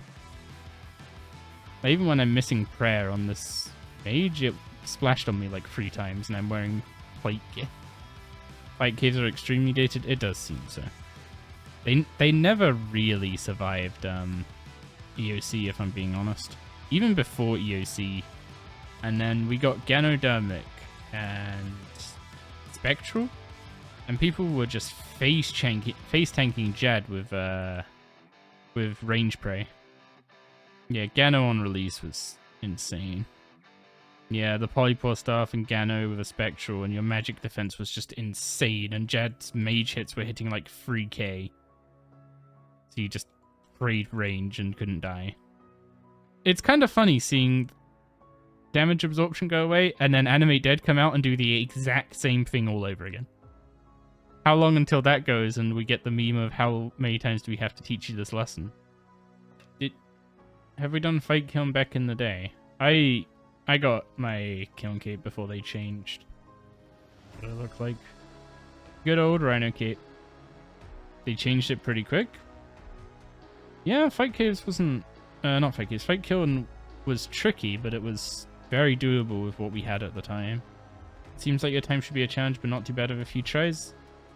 I think if I didn't spend so long faffing around with ability stalling all the keys in the first few waves, I would have done it a lot quicker. Given how the supply situation went here, I'm probably going to hybrid the attempt at the 40 minutes. Oh, wait, no, actually, power armor is going to be the problem there. I wouldn't get to wear power armor if I hybrid. I just want to keep my health high at this point. The real test is going to be, like, dealing with the healers at Jad, to be honest. Didn't I unlock Enhanced Excalibur? I didn't. I used the Barrows and Hybrid... the Barrows Hydrix reward to unlock God Books. If I got the Mole Pet, I was going to unlock Enhanced Excalibur, I think.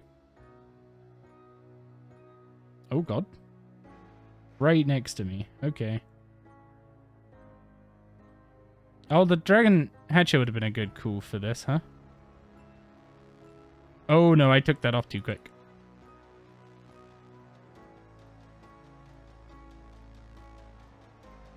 Dear. Okay, you have to wait for the hit splat to appear, not when the projectile hits you. For anyone else who tries doing this. That was close. Yeah, you can't react to Jad's melee. I know. That was close. There we go. Melee earned its own fire cape, and I only almost died to Jad like 3 times. Good job I went into that fight with basically all my supplies. Welcome back to Path of the Titans. 2 weeks ago, Necromancy released, and I have been playing it far too much since then. But for one of the fruits of that labor, we're going to be discussing Necromancy's introduction to Path of the Titans. And that is going to be in the form of a change to Tier 3, which previously contained the Calfight Queen, Krill Sutteroth, and the QBD. The change is that QBD is going to be advancing to Tier 4, and Hermod is going to be taking her place in Tier 3. We'll cover how this affects other tiers and where Raziel is going to fit in a bit later down the road, because there is currently at least one more boss coming this year, and that is going to require me to reshuffle the entire thing again. We'll go into more detail about how we're integrating the start of Necromancy once we actually dive into Tier 3. And I do currently have some balancing concerns about early game Necromancy compared to the other styles, but for now I'm going to give a quick shout out to Killy, because his tasks have solved the entire problem of dealing with Necromancy's gear progression for me by just assigning it to bosses for tasks. So we'll be completing the tasks as and when we unlock the respective bosses, and that will be Necromancy's gear advancement. But for now, we've still got to wrap up in Tier 2, and we've got plenty to be getting on with. Now that we have all our melee upgrades, next thing on the list is to start work on the Chaos Elemental. Now, the Chaos Elemental's first challenge is to kill it with a single item. I'm not going to be going for that just yet. I first want to get to work on farming it out. So I'm not planning to go for the Diamond or the Dragonstone challenge first. I'm actually just going to get straight to work with the Onyx challenge because it's going to require a lot of kills, and considering my main's currently doing double XP Slayer and Necromancy's coming up, I'm going to need to get this rolling in a sort of semi-AFK way. So I'm going to show the route we're taking to the Chaos Elemental. Going to use the ED4 portal, teleport up to the Dragonkin Laboratory, which is a quick way to get to the top of the building. You could also use the Edgefield lever, that's relatively close as well. But we're going to head up here and through the gate. So from ED2, we're going to head through this gate, which will take us to the monolith thing, obelisk even. And then from the obelisks, it's just a quick surge over to Chaos Elemental Place. Now, thankfully, they've moved the Abyssal Savages, so I'm not going to worry about getting teleported into my death while doing this. But the Chaos Elemental is going to be a little bit of a nuisance. So in terms of the consumable plan, you can already tell from our inventory we're using pies because they leave behind a pie shell in your inventory.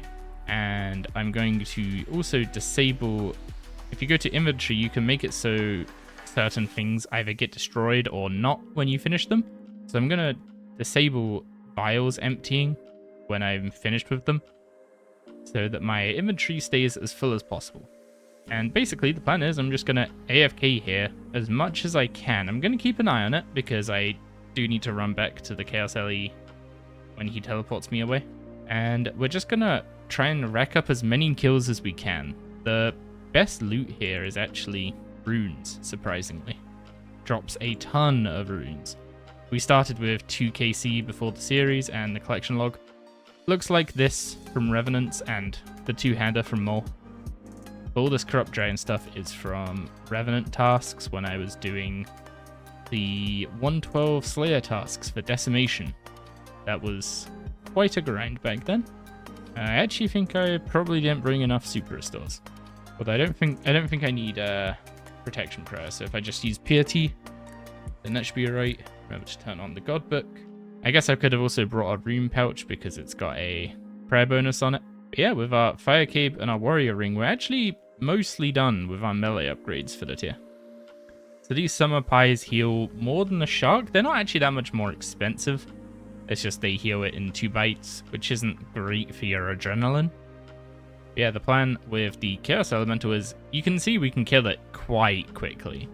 In fact, I think the Dragonstone challenge to kill 140 of these in a single trip probably not going to be as much of a challenge as I originally intended based on how much food it's dropping.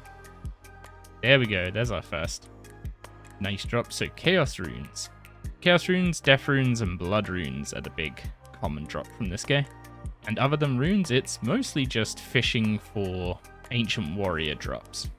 So yeah, we're just going to be camping here for quite a while, going for our first Ancient piece. Now, the Ancient Warrior items are 1 in 28,800 each.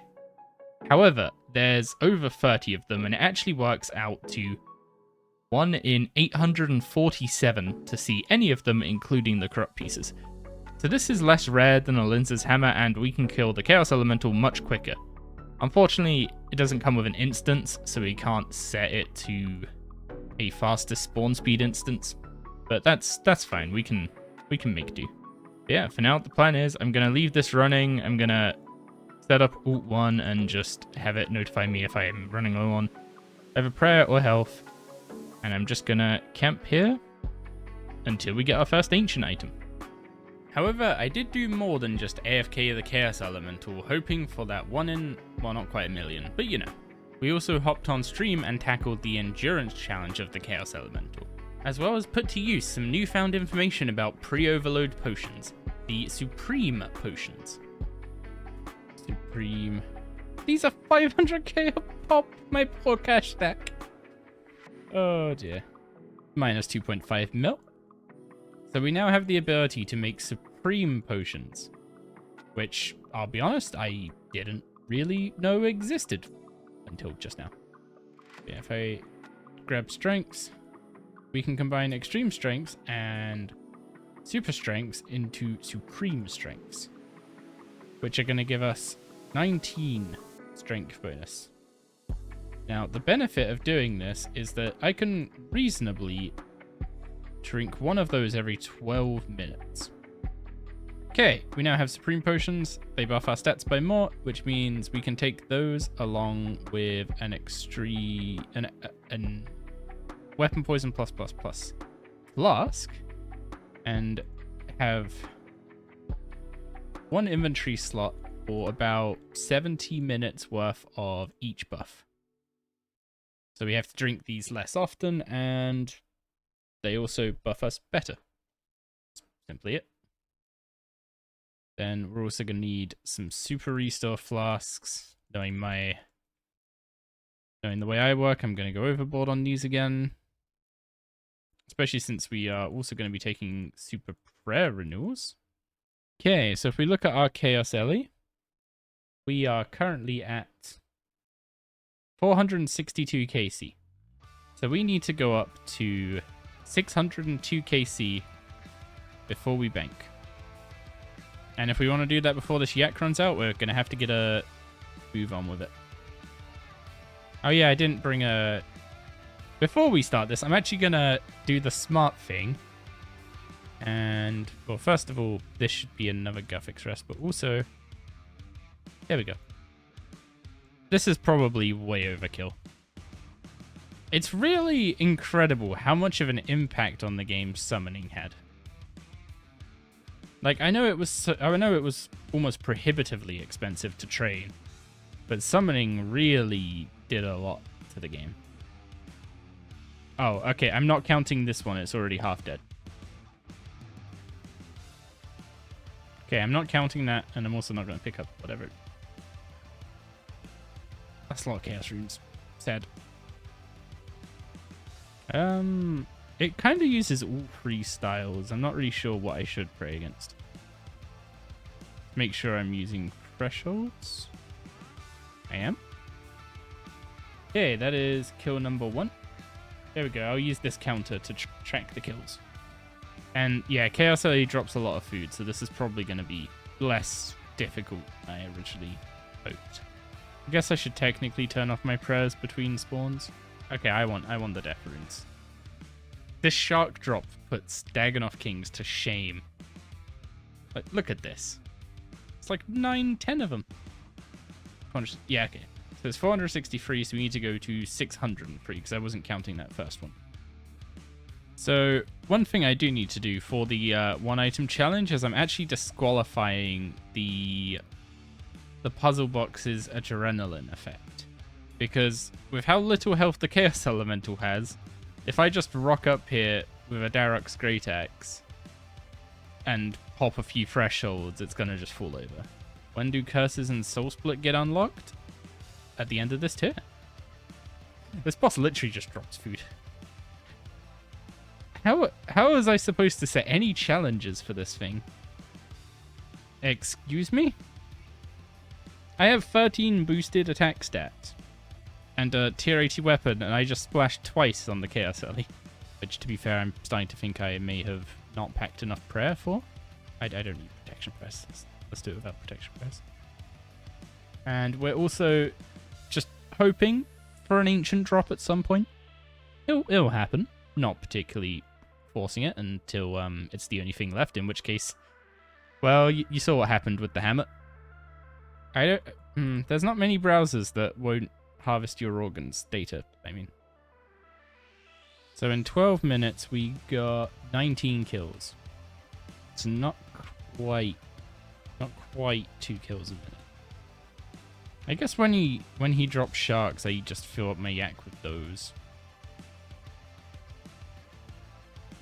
Was that a 1500 crit? That is impressively bad.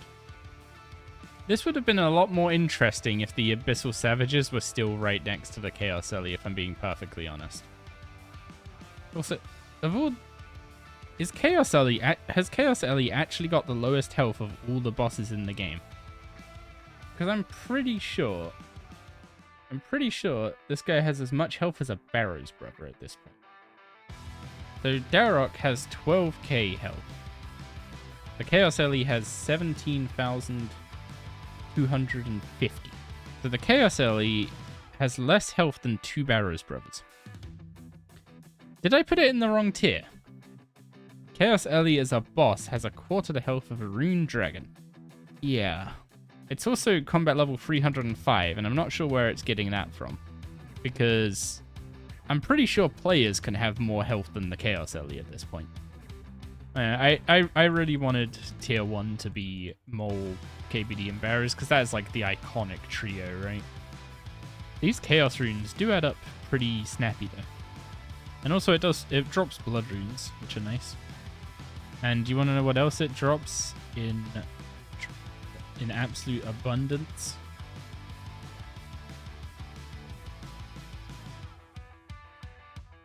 I'm never gonna live down having set the Dragon Two-Hander as a mole task.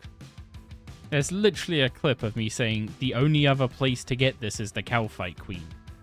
It shouldn't have been that bad at mole, you got screwed. I mean, mole's drop rate for the Two-Hander is for half the drop rate of Chaos LEs. And in less than 500 Chaos LE, I've got 7 Two-Handers to 1 in 800 mole. But even ignoring that, there was no reason with perfect information to set the mole task as a Drain Two-Hander when we were going to be facing the Chaos LE. However, as I said, perfect information, hindsight and all that, I feel like I'm never gonna allow myself to forget it, let alone other people. 1400 KC without banking? At what point does it just become the boss is infinitely sustainable? Its loot is literally food and runes, other than the Two-Hander and ancient weapons. However, I feel like after 500 kills, I can safely say that the Chaos LE does not drop the Wildy drop table.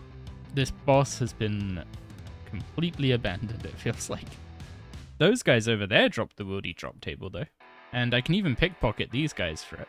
At very bad rates, admittedly.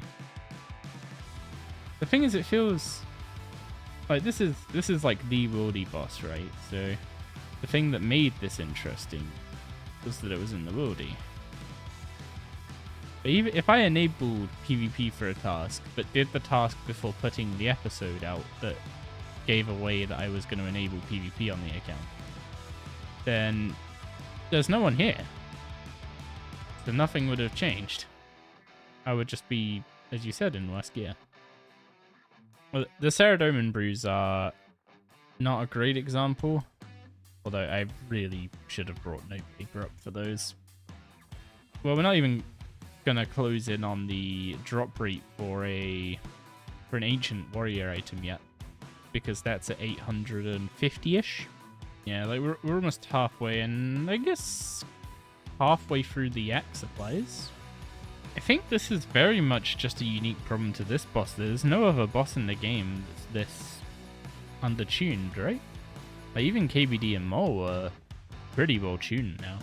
So I guess it's just the Chaos LE's turn to get a little tune up. Oh yeah, that's one thing worth saying. I've actually rolled on the Ancient Warrior table twice so far. I've seen the anti-poison, the 4 anti-poison drop twice, and that's on the same drop table as the Ancient Warrior's pieces. 1 in 128 chance to access the Ancient Warrior drop table. Once you roll on the Ancient Warrior drop table, the full table is 100 out of 224 chance at 3 random herbs. 70 out of 224 at 4 dose anti-poisons. 10 out of 224 chance at a weapon poison. 1 in 224 chance to obtain a specific unique drop, otherwise known as 44 in 224 chance to obtain any Ancient Warriors equipment. I'm assuming that also includes the Corrupted Dragon stuff, which I did not count. But that's where the 28,800 comes from. It's the 224 items in that table times the 128 roll to get in that table. There we go. We are halfway. Actually, looking at the supplies, I know I've not been praying like any of the protection prayers, which would have helped consumables quite a bit, but we're actually about halfway through our Guthix rests. Well, the axe full again. The main problem's actually going to be that the axe just going to drop it all over the floor. P-A-Y-E. pay as you earn. So instead of, it's basically the salary system in the UK. Instead of paying tax at the end of the year, like, and getting thrown in jail if you miscalculate it slightly, you just pay it off your salary each month. Student loan tax? Well, calling it a loan assumes you'll ever pay it back. And student loans are very much designed that the majority will not pay them back. You go to university, you pay a student tax for the rest of your life. Well, that's a good point. Am I allowed to use ogre flasks? I didn't think of that. Technically, there is, because unless they're tradable, then I can buy them off GTE, but I'm not allowed to go and... Well, I guess technically I'm allowed to go and mine sandstone as long as I don't sell anything that I make from it. It's the same rule that means I can runecraft, but I can't sell any runes that I runecraft. And once you chuck, 10,000 crafted bloods into a stack of 50,000, like, looted bloods, that becomes a headache, right? Yeah, I guess as long as I only if you ever sell bloods, I mean, that's fair. But it might get... Actually, but it's never going to get to the point where I'm, like, looking for stuff to sell, right? Like, it's going to get to that point this tier because I'm, like, literally not selling any of them. But, like, I'm not going to be, like, scrounging for stuff to sell in order to buy, I mean, the bank's already worth 400 mil. Yeah, it's mostly going to be supplies. Well, I've definitely used supplies, but it's, yeah. This is what I meant about, like, can't you just go infinite at Chaos Alley because you get so many sharks. You get a lot of Chaos runes from this, though. So that's almost 1 million Chaos runes. And there go all the Guthix rests. Now we're on to the sharks. Only 1 blood rune dropping over 100 kills, though. That's kind of... Is that even on rate? I think this challenge might have been okay. Might have been reasonably balanced if it just wasn't for...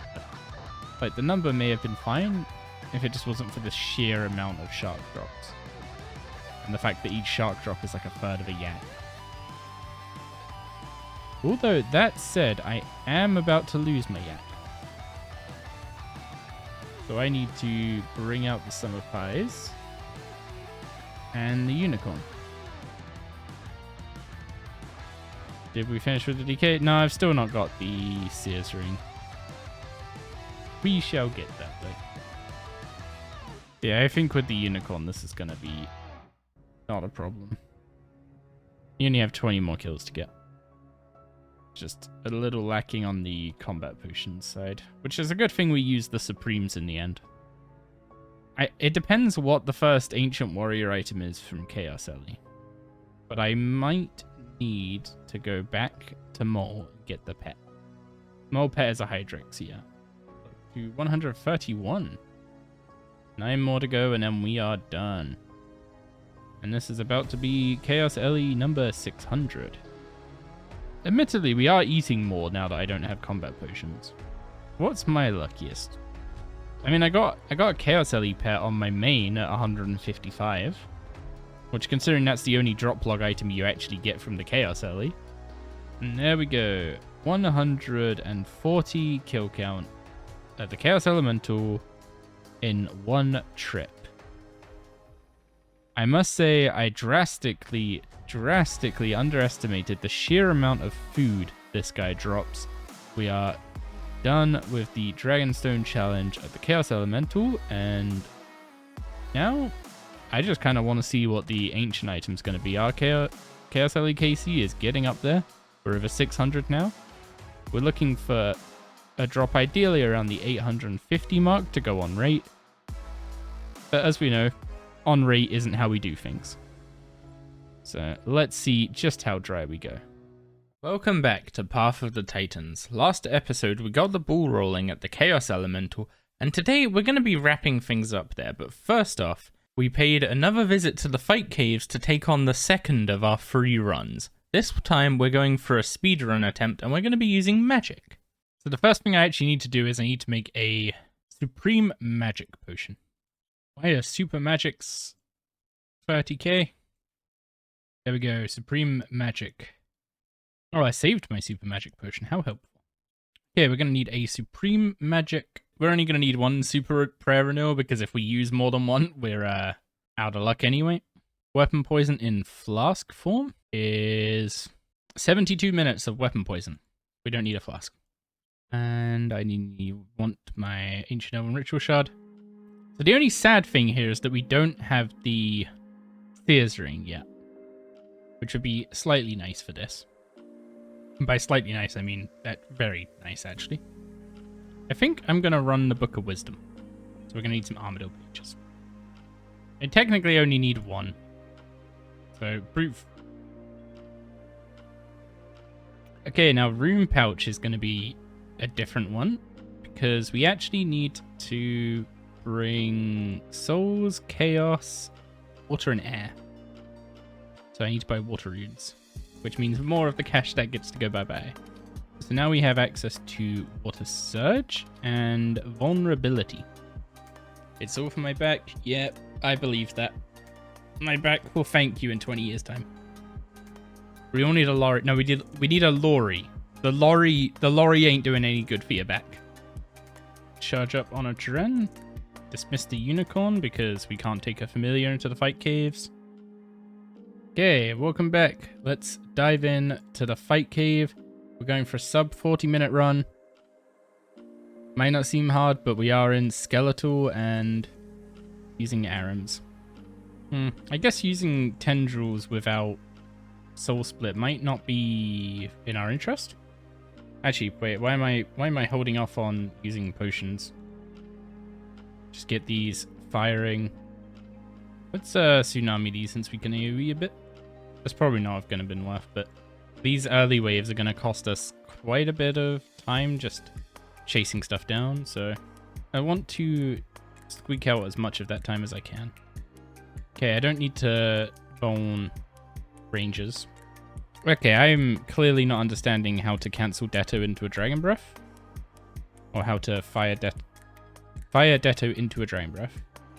We're up to 4 minutes. I'm now going to hide the info card. Charge Detto, click Detto to release auto and debrief. Oh.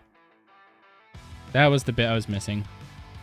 Despite my inadequacy, I did understand him. There we go, that was better. That's what was supposed to happen the other times. My neck was leaning forward. But lobstering? Do all of these have fishy names? Auto first, then Detto, then ability. Although I don't have auto bound, so I'm assuming that's not going to work. 10 minutes in and we're on wave 25. It's not gone too bad so far. Whatever spawns near me here is getting hit by a Sunshine Fresh, hopefully. Nope, it despawned. I should probably be killing the Kex first and then Dettoing debriefing on the Ranger with the smaller guys. Oh, that's unfortunate. I was hoping for something a little bigger. Making nice pace, to be honest. Hopefully we can keep it up. The mages are going to be the part where it really gets awkward because I think I need to vuln them to have. So these guys are one of the reasons I'm using water spells. Just to make sure I don't miss. Okay, this is actually nice spawn. Yeah. Next up is the Major, so I'm going to preemptively swap to Mage Prey. Look for any consumables I need to use. There are none. Get straight over to him. Okay, yep, I vuln them. I definitely vuln them. Making good time. I want to get to... I hopefully want to get to Jed in a state where if I mess up the healers, I don't just get completely boned.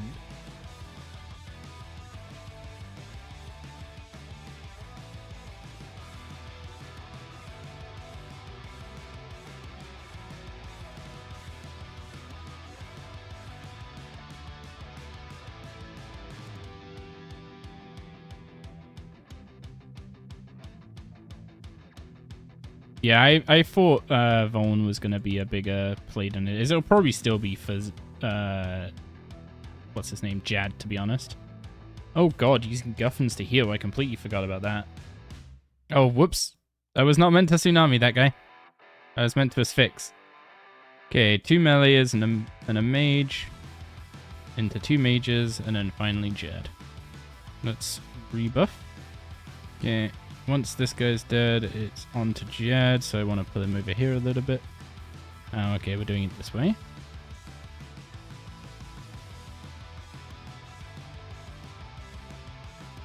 Well, both my runs so far have had Jad spawn in this corner.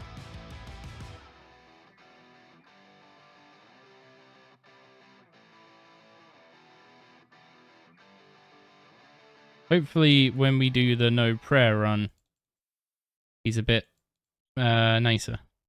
But that was a bit closer to 30 minutes than I was actually expecting. 34:25, improvement of 10 minutes and 37 seconds over the melee run. And that is a Dragonstone challenge complete in the fight caves. We are less far off from the Hydrix challenge here than I thought we were, I'll be honest.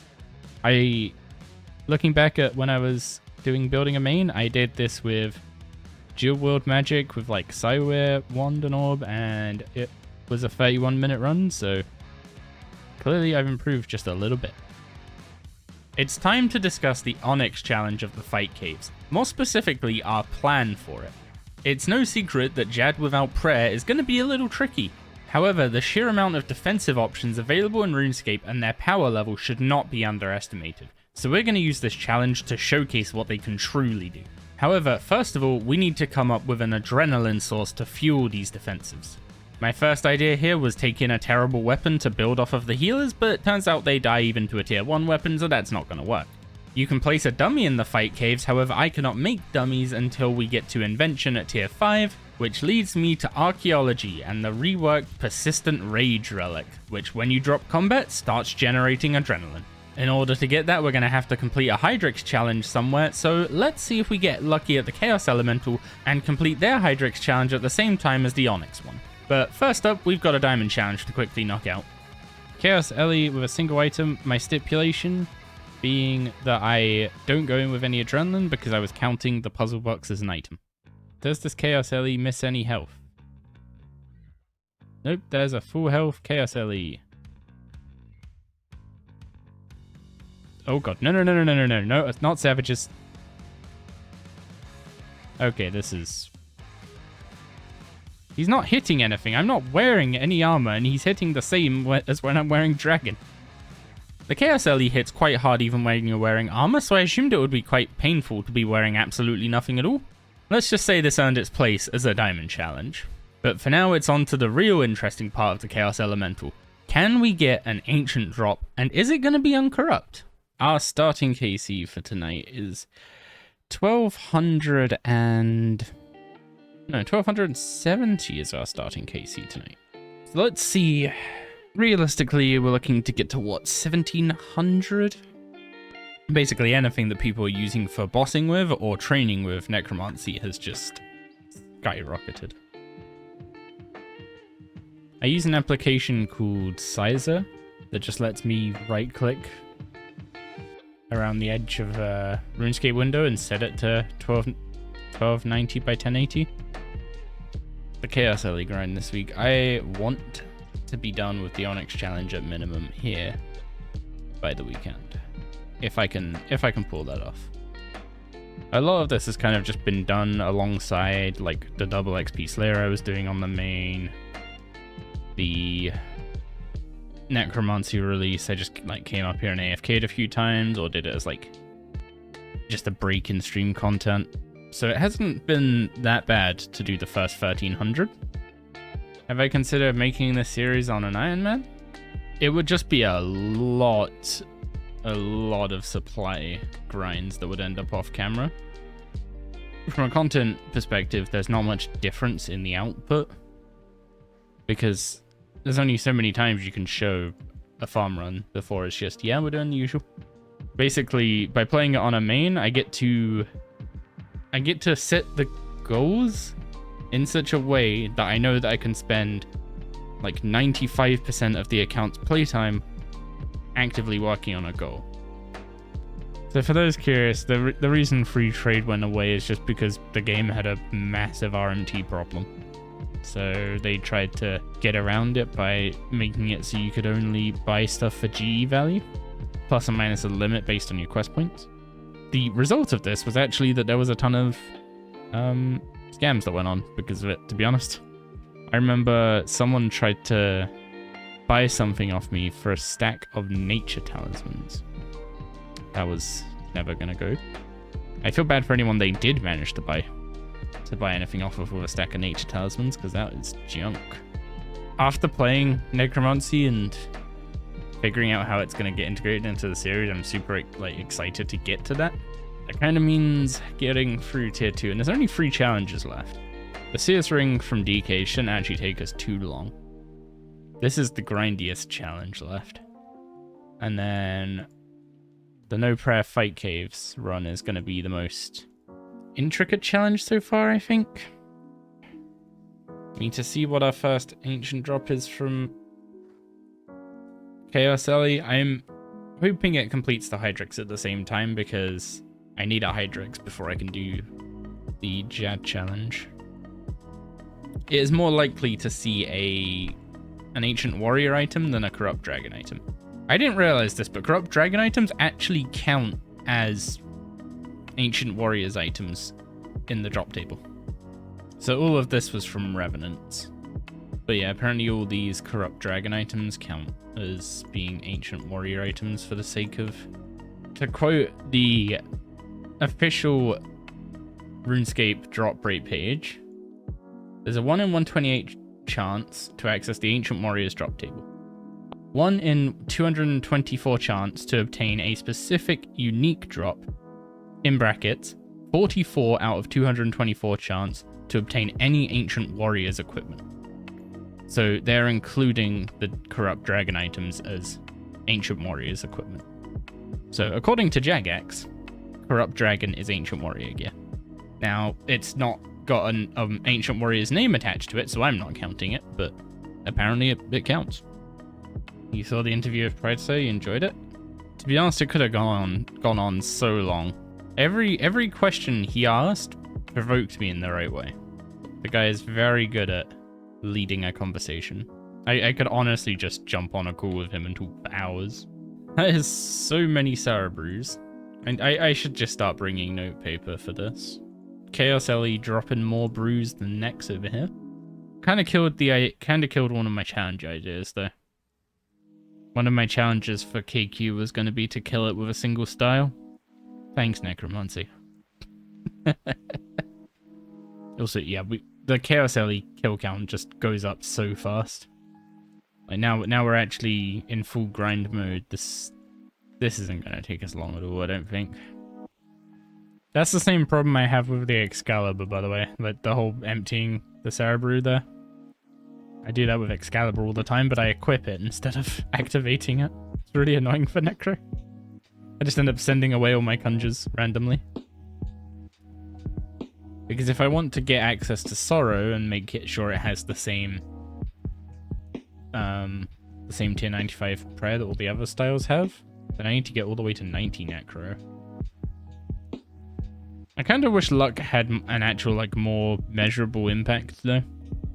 Like, on a Magister, actually, it does. I mentioned that because it's below Chaos Ellie in that drop rates page. The Phylactery from Magister is 1 in 18. But if you're wearing Luck of the Dwarves, it's 1 in 17. And it's very measurable, it's stated. But if you're talking damage you're doing, I went and did the tier 90 tank tasks yesterday because I wanted to test out the tank set. And every single one of my PRs at God Wars Dungeon was beaten by over 20 seconds. Necromancy is busted in short fights. Honestly, between the Chaos Ellie, Nex, and Rex, I don't think I'm going to be buying any brews on this account. Just gonna end up with an insane supply from these guys. All I need to know.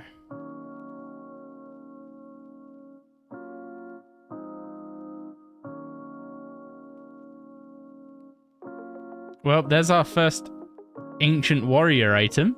A corrupt dragon plate skirt.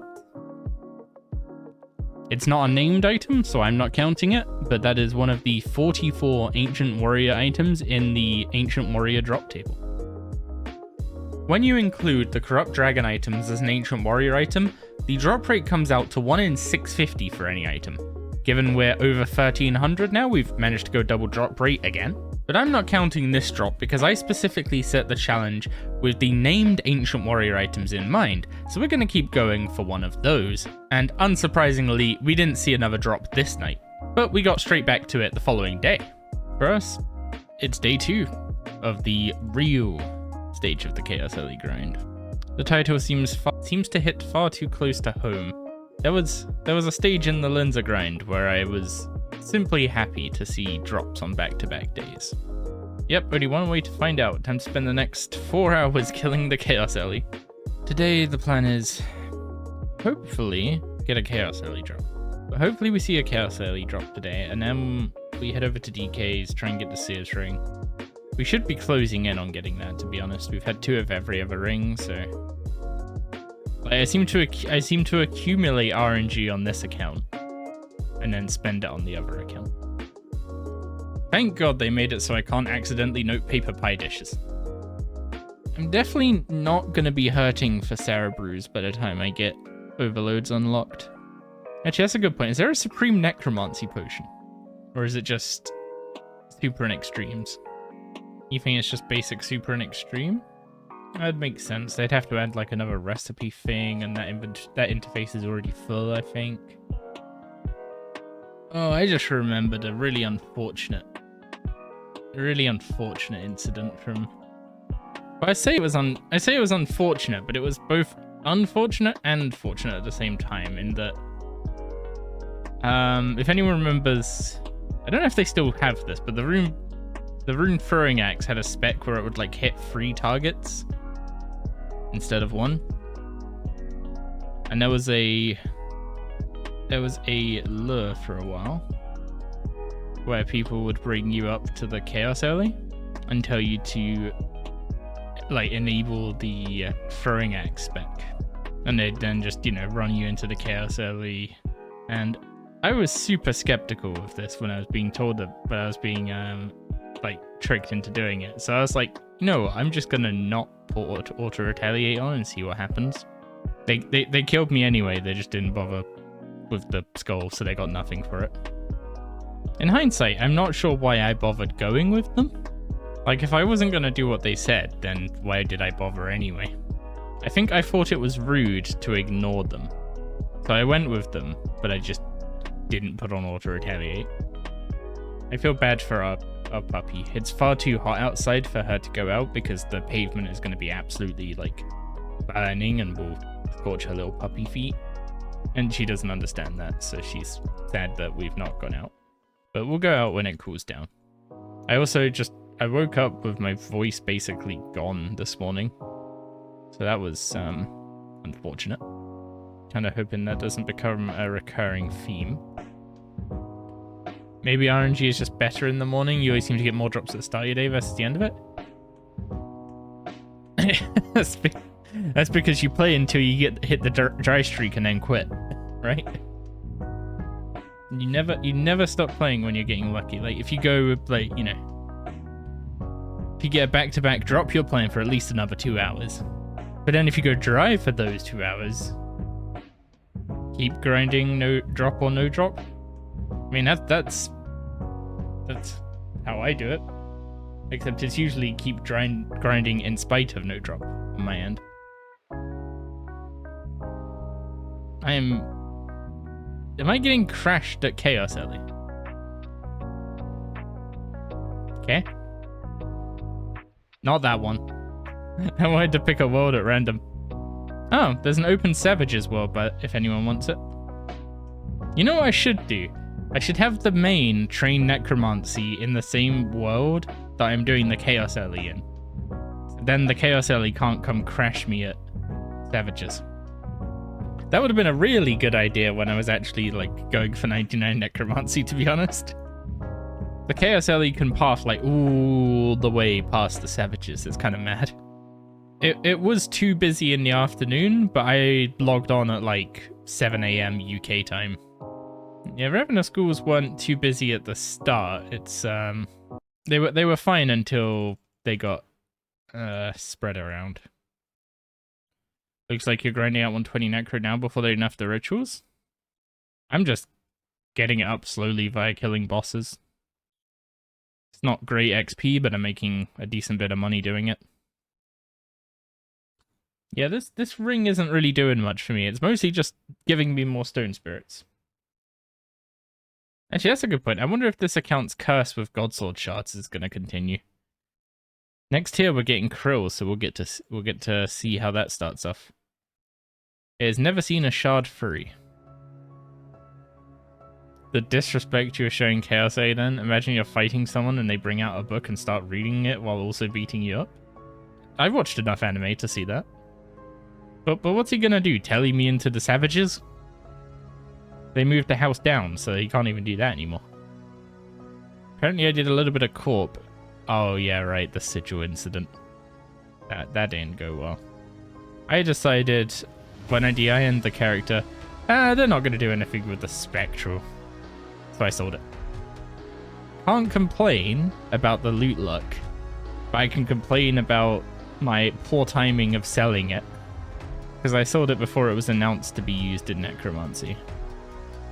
Which was unfortunate. But dropping crafting materials much more frequently than 1 in 80 to 100 or whatever it is. It's probably a nicer introduction. We actually got one. There it is. An ancient warrior piece. Unfortunately, it's corrupt.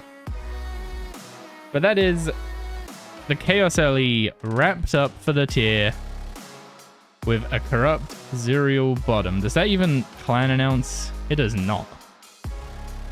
Well, log slot, Chaos Alley done. We still got to get a Hydrix though. Oh, that's good. Let's go DKs. Well, we're going to end up back at the Chaos Alley at some point because I still want to see what the uncorrupt item is going to be. And for now, we're going to be wrapping up this episode, but next time we are going to be heading over to the DKs and trying to get that last ring that we need, as well as potentially trying to complete a Hydrix challenge there. Ultimately, if we don't complete a Hydrix challenge at either the Chaos Elemental or the DKs, then we are going to be heading over to the Mole as a backup, because it has one of the most generous pet drop rates in its hard mode, as well as a reasonable threshold that we've already hit at least once, and we're closing in on a second time. So that seems like the best place to go to complete the challenge as quickly as possible. Welcome back to Path of the Titans. Our goal today is to wrap up tier 2, and in order to do that, we're going to need to take on the Fight Caves and Jad with no prayers at all, and we've got a plan to get there. The first step of this plan is that we're going to be using magic, so we're going to go and upgrade our magic gear as much as we can by getting a Sears ring from the DKs. And since we're going to need a Hydrix challenge to get the persistent rage relic as we discussed before, maybe we'll get a pet along the way.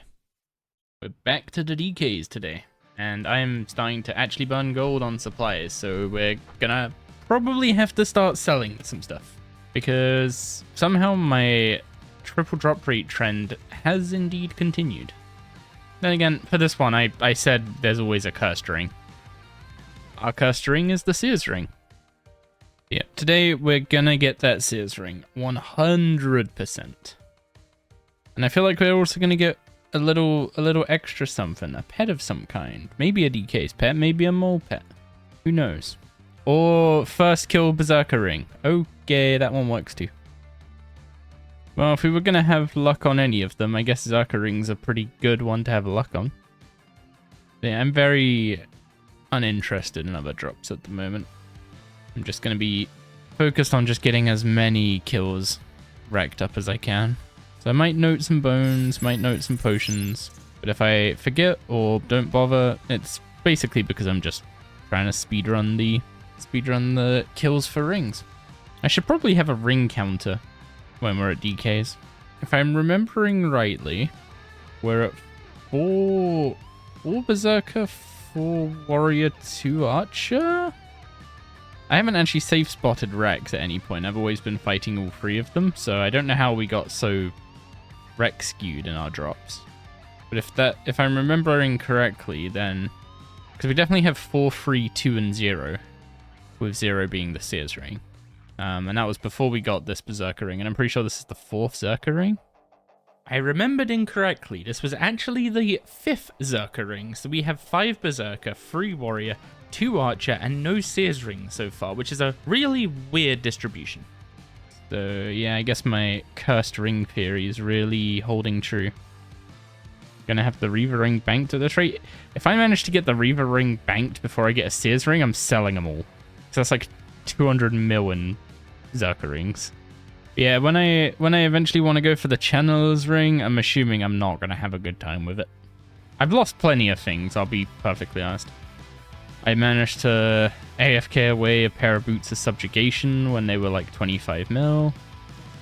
I've definitely AFK'd away Zami Spears.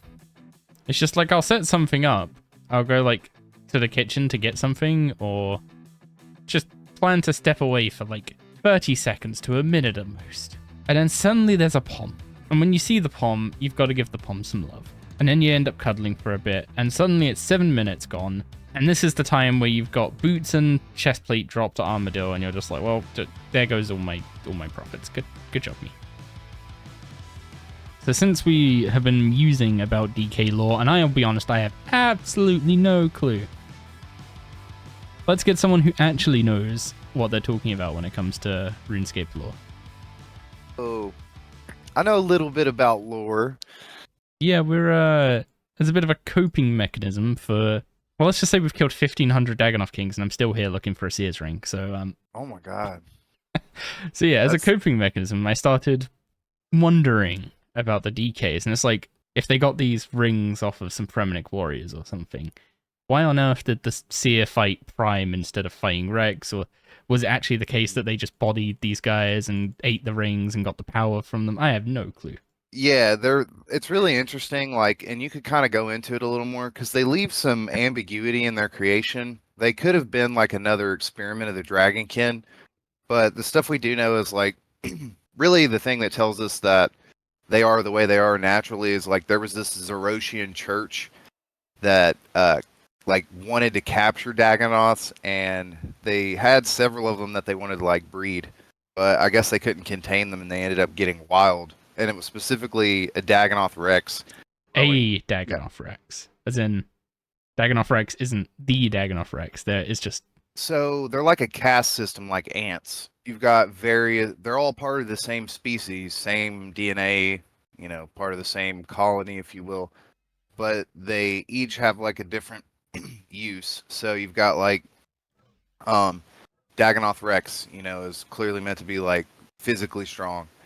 Prime, it talks about Prime flying the northern winds, so it's almost like a one of those ants with wings that fly to another colony that's still part of the colony. And then you've got Supreme, the lame one out of them, just eats people and is mean, uses ranged. I guess you could consider it kind of like a bullet ant.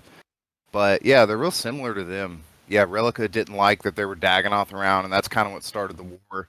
They took hold on Waterbirth Island, but the rings are just the rings of legendary heroes that they ate.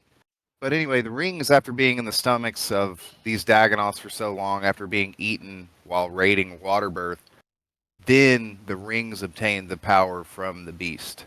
Okay, so it's the opposite to Wifewood. It wasn't that these super strong Dagonoths ate these artifacts and absorbed their power, it was the other way around.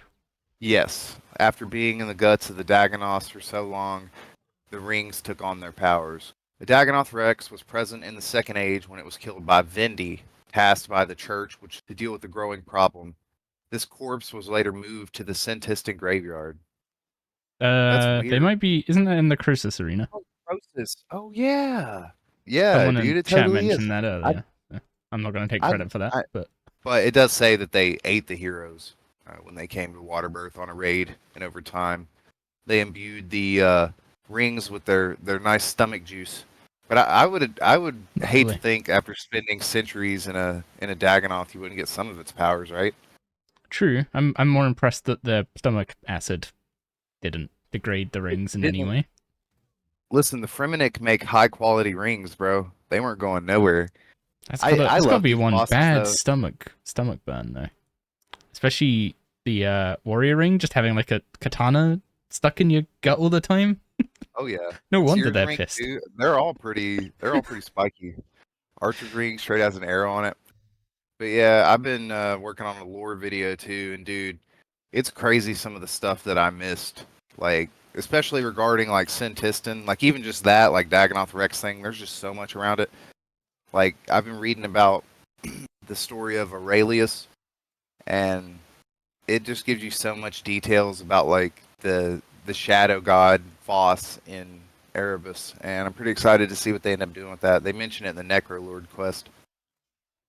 I want to give a massive shout out to Prideslayer for coming on the stream and giving us a talk through the Dagonoth lore that he knows, as well as giving us a sneak preview into one of his upcoming videos. If you're interested in lore videos, I highly recommend going over and checking out his channel. I'll put a link in the description below. However, he brought more with him than just lore. It's from Erebus, so yeah. Sorry, I'm gonna have to interrupt. No, We you're fine. finally got a Sears ring. Are you serious, bro? Yep. Nice. 2015 Dagonoth Kings, and we finally got our Sears ring. At this point, I may as well just stay for a pet. The pets are pretty Jesus. cool, bro. Thank I you love for that. bringing the luck and the lore. Absolutely incredible to just take a step back and look at the game from a different perspective. Because I am so like Pride mentioned, I'm so combat focused because that's just the way I am. Is love taking systems. I love optimization, and my way of expressing that playing games is learning to get better at some kind of skill expression system, which for RuneScape that is combat. There is one challenge left to clear in tier 2 now, and it's the hardest one. It's the one that got me called insane. We need to do a run of the fight caves without prayer. Now, unfortunately, despite going many kills at the DKs for the Sears ring, I didn't actually get the pet, and I didn't get a non-corrupt from the Chaos Ellie. So I still have to tick that box of doing a Hydrix before I can enact my plan for the no prayer run. So the plan is to heavily utilize defensives. However, you need a source of adrenaline that doesn't involve hitting Jad, because if you hit Jad without defensives, you're dead. We need an adren source, and that's going to be persistent rage. To get that, we need to complete a Hydrix challenge. The easiest Hydrix challenge or the most likely Hydrix challenge we have to complete, because quite a few of them are heavily RNG based. Hard mode mole has one of the most generous pet drop rates of 1 in 500, and its threshold is 500.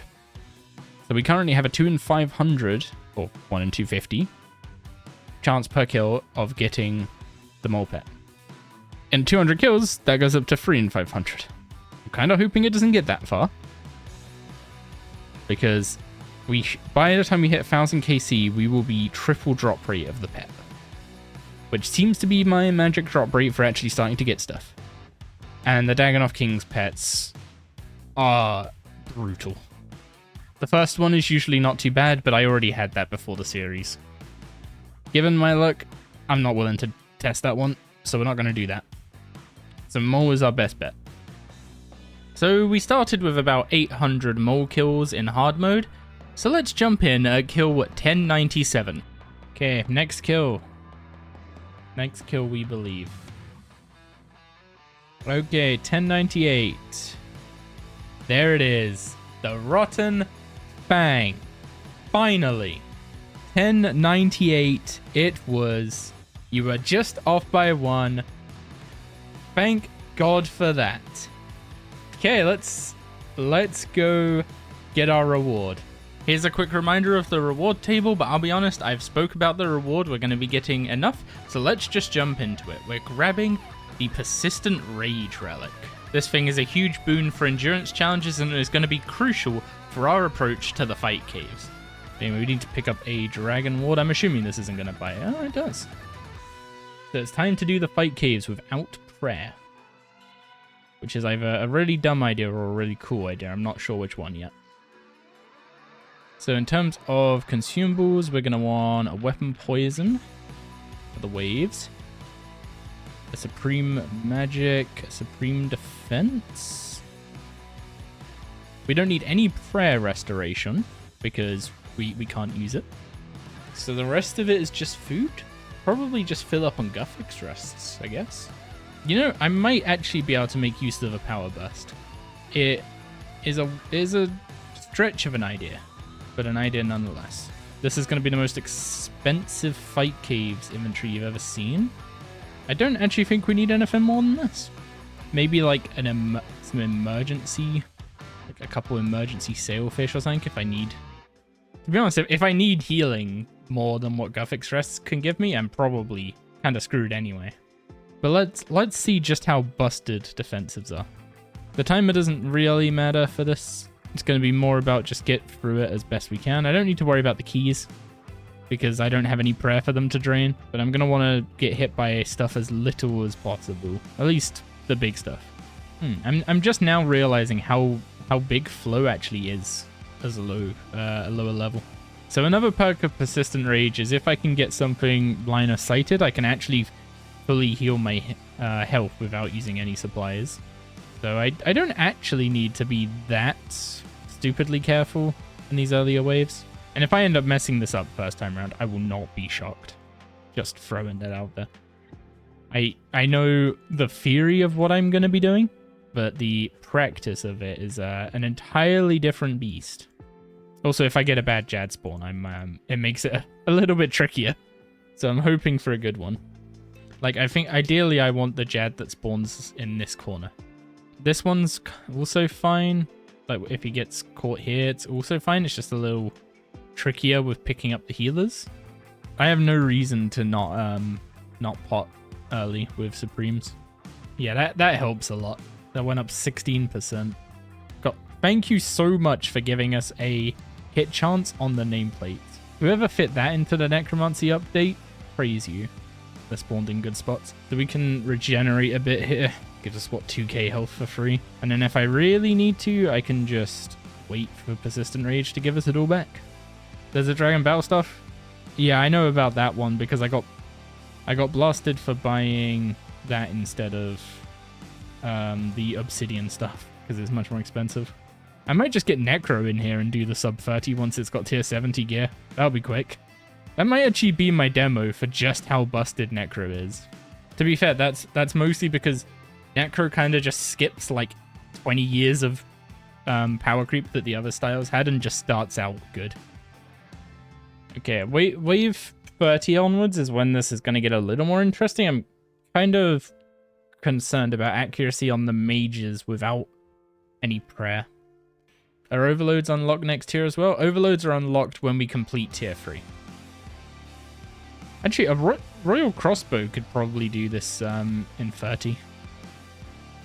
Actually, having access to bolt effects would be huge. My accuracy is... Oh, okay. I have 100% accuracy on the mages. That's shocking, if I'm going to be honest. It's like fluctuating, but it's basically 100% accuracy on the mages. Yeah, this is where things are going to slow down, because I'm going to have to heal up from the mages. I guess I could start resoing them. That is kind of why I brought the shield. Of course, both hits with the shield on splashed. But yeah, I want to keep as many supplies for Jad as I can, because some of the defensives I'm going to be using aren't actually 100% effective. Like, Reflect is hopefully going to do quite a bit. I don't know if Jad is actually Reflect immune. There's like a few abilities that are almost baseline. One I will actually admit to having made mistakes with, but I think it's to the point where the damage is done with it. And that's the Corruption Shot and Corruption Blast ability, like the Mazcab ability codex. But I've been using Corruption Shot and Corruption Blast the entire series so far, and it's been so long that I can't. If I take him away now, it's kind of pointless. But, like, any damage from it's been done. So The small birds take away your prayer. Oh no, whatever will I do? I'm starting to think I should rebuff because I don't really need this many doses. Does rejuvenate ability give more or less healing ice? I believe they're the same. Oh wait, no, Ice Asylum is 100% of my health, while rejuvenate is 9.6 over 0.6 is 15, 2.5. Rejuvenate is 37.5% of my health. Ice Asylum has my whole health bar in it, and they share cooldown. So Ice Asylum is the better one. Gutfix's Blessing, I think, is the same as... it's slightly better than Rejuvenate. I cannot click this bird to save my life. Target cycle? Do I even have that? Nope, target cycle isn't bound on this character. I should fix that. I'm gonna need that for Jad, I think. Because clicking the healers ain't going my way. I'm starting to get the feeling I should have brought a flask event of weapon poison, not a potion. Let's use Ice Asylum here, so that it should come back off cooldown for when we're fighting Jad. But yeah, so the idea of the Power Burst is that if Jad has a bad spawn, what I'm going to do is I'm just going to immediately Power Burst while I get into position, so I don't get one shot. One healer, one mage there, one mage over there. I'm going to get this guy down a little bit, and then I'm going to heal up to full. As soon as he's dead, we swap to the shield.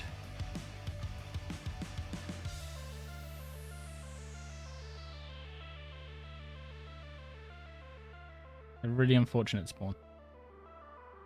Okay, I need to wait for a Dren. We're going to see how much we can fit into a barricade to start off with. So the annoying thing here is the healer that spawns here is going to be really tricky to move. Okay, barricade lasts 8 seconds.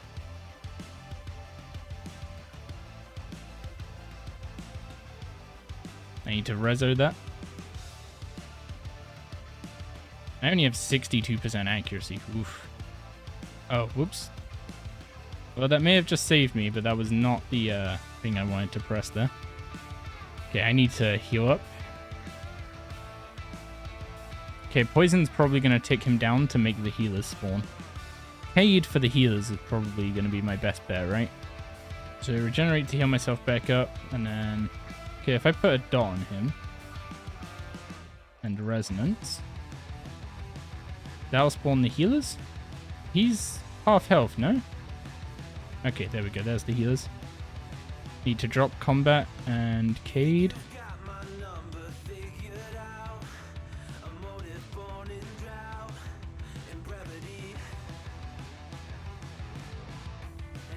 And then lure the healers.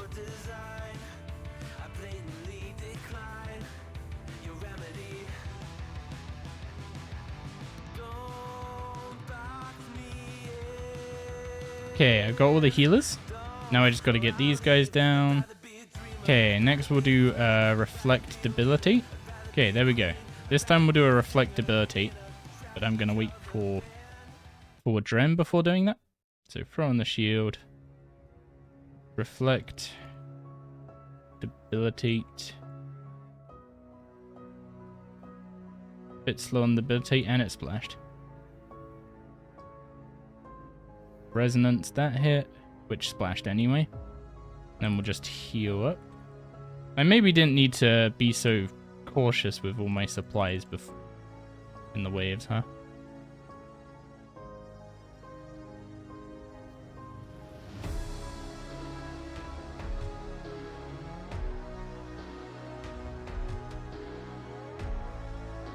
That was close. I thought barricade was going to last a tad longer, I will admit. Let's rebuff so I get my full accuracy. Okay, Debil hit this time.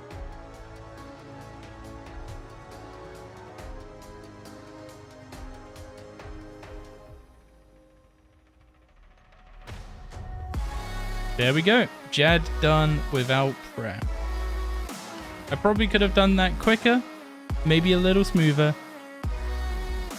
But that is Jad and the entire fight cave's done with no prayer for the Onyx challenge, and the final challenge of tier 2 complete, which means we have unlocked tier 3.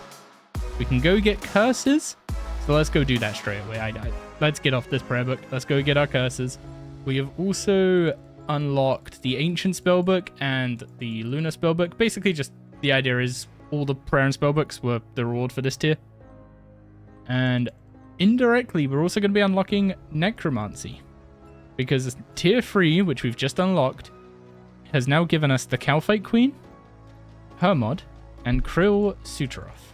There we go. I have Soul Split back. Yeah, that feels better than it should. And with all that, it's time to wrap up this episode. Next time, we're going to be getting our introduction to Necromancy, as well as 3 new bosses, as well as their challenges. Welcome back to Path of the Titans. Last episode, we wrapped up tier 2 with a no prayer run through the fight caves, and today it's time to explore the next chapter of the series as we enter tier 3. The first thing to cover is the direct reward for clearing tier 2, the ability to change our prayer and spellbooks. This gives us access to curses, ancient magics, and the Lunar Spellbook. Secondly, auras are making their first appearance, specifically the Penance Aura, Dark Magic Aura, and the Accuracy Auras are now accessible to us. Ultimately, the game is balanced around these, so they do need to show up eventually, but some of the more powerful ones are waiting until later. And of course, there are 3 new bosses. The Calfight Queen, Krill Sutteroth, and Hermod are joining the roster, and each have new challenges for us to take on. And thanks to Hermod's arrival in the series, we're also unlocking Necromancy, so we'll be diving into that this episode. Before we reveal the challenges for the new bosses, I just want to say a massive thank you to everyone who gave feedback on the previous episode about what you would like to see happen with challenges going forward. The result of that feedback was that you all wanted to see more technical challenges, but that the grind is a part of RuneScape, so it shouldn't be absent entirely. Based on this feedback, gear-based challenges are going to be reserved for when the gear item is crucial to progression. We'll have an example of this later, and massive grinds akin to Linza's hammer or the mole pet are going to be exclusively Hydrix challenges. These challenges are going to be used when the gear in question is desirable, but not worth grinding the series to a halt over. With all that said, let's jump into tier 3's challenges, starting with the Calfight Queen, who sports a normal mode and an exiled mode. It's not technically a hard mode, but it has most of the traits of one, so we'll be treating it as such. For her challenges, we're starting off with a kill time of 48 seconds. This time seems long, but you lose a fair bit of momentum when she starts changing forms, so it might be surprising. Next up is to do 5 kills without prayer or food. A unicorn scroll or similar counts as food here. Any more than this would essentially be proof of infinite sustain. For the Onyx, we're taking on the exiled Calfight Queen and surviving with her for an entire hour. The exiled Queen has some pretty powerful adds, so this is likely to hurt quite a bit. And for the Hydrix, we're going to be killing the exiled Queen for a speed kill. It's not a much different time to the Diamond Challenge, but the exiled Queen has even more defense than this already defense-heavy boss, so might need a bit of higher tier weaponry to pull this one off. Next up is Krill Sutteroth, our first trip to God War's dungeon, and also the holder of our only crucial gear drop this tier. The Zamarakian Spear is the best spear we have access to, and with Corp on the horizon, we're going to need one sooner rather than later. Then, we're going to have fun with the achievement for defeating Krill with a Willow weapon, but I'm going to add a twist to it, where we can only use equipment of Willow's tier or below. And the Onyx challenge is our first extended endurance challenge. We're not putting out enough damage to endlessly sustain at Krill with Soul Split, so we're probably going to have to survive 2 hours without prayers at all. And finally, the Hydrix introduces the first wishlist gear challenge. I want full subjugation, but as many Iron Men are aware, getting the 5th pit is usually a bit of a doozy. And finally, the big man himself, Hermod. This guy is our introduction to Necromancy, and his challenges reflect that. We've got a weapons only kill lined up, and to clarify for now and future challenges, ammo, runes, and ectoplasm do not fall under supplies, as they are mandatory for their respective styles to function. Then we're going to hang out with him for a whole hour, but there's a condition to this one. We're not allowed to use the Vengeful Ghost. And to finish it off, both the Onyx and Hydrix challenges are speed kills that probably seem very aggressively tuned. And they are, but that's just how strong I believe Necromancy is at this stage. On the note of necromancy at this stage, what are the rules around necromancy?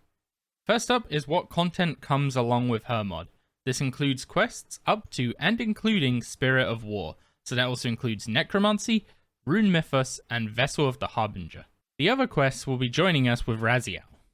As for talents, I'm capping it at 4,500 souls, so this will unlock tier 5 talents. Tiers 6 and 7 will be coming along with Raziel.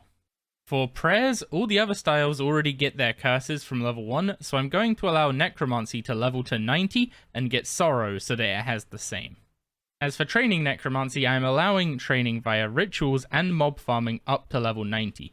However, I cannot loot anything from mobs, and I cannot sell anything that we get from rituals. As for gear progression, actually Killy is doing all the work here. As soon as I have all the bosses available to do Killy's task, I get to do the task and unlock the gear. That's it. And now that we're all up to speed on how tier 3 is going to work, let's dive into necromancy. So my approach for early necromancy training was to get Finger of Death unlocked by doing rituals, and then we headed over to the Soul Trolls in order to get up to 24 necromancy. This is the requirement for Rune Mythos, so I was planning to do Rune Mythos and Killy Row, but I ended up just getting distracted doing Killy Row. My plan is to speedrun to 70. And what that will involve is only upgrading my weapons, because I'm wearing the Ghost Hunter gear we got from Barrows for training, and otherwise just killing as many ghosts as we can. I'm not going to bother getting any souls in the Well of Souls until we've got at least 60 so that we can use multiply 2s with a greater communion ritual. So our first day of necromancy was mostly spent going between Killy and whatever ghost we felt like killing. Whenever I needed to do rituals, I just bought the inks to get it done as quickly as possible, which brings me on to selling all our loot from tier 2, which unfortunately isn't actually a lot because most of our profit comes from the Dagonoth rings, and I don't want to sell any of those because we need at least 10 of each. So in spite of the fact that my Berserker ring stack is worth about 90 mil, we end up with about 25 mil to our name. And I'd say about half of this is going to go into necromancy supplies early on. Now, if it was actually realistic too, I would just go do like Barrows runs for XP. Yeah, I guess we do Banshees to 40. Who would have thought the Ghost Hunter would have actually come in handy? Outside of Barrows, that is. There we go, 40 necromancy. Let's go get our tier 40s. Common upgrade task, 50 undead souls, or 5 lesser communion souls. I actually think I killed the 50 undead. But first I need to go see if I've got any ectoplasm in the box. I'm going to need to buy ectoplasm, at least for early on. So once we're done with this task, I'm going to grab aggro pots and try out shades. Either shades or ankus. The Ghost Hunter gear is actually becoming surprisingly handy for the series so far. I'm actually kind of glad I got it from Barrows, to be honest. Oh wait, does he need a pie for this one? Okay, that's tier 40s done. Let's grab some aggro pots and try either shades or ankus. You know, it'd be really nice if I actually got myself a Zami book, but I'm not going to go do that just for this. We're up to 42, got our tier 40s made. Now it's just... the goal is to get 66, basically. So that we can get the souls we need for... Do I have Soul Step? I do not. You get that at 54. Oh, I don't have Auto Retaliate on. That would help. Yeah, you don't get Soul Step and Soul Strike until 54, but that will help a lot. So, where's the Moga quest? Skipping the Mogas. Is it just northwest of Port Sarim. I know where to start it. I don't know where it is in my mini quest list. It isn't. It's not in there. Wait, what? Is it not a mini quest? According to the in-game quest list, this lore activity is not a mini quest as it's not listed there. How do I know if I've done it? You can either explode Mogas or you can't. I meant, how can I figure it out while I'm still killing shades? But that is a Yeah. very reasonable answer. I haven't done the task to kill a Moga. Ah, there's an achievement to check. Please tell me there's a search bar in achievements. Category lore.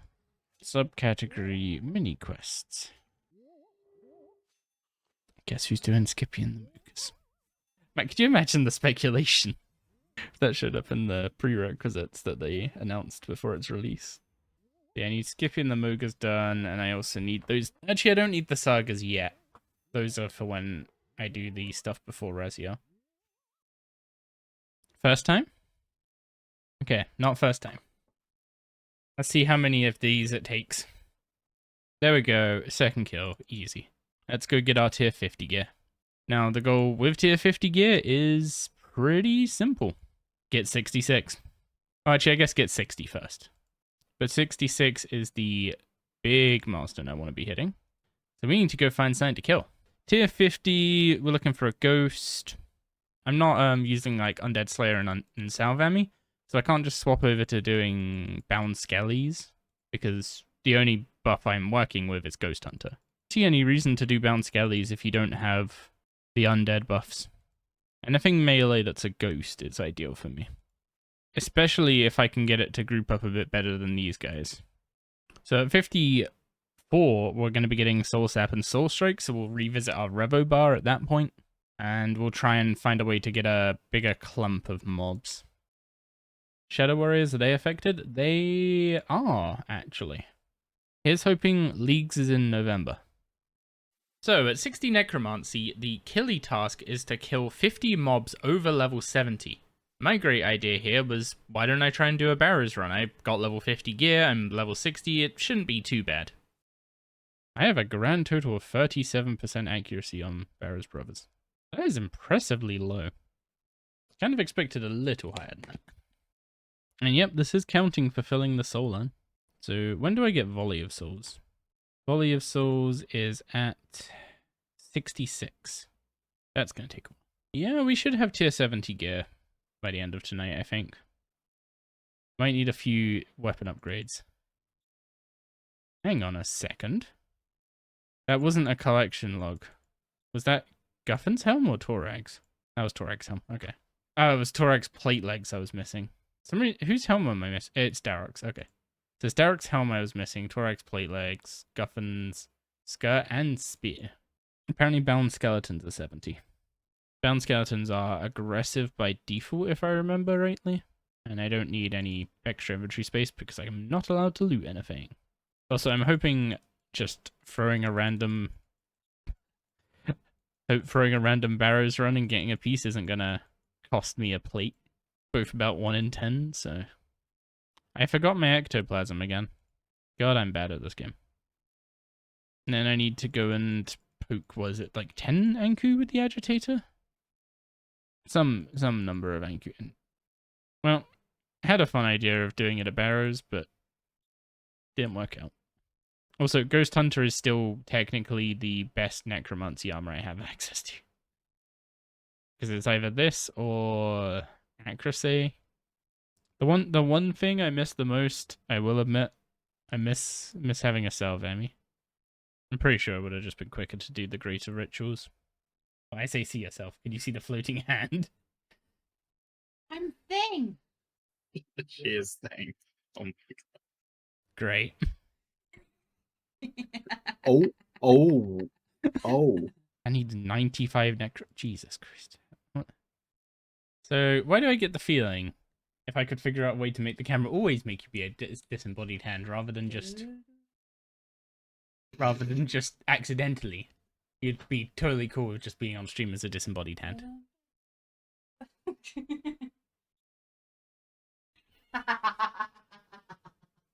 If they put this work into making distractions in rituals more obvious and visible, can we do the same for opportunities?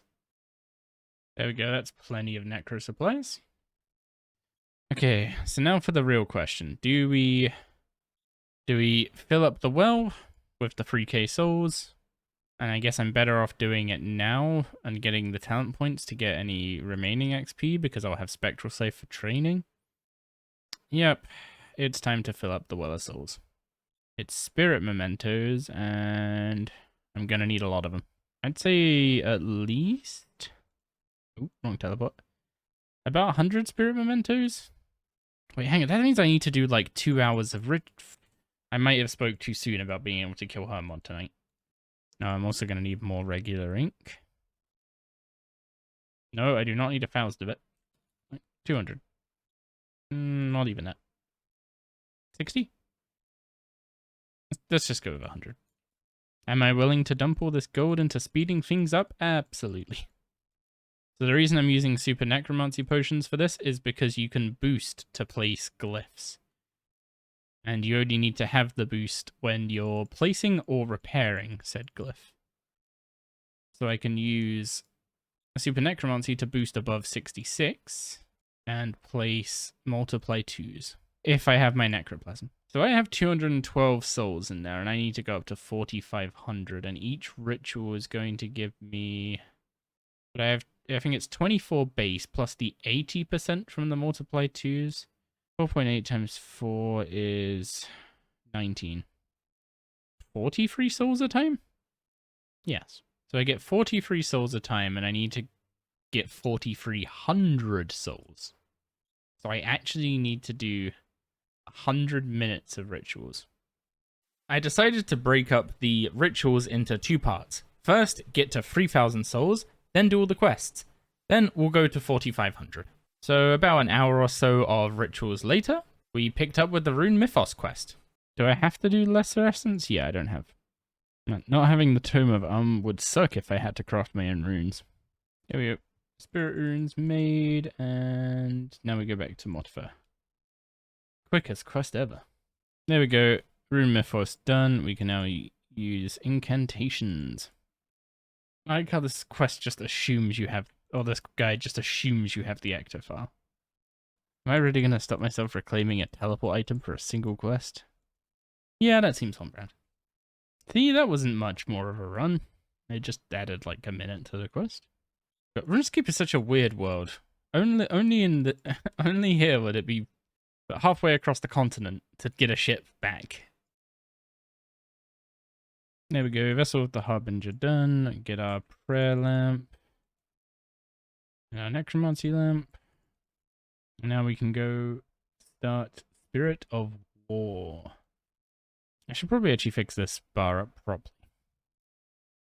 I probably should have bought that power bust. Yeah, let's gear up. Gonna want 1 extreme necropot. Take a supreme defense with me as well. He is poisonable. Otherwise a couple super restores and some food audit. And don't forget the ectoplasm. And we'll go unlock all the stuff from all the stuff we can from the Well of Souls. So I can get 6. I want both these conjures. I want Spirit Pact 1. And I want Command Ghost. Okay, yeah, this is fine. I can actually just grab everything. Well, everything except exploding zombie. So main problem I have is that I don't have Volley Souls. I also don't have Living Death, but that's not exactly going to be a problem for this bit. Okay, let's take on Hermod. I forgot to bring a familiar. Actually, it doesn't matter. None of my familiars can hurt Hermod. Yeah, not having Volley of Souls really sucks for single target. Not having Volley of Souls actually kind of blows for that. Wait, hang on. Did our character just get surprised at a boss respawning? This is kind of a common occurrence. Oh, there we go. Spirit of War complete. Got our first Hermodic plate. 45k Necromancy XP. And access to the Hermod Spirit of War fight. With Hermod down, it's time to prepare for making our tier 70 armor, which means doing a bunch of rituals to install materials. I've already done everything to get the gear up to 50, so now I'm just working on the thread to get it to 70. I want tier 70s for this because even in story mode, the tier 60s have pretty terrible accuracy, plus the tier 70 spec is incredible. So that's what we're currently working on. And with that, we now have 4,500 souls in the Well of Souls. That's our second necromancy milestone reached. Unfortunately, we're out of talent points, so I'm going to need to get one more of those before I can unlock the Spectral Scythe second tier. But I also need to get 70 necromancy to make our weapons anyway. So let's head over to the Legends Guild and start training on some Shadow Warriors. Now, we're going to be going up to 76 necromancy in total here before we really get to work, but I think we're going to take on our first challenge at Hermod as soon as we get the tier 70 weapons. So let's set that as our goal for now. Also, as we covered in the intro, we now have some auras available to us. So Penance is one of them, along with Dark Magic and the Accuracy auras. So Runic Accuracy, Sharpshooter, and Brawler. I have the 10% variant of all of them, and that's just what I'm going to leave it at. Vampirism isn't unlocked yet, despite being a tier 2 aura. It's significantly more powerful, I would say, than the other tier 2 auras. But for this, I'm going to be using Penance, just so that I don't have to use as many super restores. Now we're up to 70 Necromancy, we can start working on the tier 70 power tasks, which require us to kill 5 Giant Mole and 5 Calfight Queen. I'm not exactly thrilled at the idea of going back to Mole, but you do what you gotta do. Okay, there we go. Hideous Mole skins done. That was uneventful. Now it's time to head over to the Calfight Queen, and I'm gonna be honest, despite us having a challenge to do 5 kills with no prayer and food, I'm not sure tier 60 Necromancy weapons is going to be the way to go about that. And I also pretty much doubt Necromancy is going to be able to do a sub 50-second kill. So let's just get the Chitin. Or Chitin. I'm also going to go unlock the prayers, because I need some accuracy. As much accuracy as I can get for the Calfight Queen. It's one of the monsters in the game that has far too high accuracy for its level. Okay, Celine can teach me Sanctity. And I'll also grab the leeches, because I may as well get them, but I don't really plan to make much use of them, because I am going to be allowing Necromancy to go all the way to 90 and get Sorrow next episode. For now, we're going to stick to 70, and I'm hoping her shrine allows me to swap Prayer Book. It does not. Wow, an Extreme Necromancy potion gave me 1% accuracy. Wow, it's actually a surprise, even with Sanctity and an Extreme Necromancy potion, I only have 36% accuracy on the Calfight Queen. That's kinda mad. However, I have no doubt that once we get Necromancy fully up to speed, it's gonna have no issue getting the Calfight Queen down in 48 seconds. Killing Hermod in 36 seconds is a bit more tricky. But I have a plan for that one too. Again, that stuff will kind of end up waiting for next episode when we have the tier 95 curse. So when it comes to extending auras, I'm going to allow myself to buy Viswax off the GE to extend them. It's quite expensive to do so, so I'm not going to use it completely frivolously. And I'm also going to allow myself to buy aura refreshes from War, as well as use the Premier token. There we go. 5 Royal Chitin. Chitin? I believe it's Chitin. I get that pronunciation wrong a lot, but I believe it's Chitin. Okay, it's time to hand in all the items to Killy. And she will give us the ability to make tier 70 weapons and tier 70 power armor. So I'm going to upgrade all this stuff to tier 60 and at least one piece to tier 70. And then we are going to start working on our first Hermod challenge. And here we go. With this helmet upgrade, we now have full tier 60 Death Warden, which is still tank gear. It's pretty good tank gear, actually. The life point bonus is not anything to sniff at. It's a full 3,000 life points. If I grab my ensouled bars and my bone runes, we can make the tier 70 necromancy weapons. And when we make the Death Guard, we will be getting access to one of the best special attacks on a weapon of this level, I'll be honest. The Death Grasp special attack is very much worth using and costs 25% adrenaline to do up to 500% ability damage, stuns, and then also consumes your necrosis stacks for more damage. When it comes to speed killing, this spec is going to be incredibly useful to us. I'm going to make the chest first, then the legs, then the helm, and go in that order. But the power armor for necromancy has an execute effect. 1% chance per piece to apply Death Mark to your target with every necrotic ability. Death Mark will kill the target if it drops below 30k health or below 20%, whichever is lower. That's just 20% off a boss's health bar. Now, we can't manually apply that with Invoke Death until we unlock Raziel. But this armor set is going to be applying it for us pretty consistently and is going to be pretty crucial to some of our speed kills in the future. But let's go try a challenge at Hermod where we use no armor and no supplies and see how it goes. We'll take our Death Guard and our Skull Lantern. I am not considering runes to come under supplies when I do challenges like this. And let's kill Hermod with only this. So we can only use 2 conjures at the moment, so we'll use Ghost for its double damage and life gain effects. I want Protect from Necromancy here, which I'm going to need to figure out a keybind for eventually. Yeah, we're going to... Oh, no, wrong one. Next attack is the... Yep, there it is. So we're going to dodge the first one and rezo the second one. It turns off our prayer, but we'll be able to turn that back on in a second. And now he's going to summon ads. And my plan for ads is pretty simple. I'm just going to hit Threads of Fate and throw a couple Fingers of Death. So wait for them to group up. Threads of Fate. Oh, I messed that up. I didn't let Threads of Fate actually go off. Oh, okay. I was not expecting them to live that, I'll be honest. I should have used my weapon spec. So I'm going to use the weapon spec for the next set.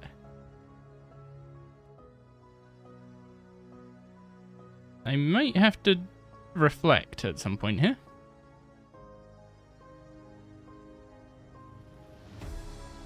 I wonder if that's a unrecoverable...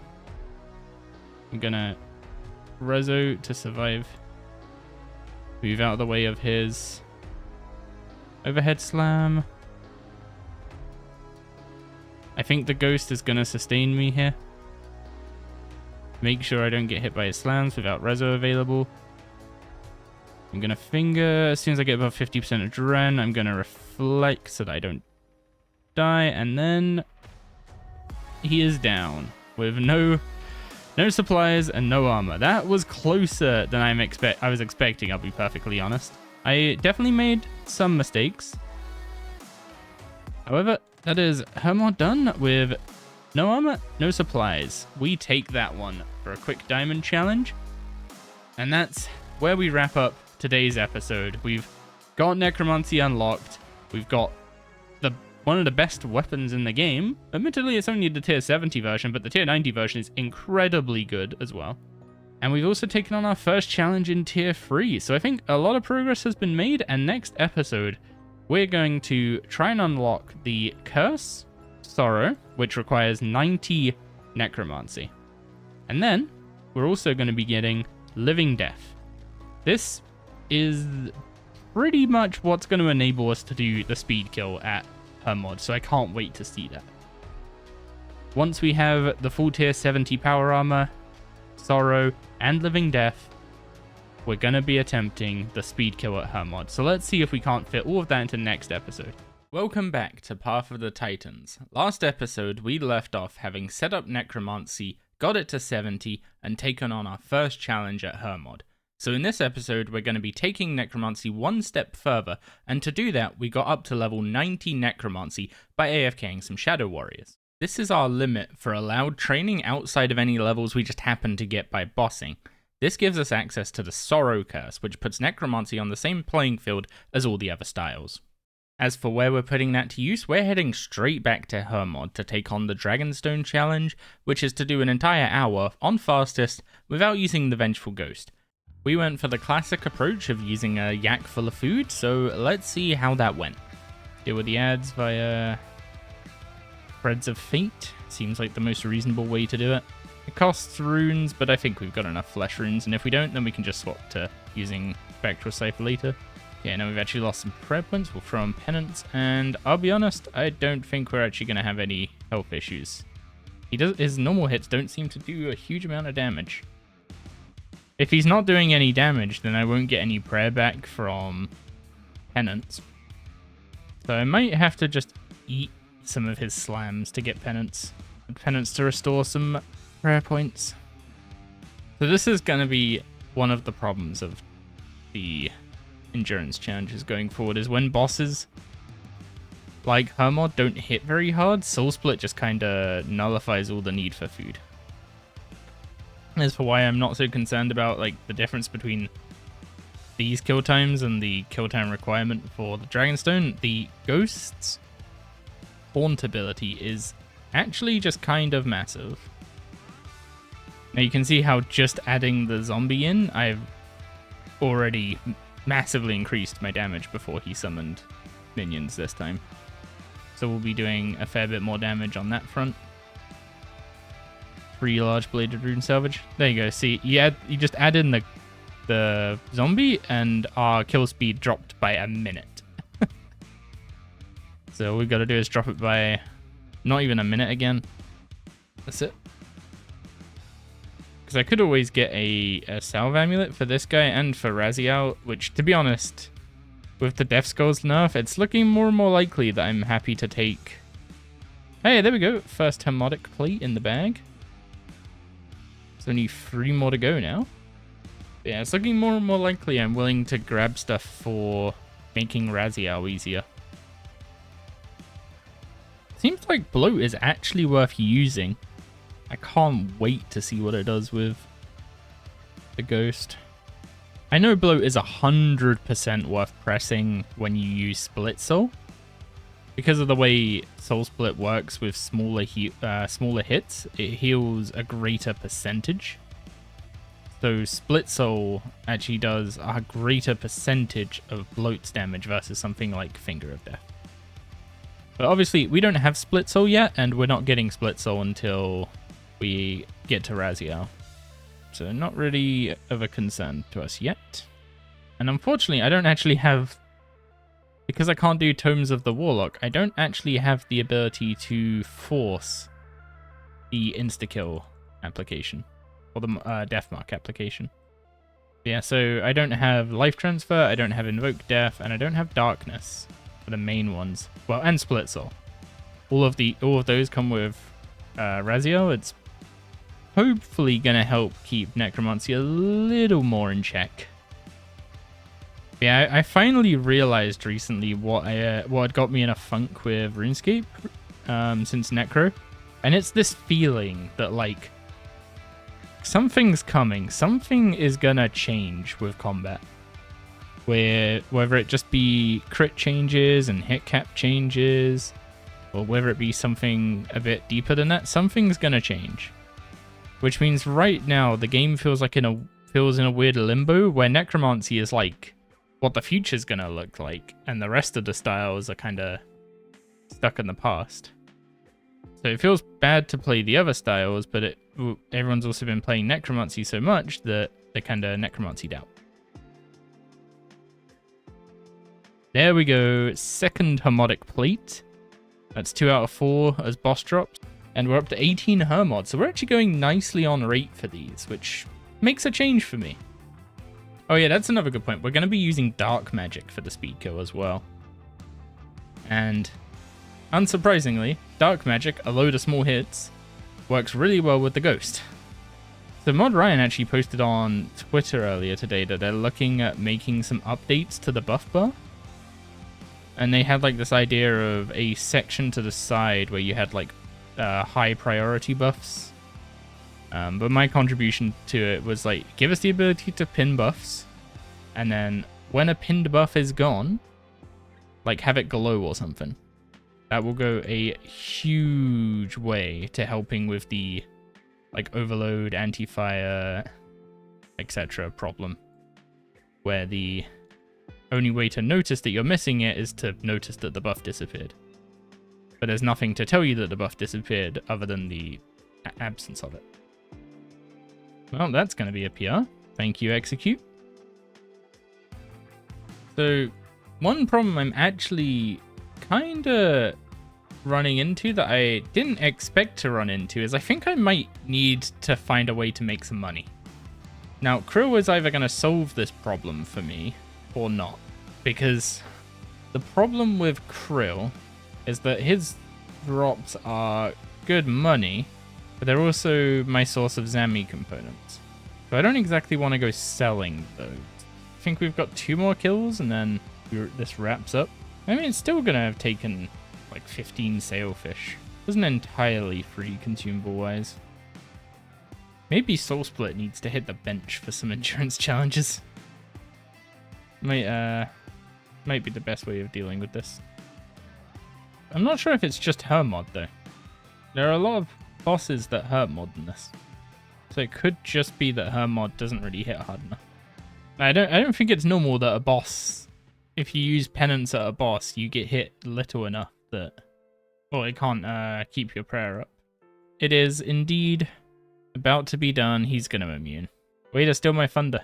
And there we go. The last Hermod is down for the hour. And the Dragonstone challenge is complete. And we got 2 Hermod plates. So let's go take those to the smithy and upgrade our helm and our legs. I'll be the first one to admit that that challenge was probably a little easier than it should have been. Maybe it should have been longer, or maybe Hermod just isn't damaging enough to be worth an endurance challenge. However, the challenge was locked in, so we can't go changing it now. All we can do is go and make our tier 70 power armor pieces from the Hermod plates we got, and then we can put those to use going for the Onyx challenge. However, first of all, I want to head over to Krill and take on a bit of a spin on one of Krill's achievements. The kind of thing that originally inspired me to do these kind of challenges at bosses. So this is the gear we're going to be killing Krill with for our Krillo achievement.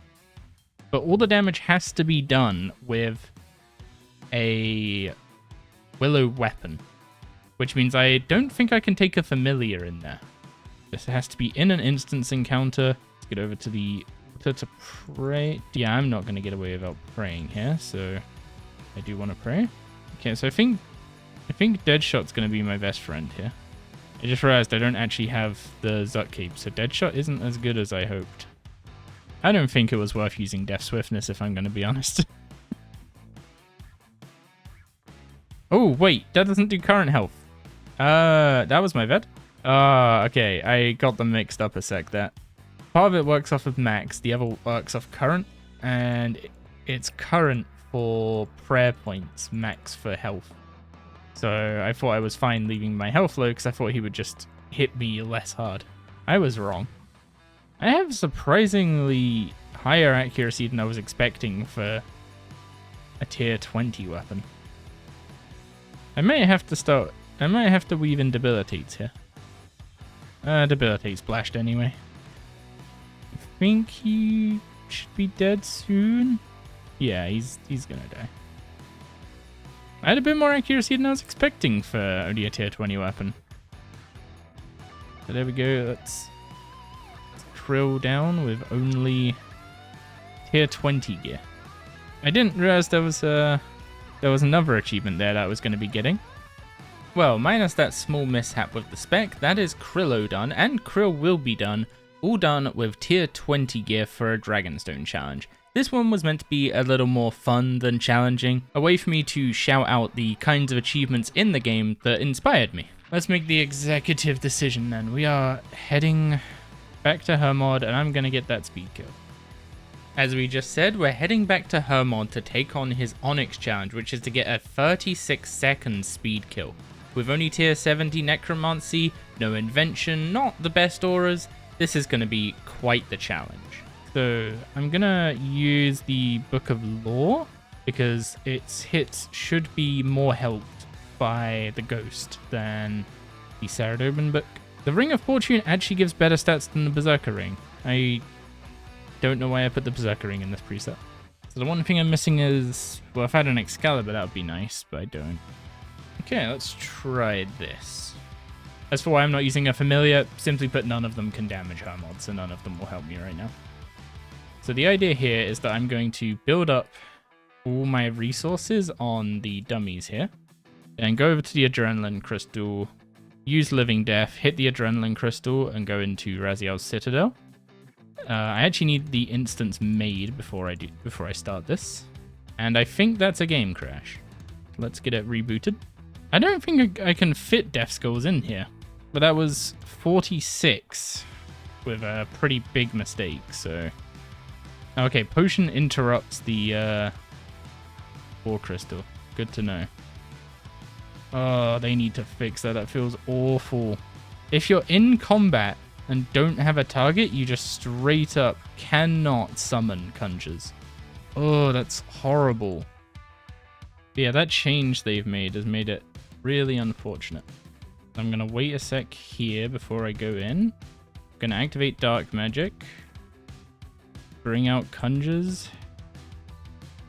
Command ghost. Okay, let's smash him. Hey, the drumsticks dropped. I'm not even on the quest. Oh, I think I'm gonna need to try and stall the... Can you even stall it? Because of his walk-in time and everything else, I can't actually get 2 weapon specs in 36 seconds. At least not a 36-second kill time because of his walk-in animation and his death animation. I definitely need to target cycle as well, because what happened there was I touch a death for no necrosis stacks because I touch a death as my first GCD. Okay, give it a second. This should be enough to drop combat. Summon conjures, command ghosts, target cycle weapon spec. I wonder if I need to try and fit a death skulls in here somewhere. But there was no execute. Execute would have shaved some time off that one. And I'm assuming bloat dropped as well. I might have to wait for the full 5 set of tier 70. Just so that I have a better chance of getting the execute. Okay, take that off. Put it back on. Living Death. A Drang Crystal. Put on prayers, put on book, go through to res your sister, wait a bit to drop combat. Head in. Summon conjures. And command ghost. Target cycle into weapon spec, into volley of souls. Blue, and now we'll try and fit a death skulls in, see what that does. Don't know if it's going to be good enough.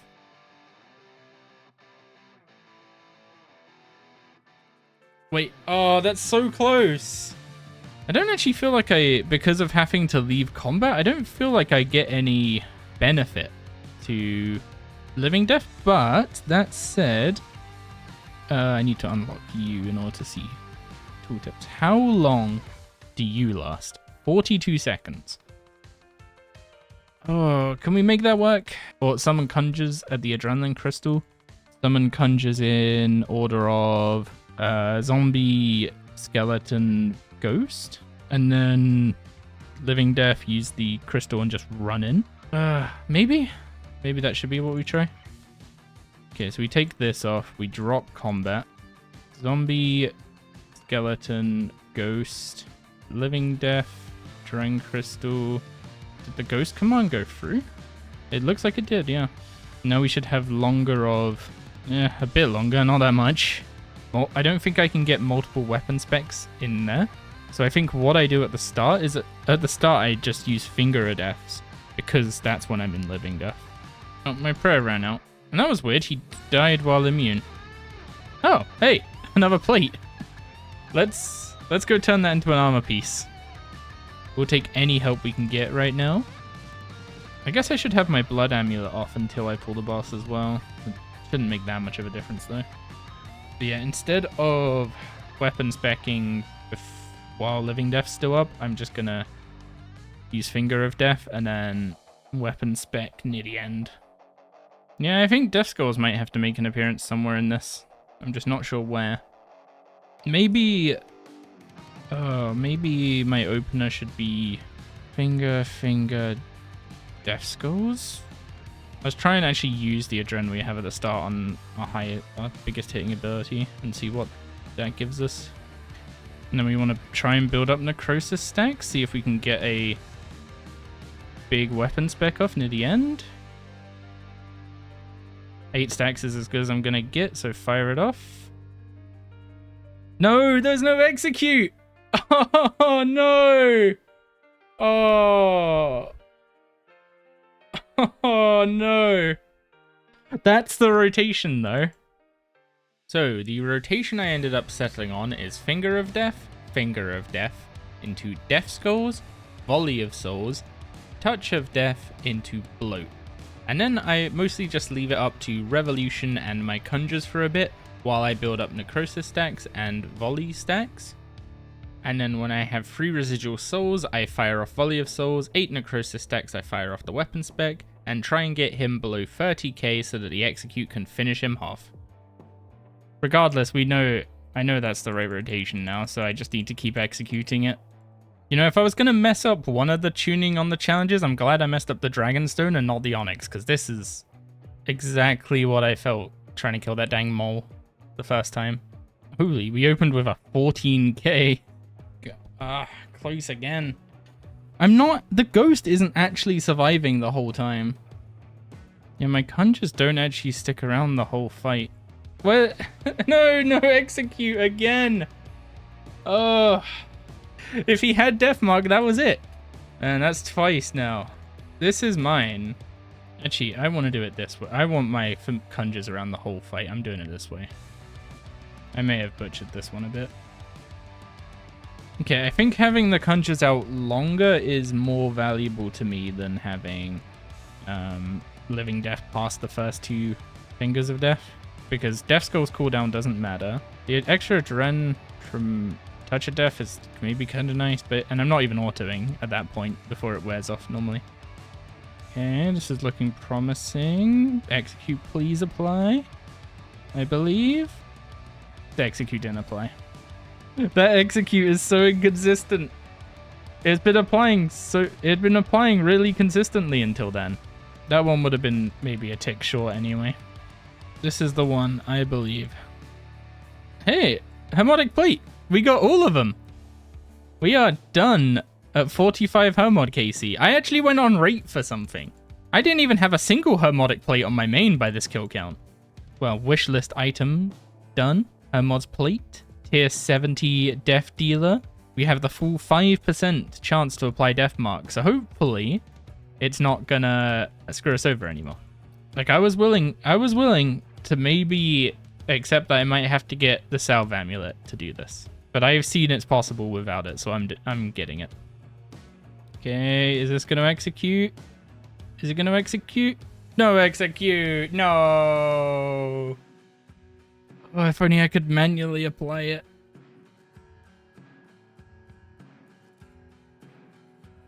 Yeah, that was a slow start. I'd have... Like, I think I lost myself, like, 2 ticks. Or maybe even a whole GCD. But this time he has execute. There it is! Please? 36.6! No! We were 1 tick short. Oh, no. We were 1 tick short. That 1 tick of me messing up the start. We were short. That feels so bad. And if I had an Adren pot, I could eat. This would be much easier. Doesn't have Death Mark again. Don't think that was it, even if he did. But yeah, by the time we do the Hydrix challenge, I'm expecting we'll have like a Blood Reaver and... Wait, hang on. Does the Ice Nihil actually attack with Necromancy? Does it actually attack, or is it just accuracy? I'm gonna try this with an Ice Nihil. Like, even if it just does small hits, the ghost will double them. And all it's got to do is shave a single tick. The Nihil scroll is Annihilate. Attacks your target, stunning them and dealing damage. Oh, that might actually be handy as well. Grab some of these. Okay, let's go for it. Okay, let's get our... Oh wait, no, don't auto-fire, Okay, no auto-fire. Which also means I need to see if I can regenerate your points real quick. But yeah, you do attack. So with our rotation figured out and our optimizations made, the only thing that was left to do was execute.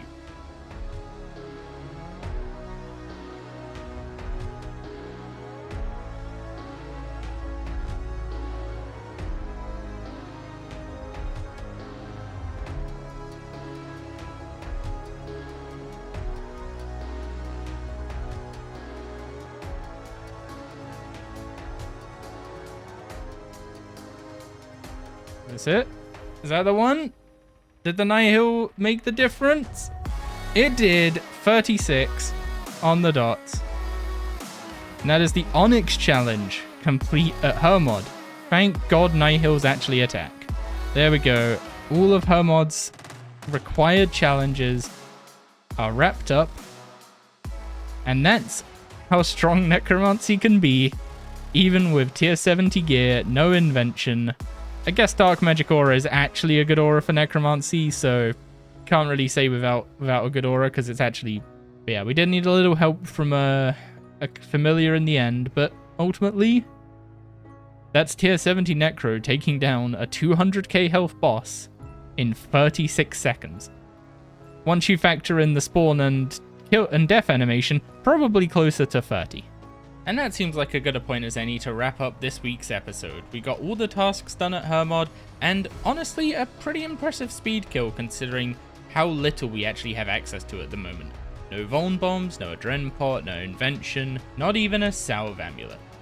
Welcome to the season finale of Path of the Titans. We're going to go over why this is the season finale later in the episode, but for now let's dive back into tier 3, starting with fixing a mistake from last episode, where I set a challenge of a sub 36 second kill at Hermod. This goal was supposed to be to achieve a PR of 36 seconds, however, the way I wrote it definitely requires me to get a sub 36 second kill, which means going for a 35.4, and that's exactly what we did.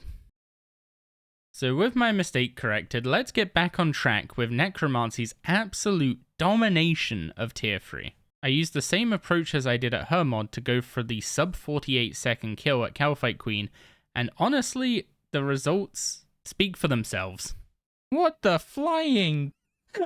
They just... I was barely touching anything, they just destroyed her. I was expecting Necromancy to absolutely dominate some of these challenges, however, I did not even factor in the Ice Nihil, which has completely pushed it over the top when combined with the Ghost's Haunt debuff. So I doubt we're going to be able to do an 18-second Hermod, however, after the performance at the normal Calfight Queen, I get the feeling that an exiled Calfight Queen speed kill is probably not too unrealistic. So I'm going to go start an instance at the exiled Calfight Queen, and we're going to attempt that. So, since the exiled Calfight Queen doesn't have an official kill time, I'm assuming not to conflict with your regular Calfight Queen PRs, we're going to be using the instance timer. So for that kill, the Calfight Queen spawned at 5740 and loot appeared at 5701. However, I know that spawn animations tend to start a couple ticks before you actually see the boss. So what we're actually going to do is we're going to add 2 seconds to that and say that was a 41-ish second kill. Unfortunately, we can't get much more specific than that, but I'm going to go for a kill where there is at most 38 seconds between the Calfight Queen appearing and the loot appearing. And that one was not quite it, so let's go again.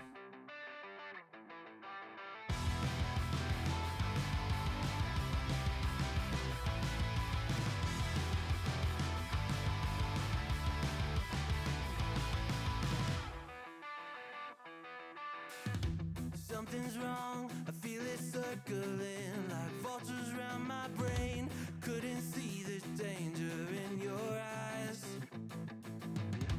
Draw me in, got me spinning now like water to a drain. You were perfect till I realized you hadn't shown your face. Okay, now for the moment of truth. Let's go see if that was the kill. So, the Calfight Queen spawned at 5118 and the loot appeared at 5041. So this is a 37-second duration between those two events, so I'm very confident in saying that counts as a sub 40-second kill. This means we have succeeded in another Hydrix, and I'm actually now going to go and debate what reward we even unlock for that. You can probably guess, based on where we are, the reward we're going for is the Enhanced Excalibur. This is a tier 72-ish offhand for melee, as well as having an activatable ability that heals us for 40% of our health every 5 minutes, as well as giving us a nice little defense boost for free. So this means on endurance challenges, this just takes the space of a defense potion, and it also provides a bunch of healing every 5 minutes, which is really, really nice. So let's get in the melee gear and see what that looks like now. There we go, that is what our melee gear looks like now. We could really use a bit of an armor upgrade, but that means we actually have pretty close to tier 80 dual wield for melee, whereas before our offhand was a bit lacking. Also, this means when we use melee, we can also have Excalibur just equipped rather than taking a spot in our inventory, So we actually get an extra inventory space for food. And the next challenge on our list is to take on the Calfight Queen 5 times without banking and without prayer or food. So let's head over to the Calfight Queen's lair and get us started on a fastest instance. I should also mention that for the consideration of enhanced excalibur enchanters like that, I consider that a food consumable. Necromancy is an incredibly powerful combat style. Oh, I'm not even revoing ultimates. Let's change that so that we actually use death skulls sometimes. Okay, that's kill number 2 down. So let's resummon our ghost. Oh, we can't actually recommand it. I didn't let my adrenaline regain enough, so we're gonna get away with that. We are. However, the ghost is literally keeping us full health. Just again, showing the sheer power of necromancy, where simply making sure to have the ghost up every single kill is enough to basically sustain. Even at 50% accuracy, we are killing the Calfight Queen so much quicker than the other styles would be able to consistently. Okay, we're about to be going into kill number 4. Let's see if the... although our ghost has despawned, so I guess now we will be taking advantage of Bone Shield using... Now we'll be taking advantage of Bone Shield. We can use stuff like Resonance. We can use Reflect if we get enough adrenaline. Now we'll just reduce our damage taken considerably. Okay, there we go. That's kill number 4. We just need one more kill. We're down to 4,000 health, so a little bit close, but we're about to have a full, fresh suite of summons for this next kill, so no concerns really about sustain. Okay, beginning kill number 5. We're dropping a little on the low side, but if we really need to race to death, then we can always throw in some Nihil scrolls. But here we go, this is about to be Calfight Queen number 5, with no food and no prayer. That is another Dragonstone challenge ticked off, and Necromancy is really showing just how much power it brings to the table. And it's time for our next challenge, that being 1 hour with the exiled Calfight Queen. So we're taking a yak full of sailfish, and our usual assortment of stuff. We don't need a defense potion this time because we have the Excalibur for its defense buff. Surprisingly, the Calfight Queen is actually poisonable, so we've got a poison flask, some extreme necromancy, some super prayer renewals, Guthix rests to clear their poison. Okay, we are in. Let's just survive an hour. We've got access to Soul Split this time, so honestly, I'm expecting this to be quite a bit easier than some of the other endurance challenges. I do have it set to fastest spawn, so hopefully the Exiled Calfight Queen doesn't have too long a spawn time. There's our first necromancy level from bossing, and honestly, every single kill is just going to result in us getting more and more powerful.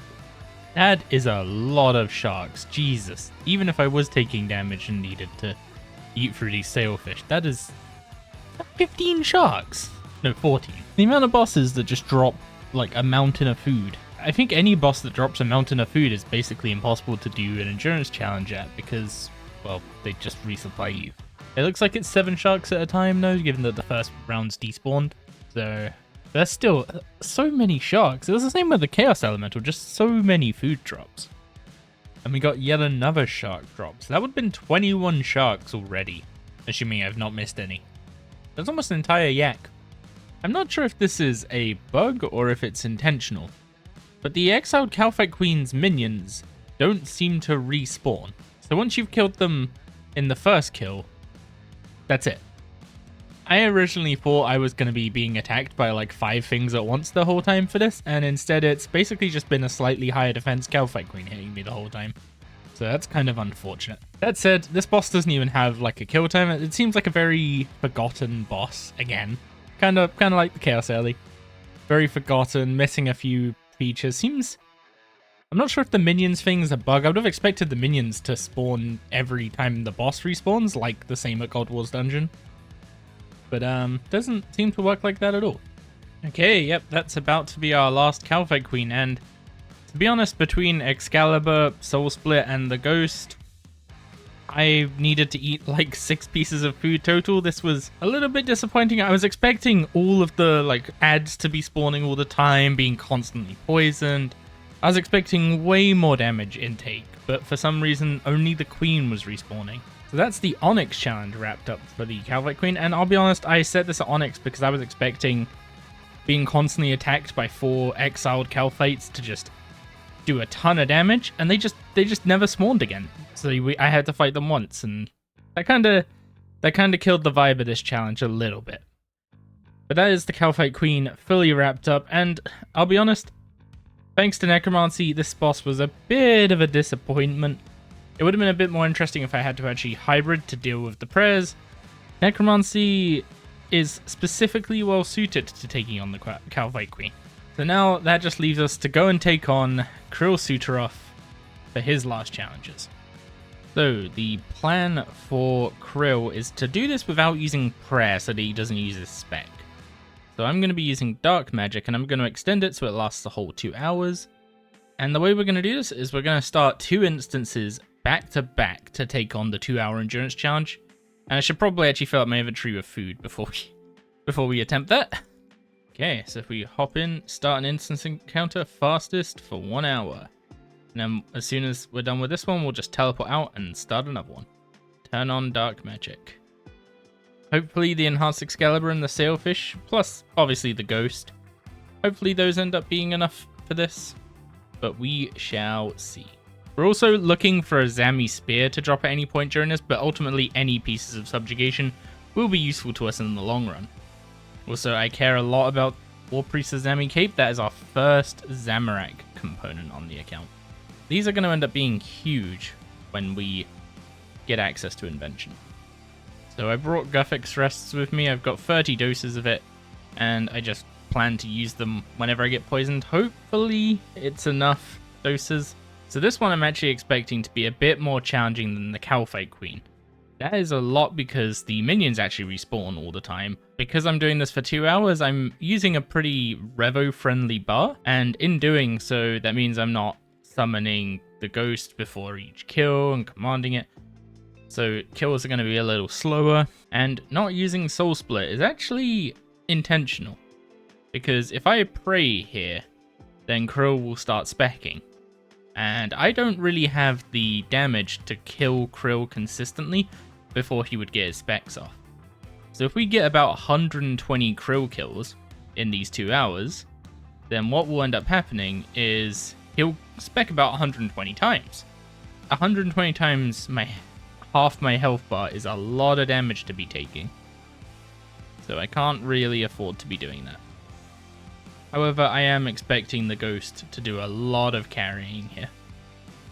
I'm not sure why I brought weapon poison, if I'm being perfectly honest. I knew Krill wasn't poisonable, and yet I brought it anyway. But yeah, it looks like this is going to be a little bit trickier than the Calfight Queen. I'm taking more damage, the minions are constantly respawning, so there's not really any downtime in the damage.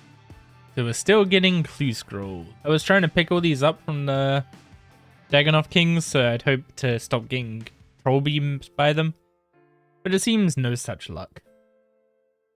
There we go, another Zami comp rolling in. Hopefully by the time we get to Invention, we've actually had enough of these Zami drops so that we can get our first Impatient perk on a piece of armor. That would be really helpful.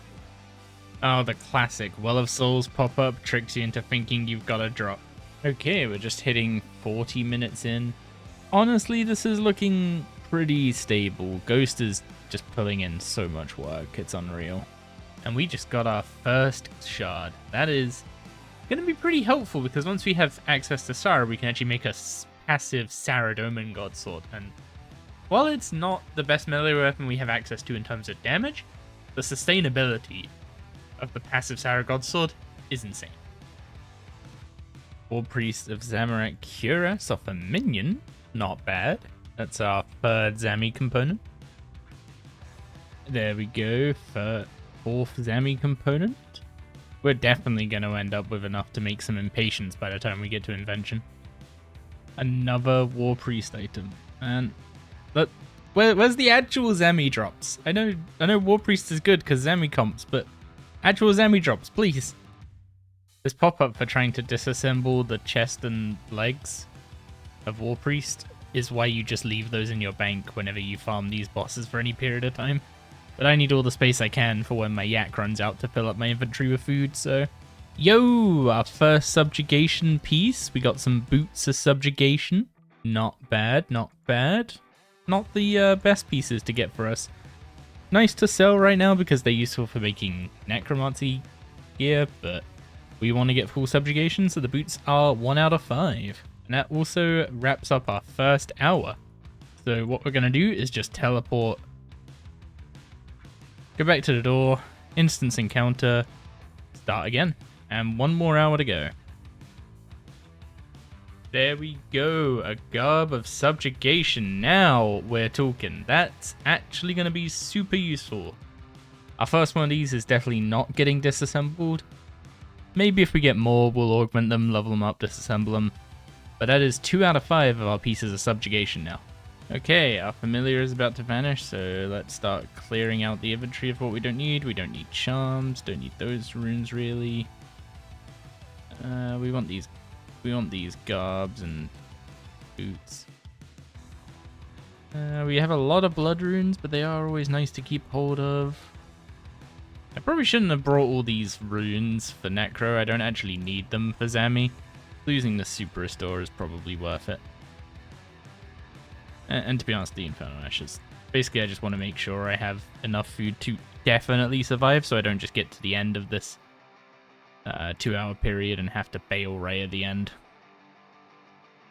There's another Cuirass. I'm probably going to hold on to this one. I don't need any spare space. And having the Cuirass and the robe legs in my bank will mean that I always get Zami items that disassemble without a confirmation message for War Priest. Another troll effigy. Big sad. Well, we're halfway through the second hour, and this has been a bit of a duller hour compared to the first one. But then again, the first one didn't pick up till right near the end, so maybe something's coming? That would have been really good timing for a drop. Well, it's not the drop I had in mind, but we'll take a War Priest Greaves. Well, I don't actually know what I dropped for it, so I think I have to disassemble my Cuirass. Another Troll Beam for a Clue Scroll. Unfortunately, I don't really want to use up any of my inventory space, so that's staying on the floor. These Guffix Rests to deal with poison was a great idea. But these Guffix Rests removed the poison and are 3,000 healing per inventory slot, so it's pretty nice. Okay, we're actually starting to run a little lowish on food supplies. 20 minutes left, so I'm not too concerned. But we're only down to 4 pieces of food, 8 pieces of food even, which should be enough. I got excited for a second there because I thought that was subjugation gloves, but no, it was War Priest. Okay, we have 1 more kill to go. We've had a really dry hour this time though, not any drops, but that's fine. We're just here for the 2-hour challenge. We do need to keep going until we get the Zami Spear, but we got time. There we go, that is Zami down. I just need to clean up the minions, and we had a little bit of food left. Could have had more, but ultimately Necro sustains really well as being our best DPS option right now. There really isn't any other style worth bringing to Zami, which is kind of unfortunate. I was really enjoying playing melee. Range was looking to be pretty good soon with the Royal Crossbow. Yeah, that is our 2-hour endurance challenge with Krill knocked out. Okay, time to begin our farm. I'm going to use a Titan for this because I just want to get as many kills per hour as I can. Still going to stick to not praying. I'm going to rely on the Ghost to do all the healing for us. That's another Zami component rolling in. We'll quickly grab that one.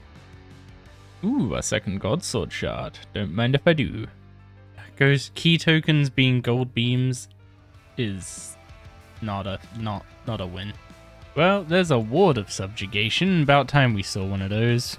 The shield curse will continue until further notice. So this is what our log looked like before. Obviously, we've had an extra ward since then. We got the boots, we've had a garb, bunch of extra war priest pieces. No god sword shard free still, but we've had 2 spears in 1200 KC. Now I had 2 spears at the start of this, and I started about 850 KC. So we're currently closing in on about 350 KC. So we should be pretty close to getting another spear soon, and that will be the first spear of the series, which we're going to need for Corp. So I was AFK for it, but we just got a God Sword Shard free drop, which actually completes my Kriara log at Krill.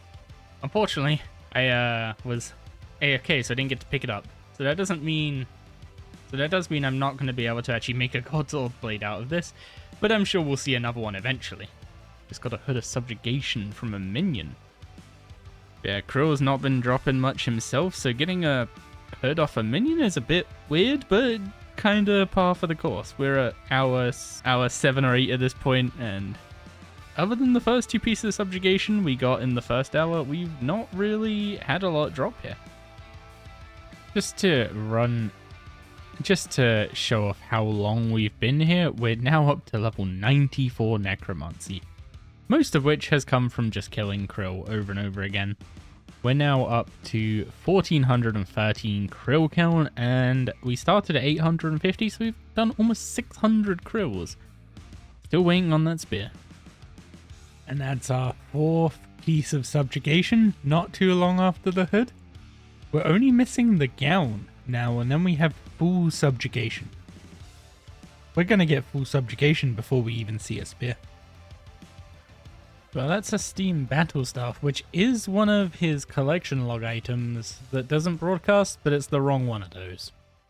However, the Steam Battle Staff was the log item I was missing last on my main.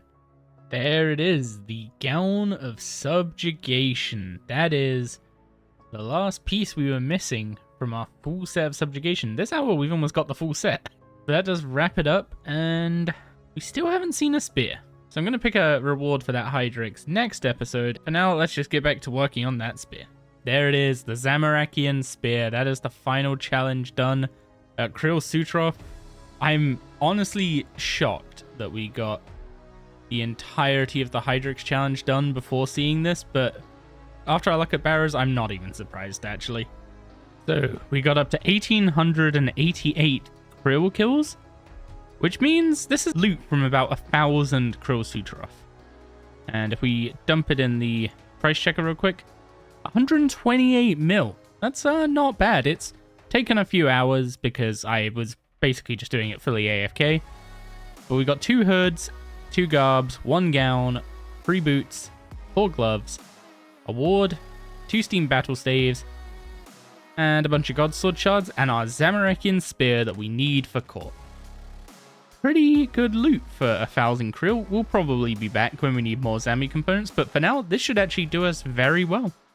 And that's where we're going to be wrapping up this episode. At the start of the episode, I said I would explain why this is the season finale, and a lot of that comes down to the fact that with Necromancy in the state it is, and all the combat changes coming soon, what I actually plan to do with the series is pick up Season 2 when all the combat changes roll out to the other styles.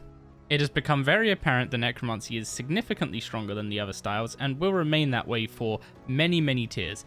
And I don't really want to ban an entire style just to make the series work, so I'm gonna wait and see what the combat changes Mod Ryan is working on bring to the table.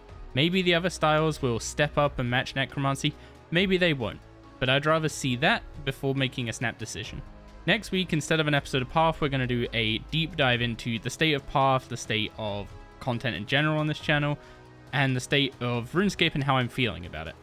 But for now, as usual, I hope you have a wonderful week, and I'll catch you again next time.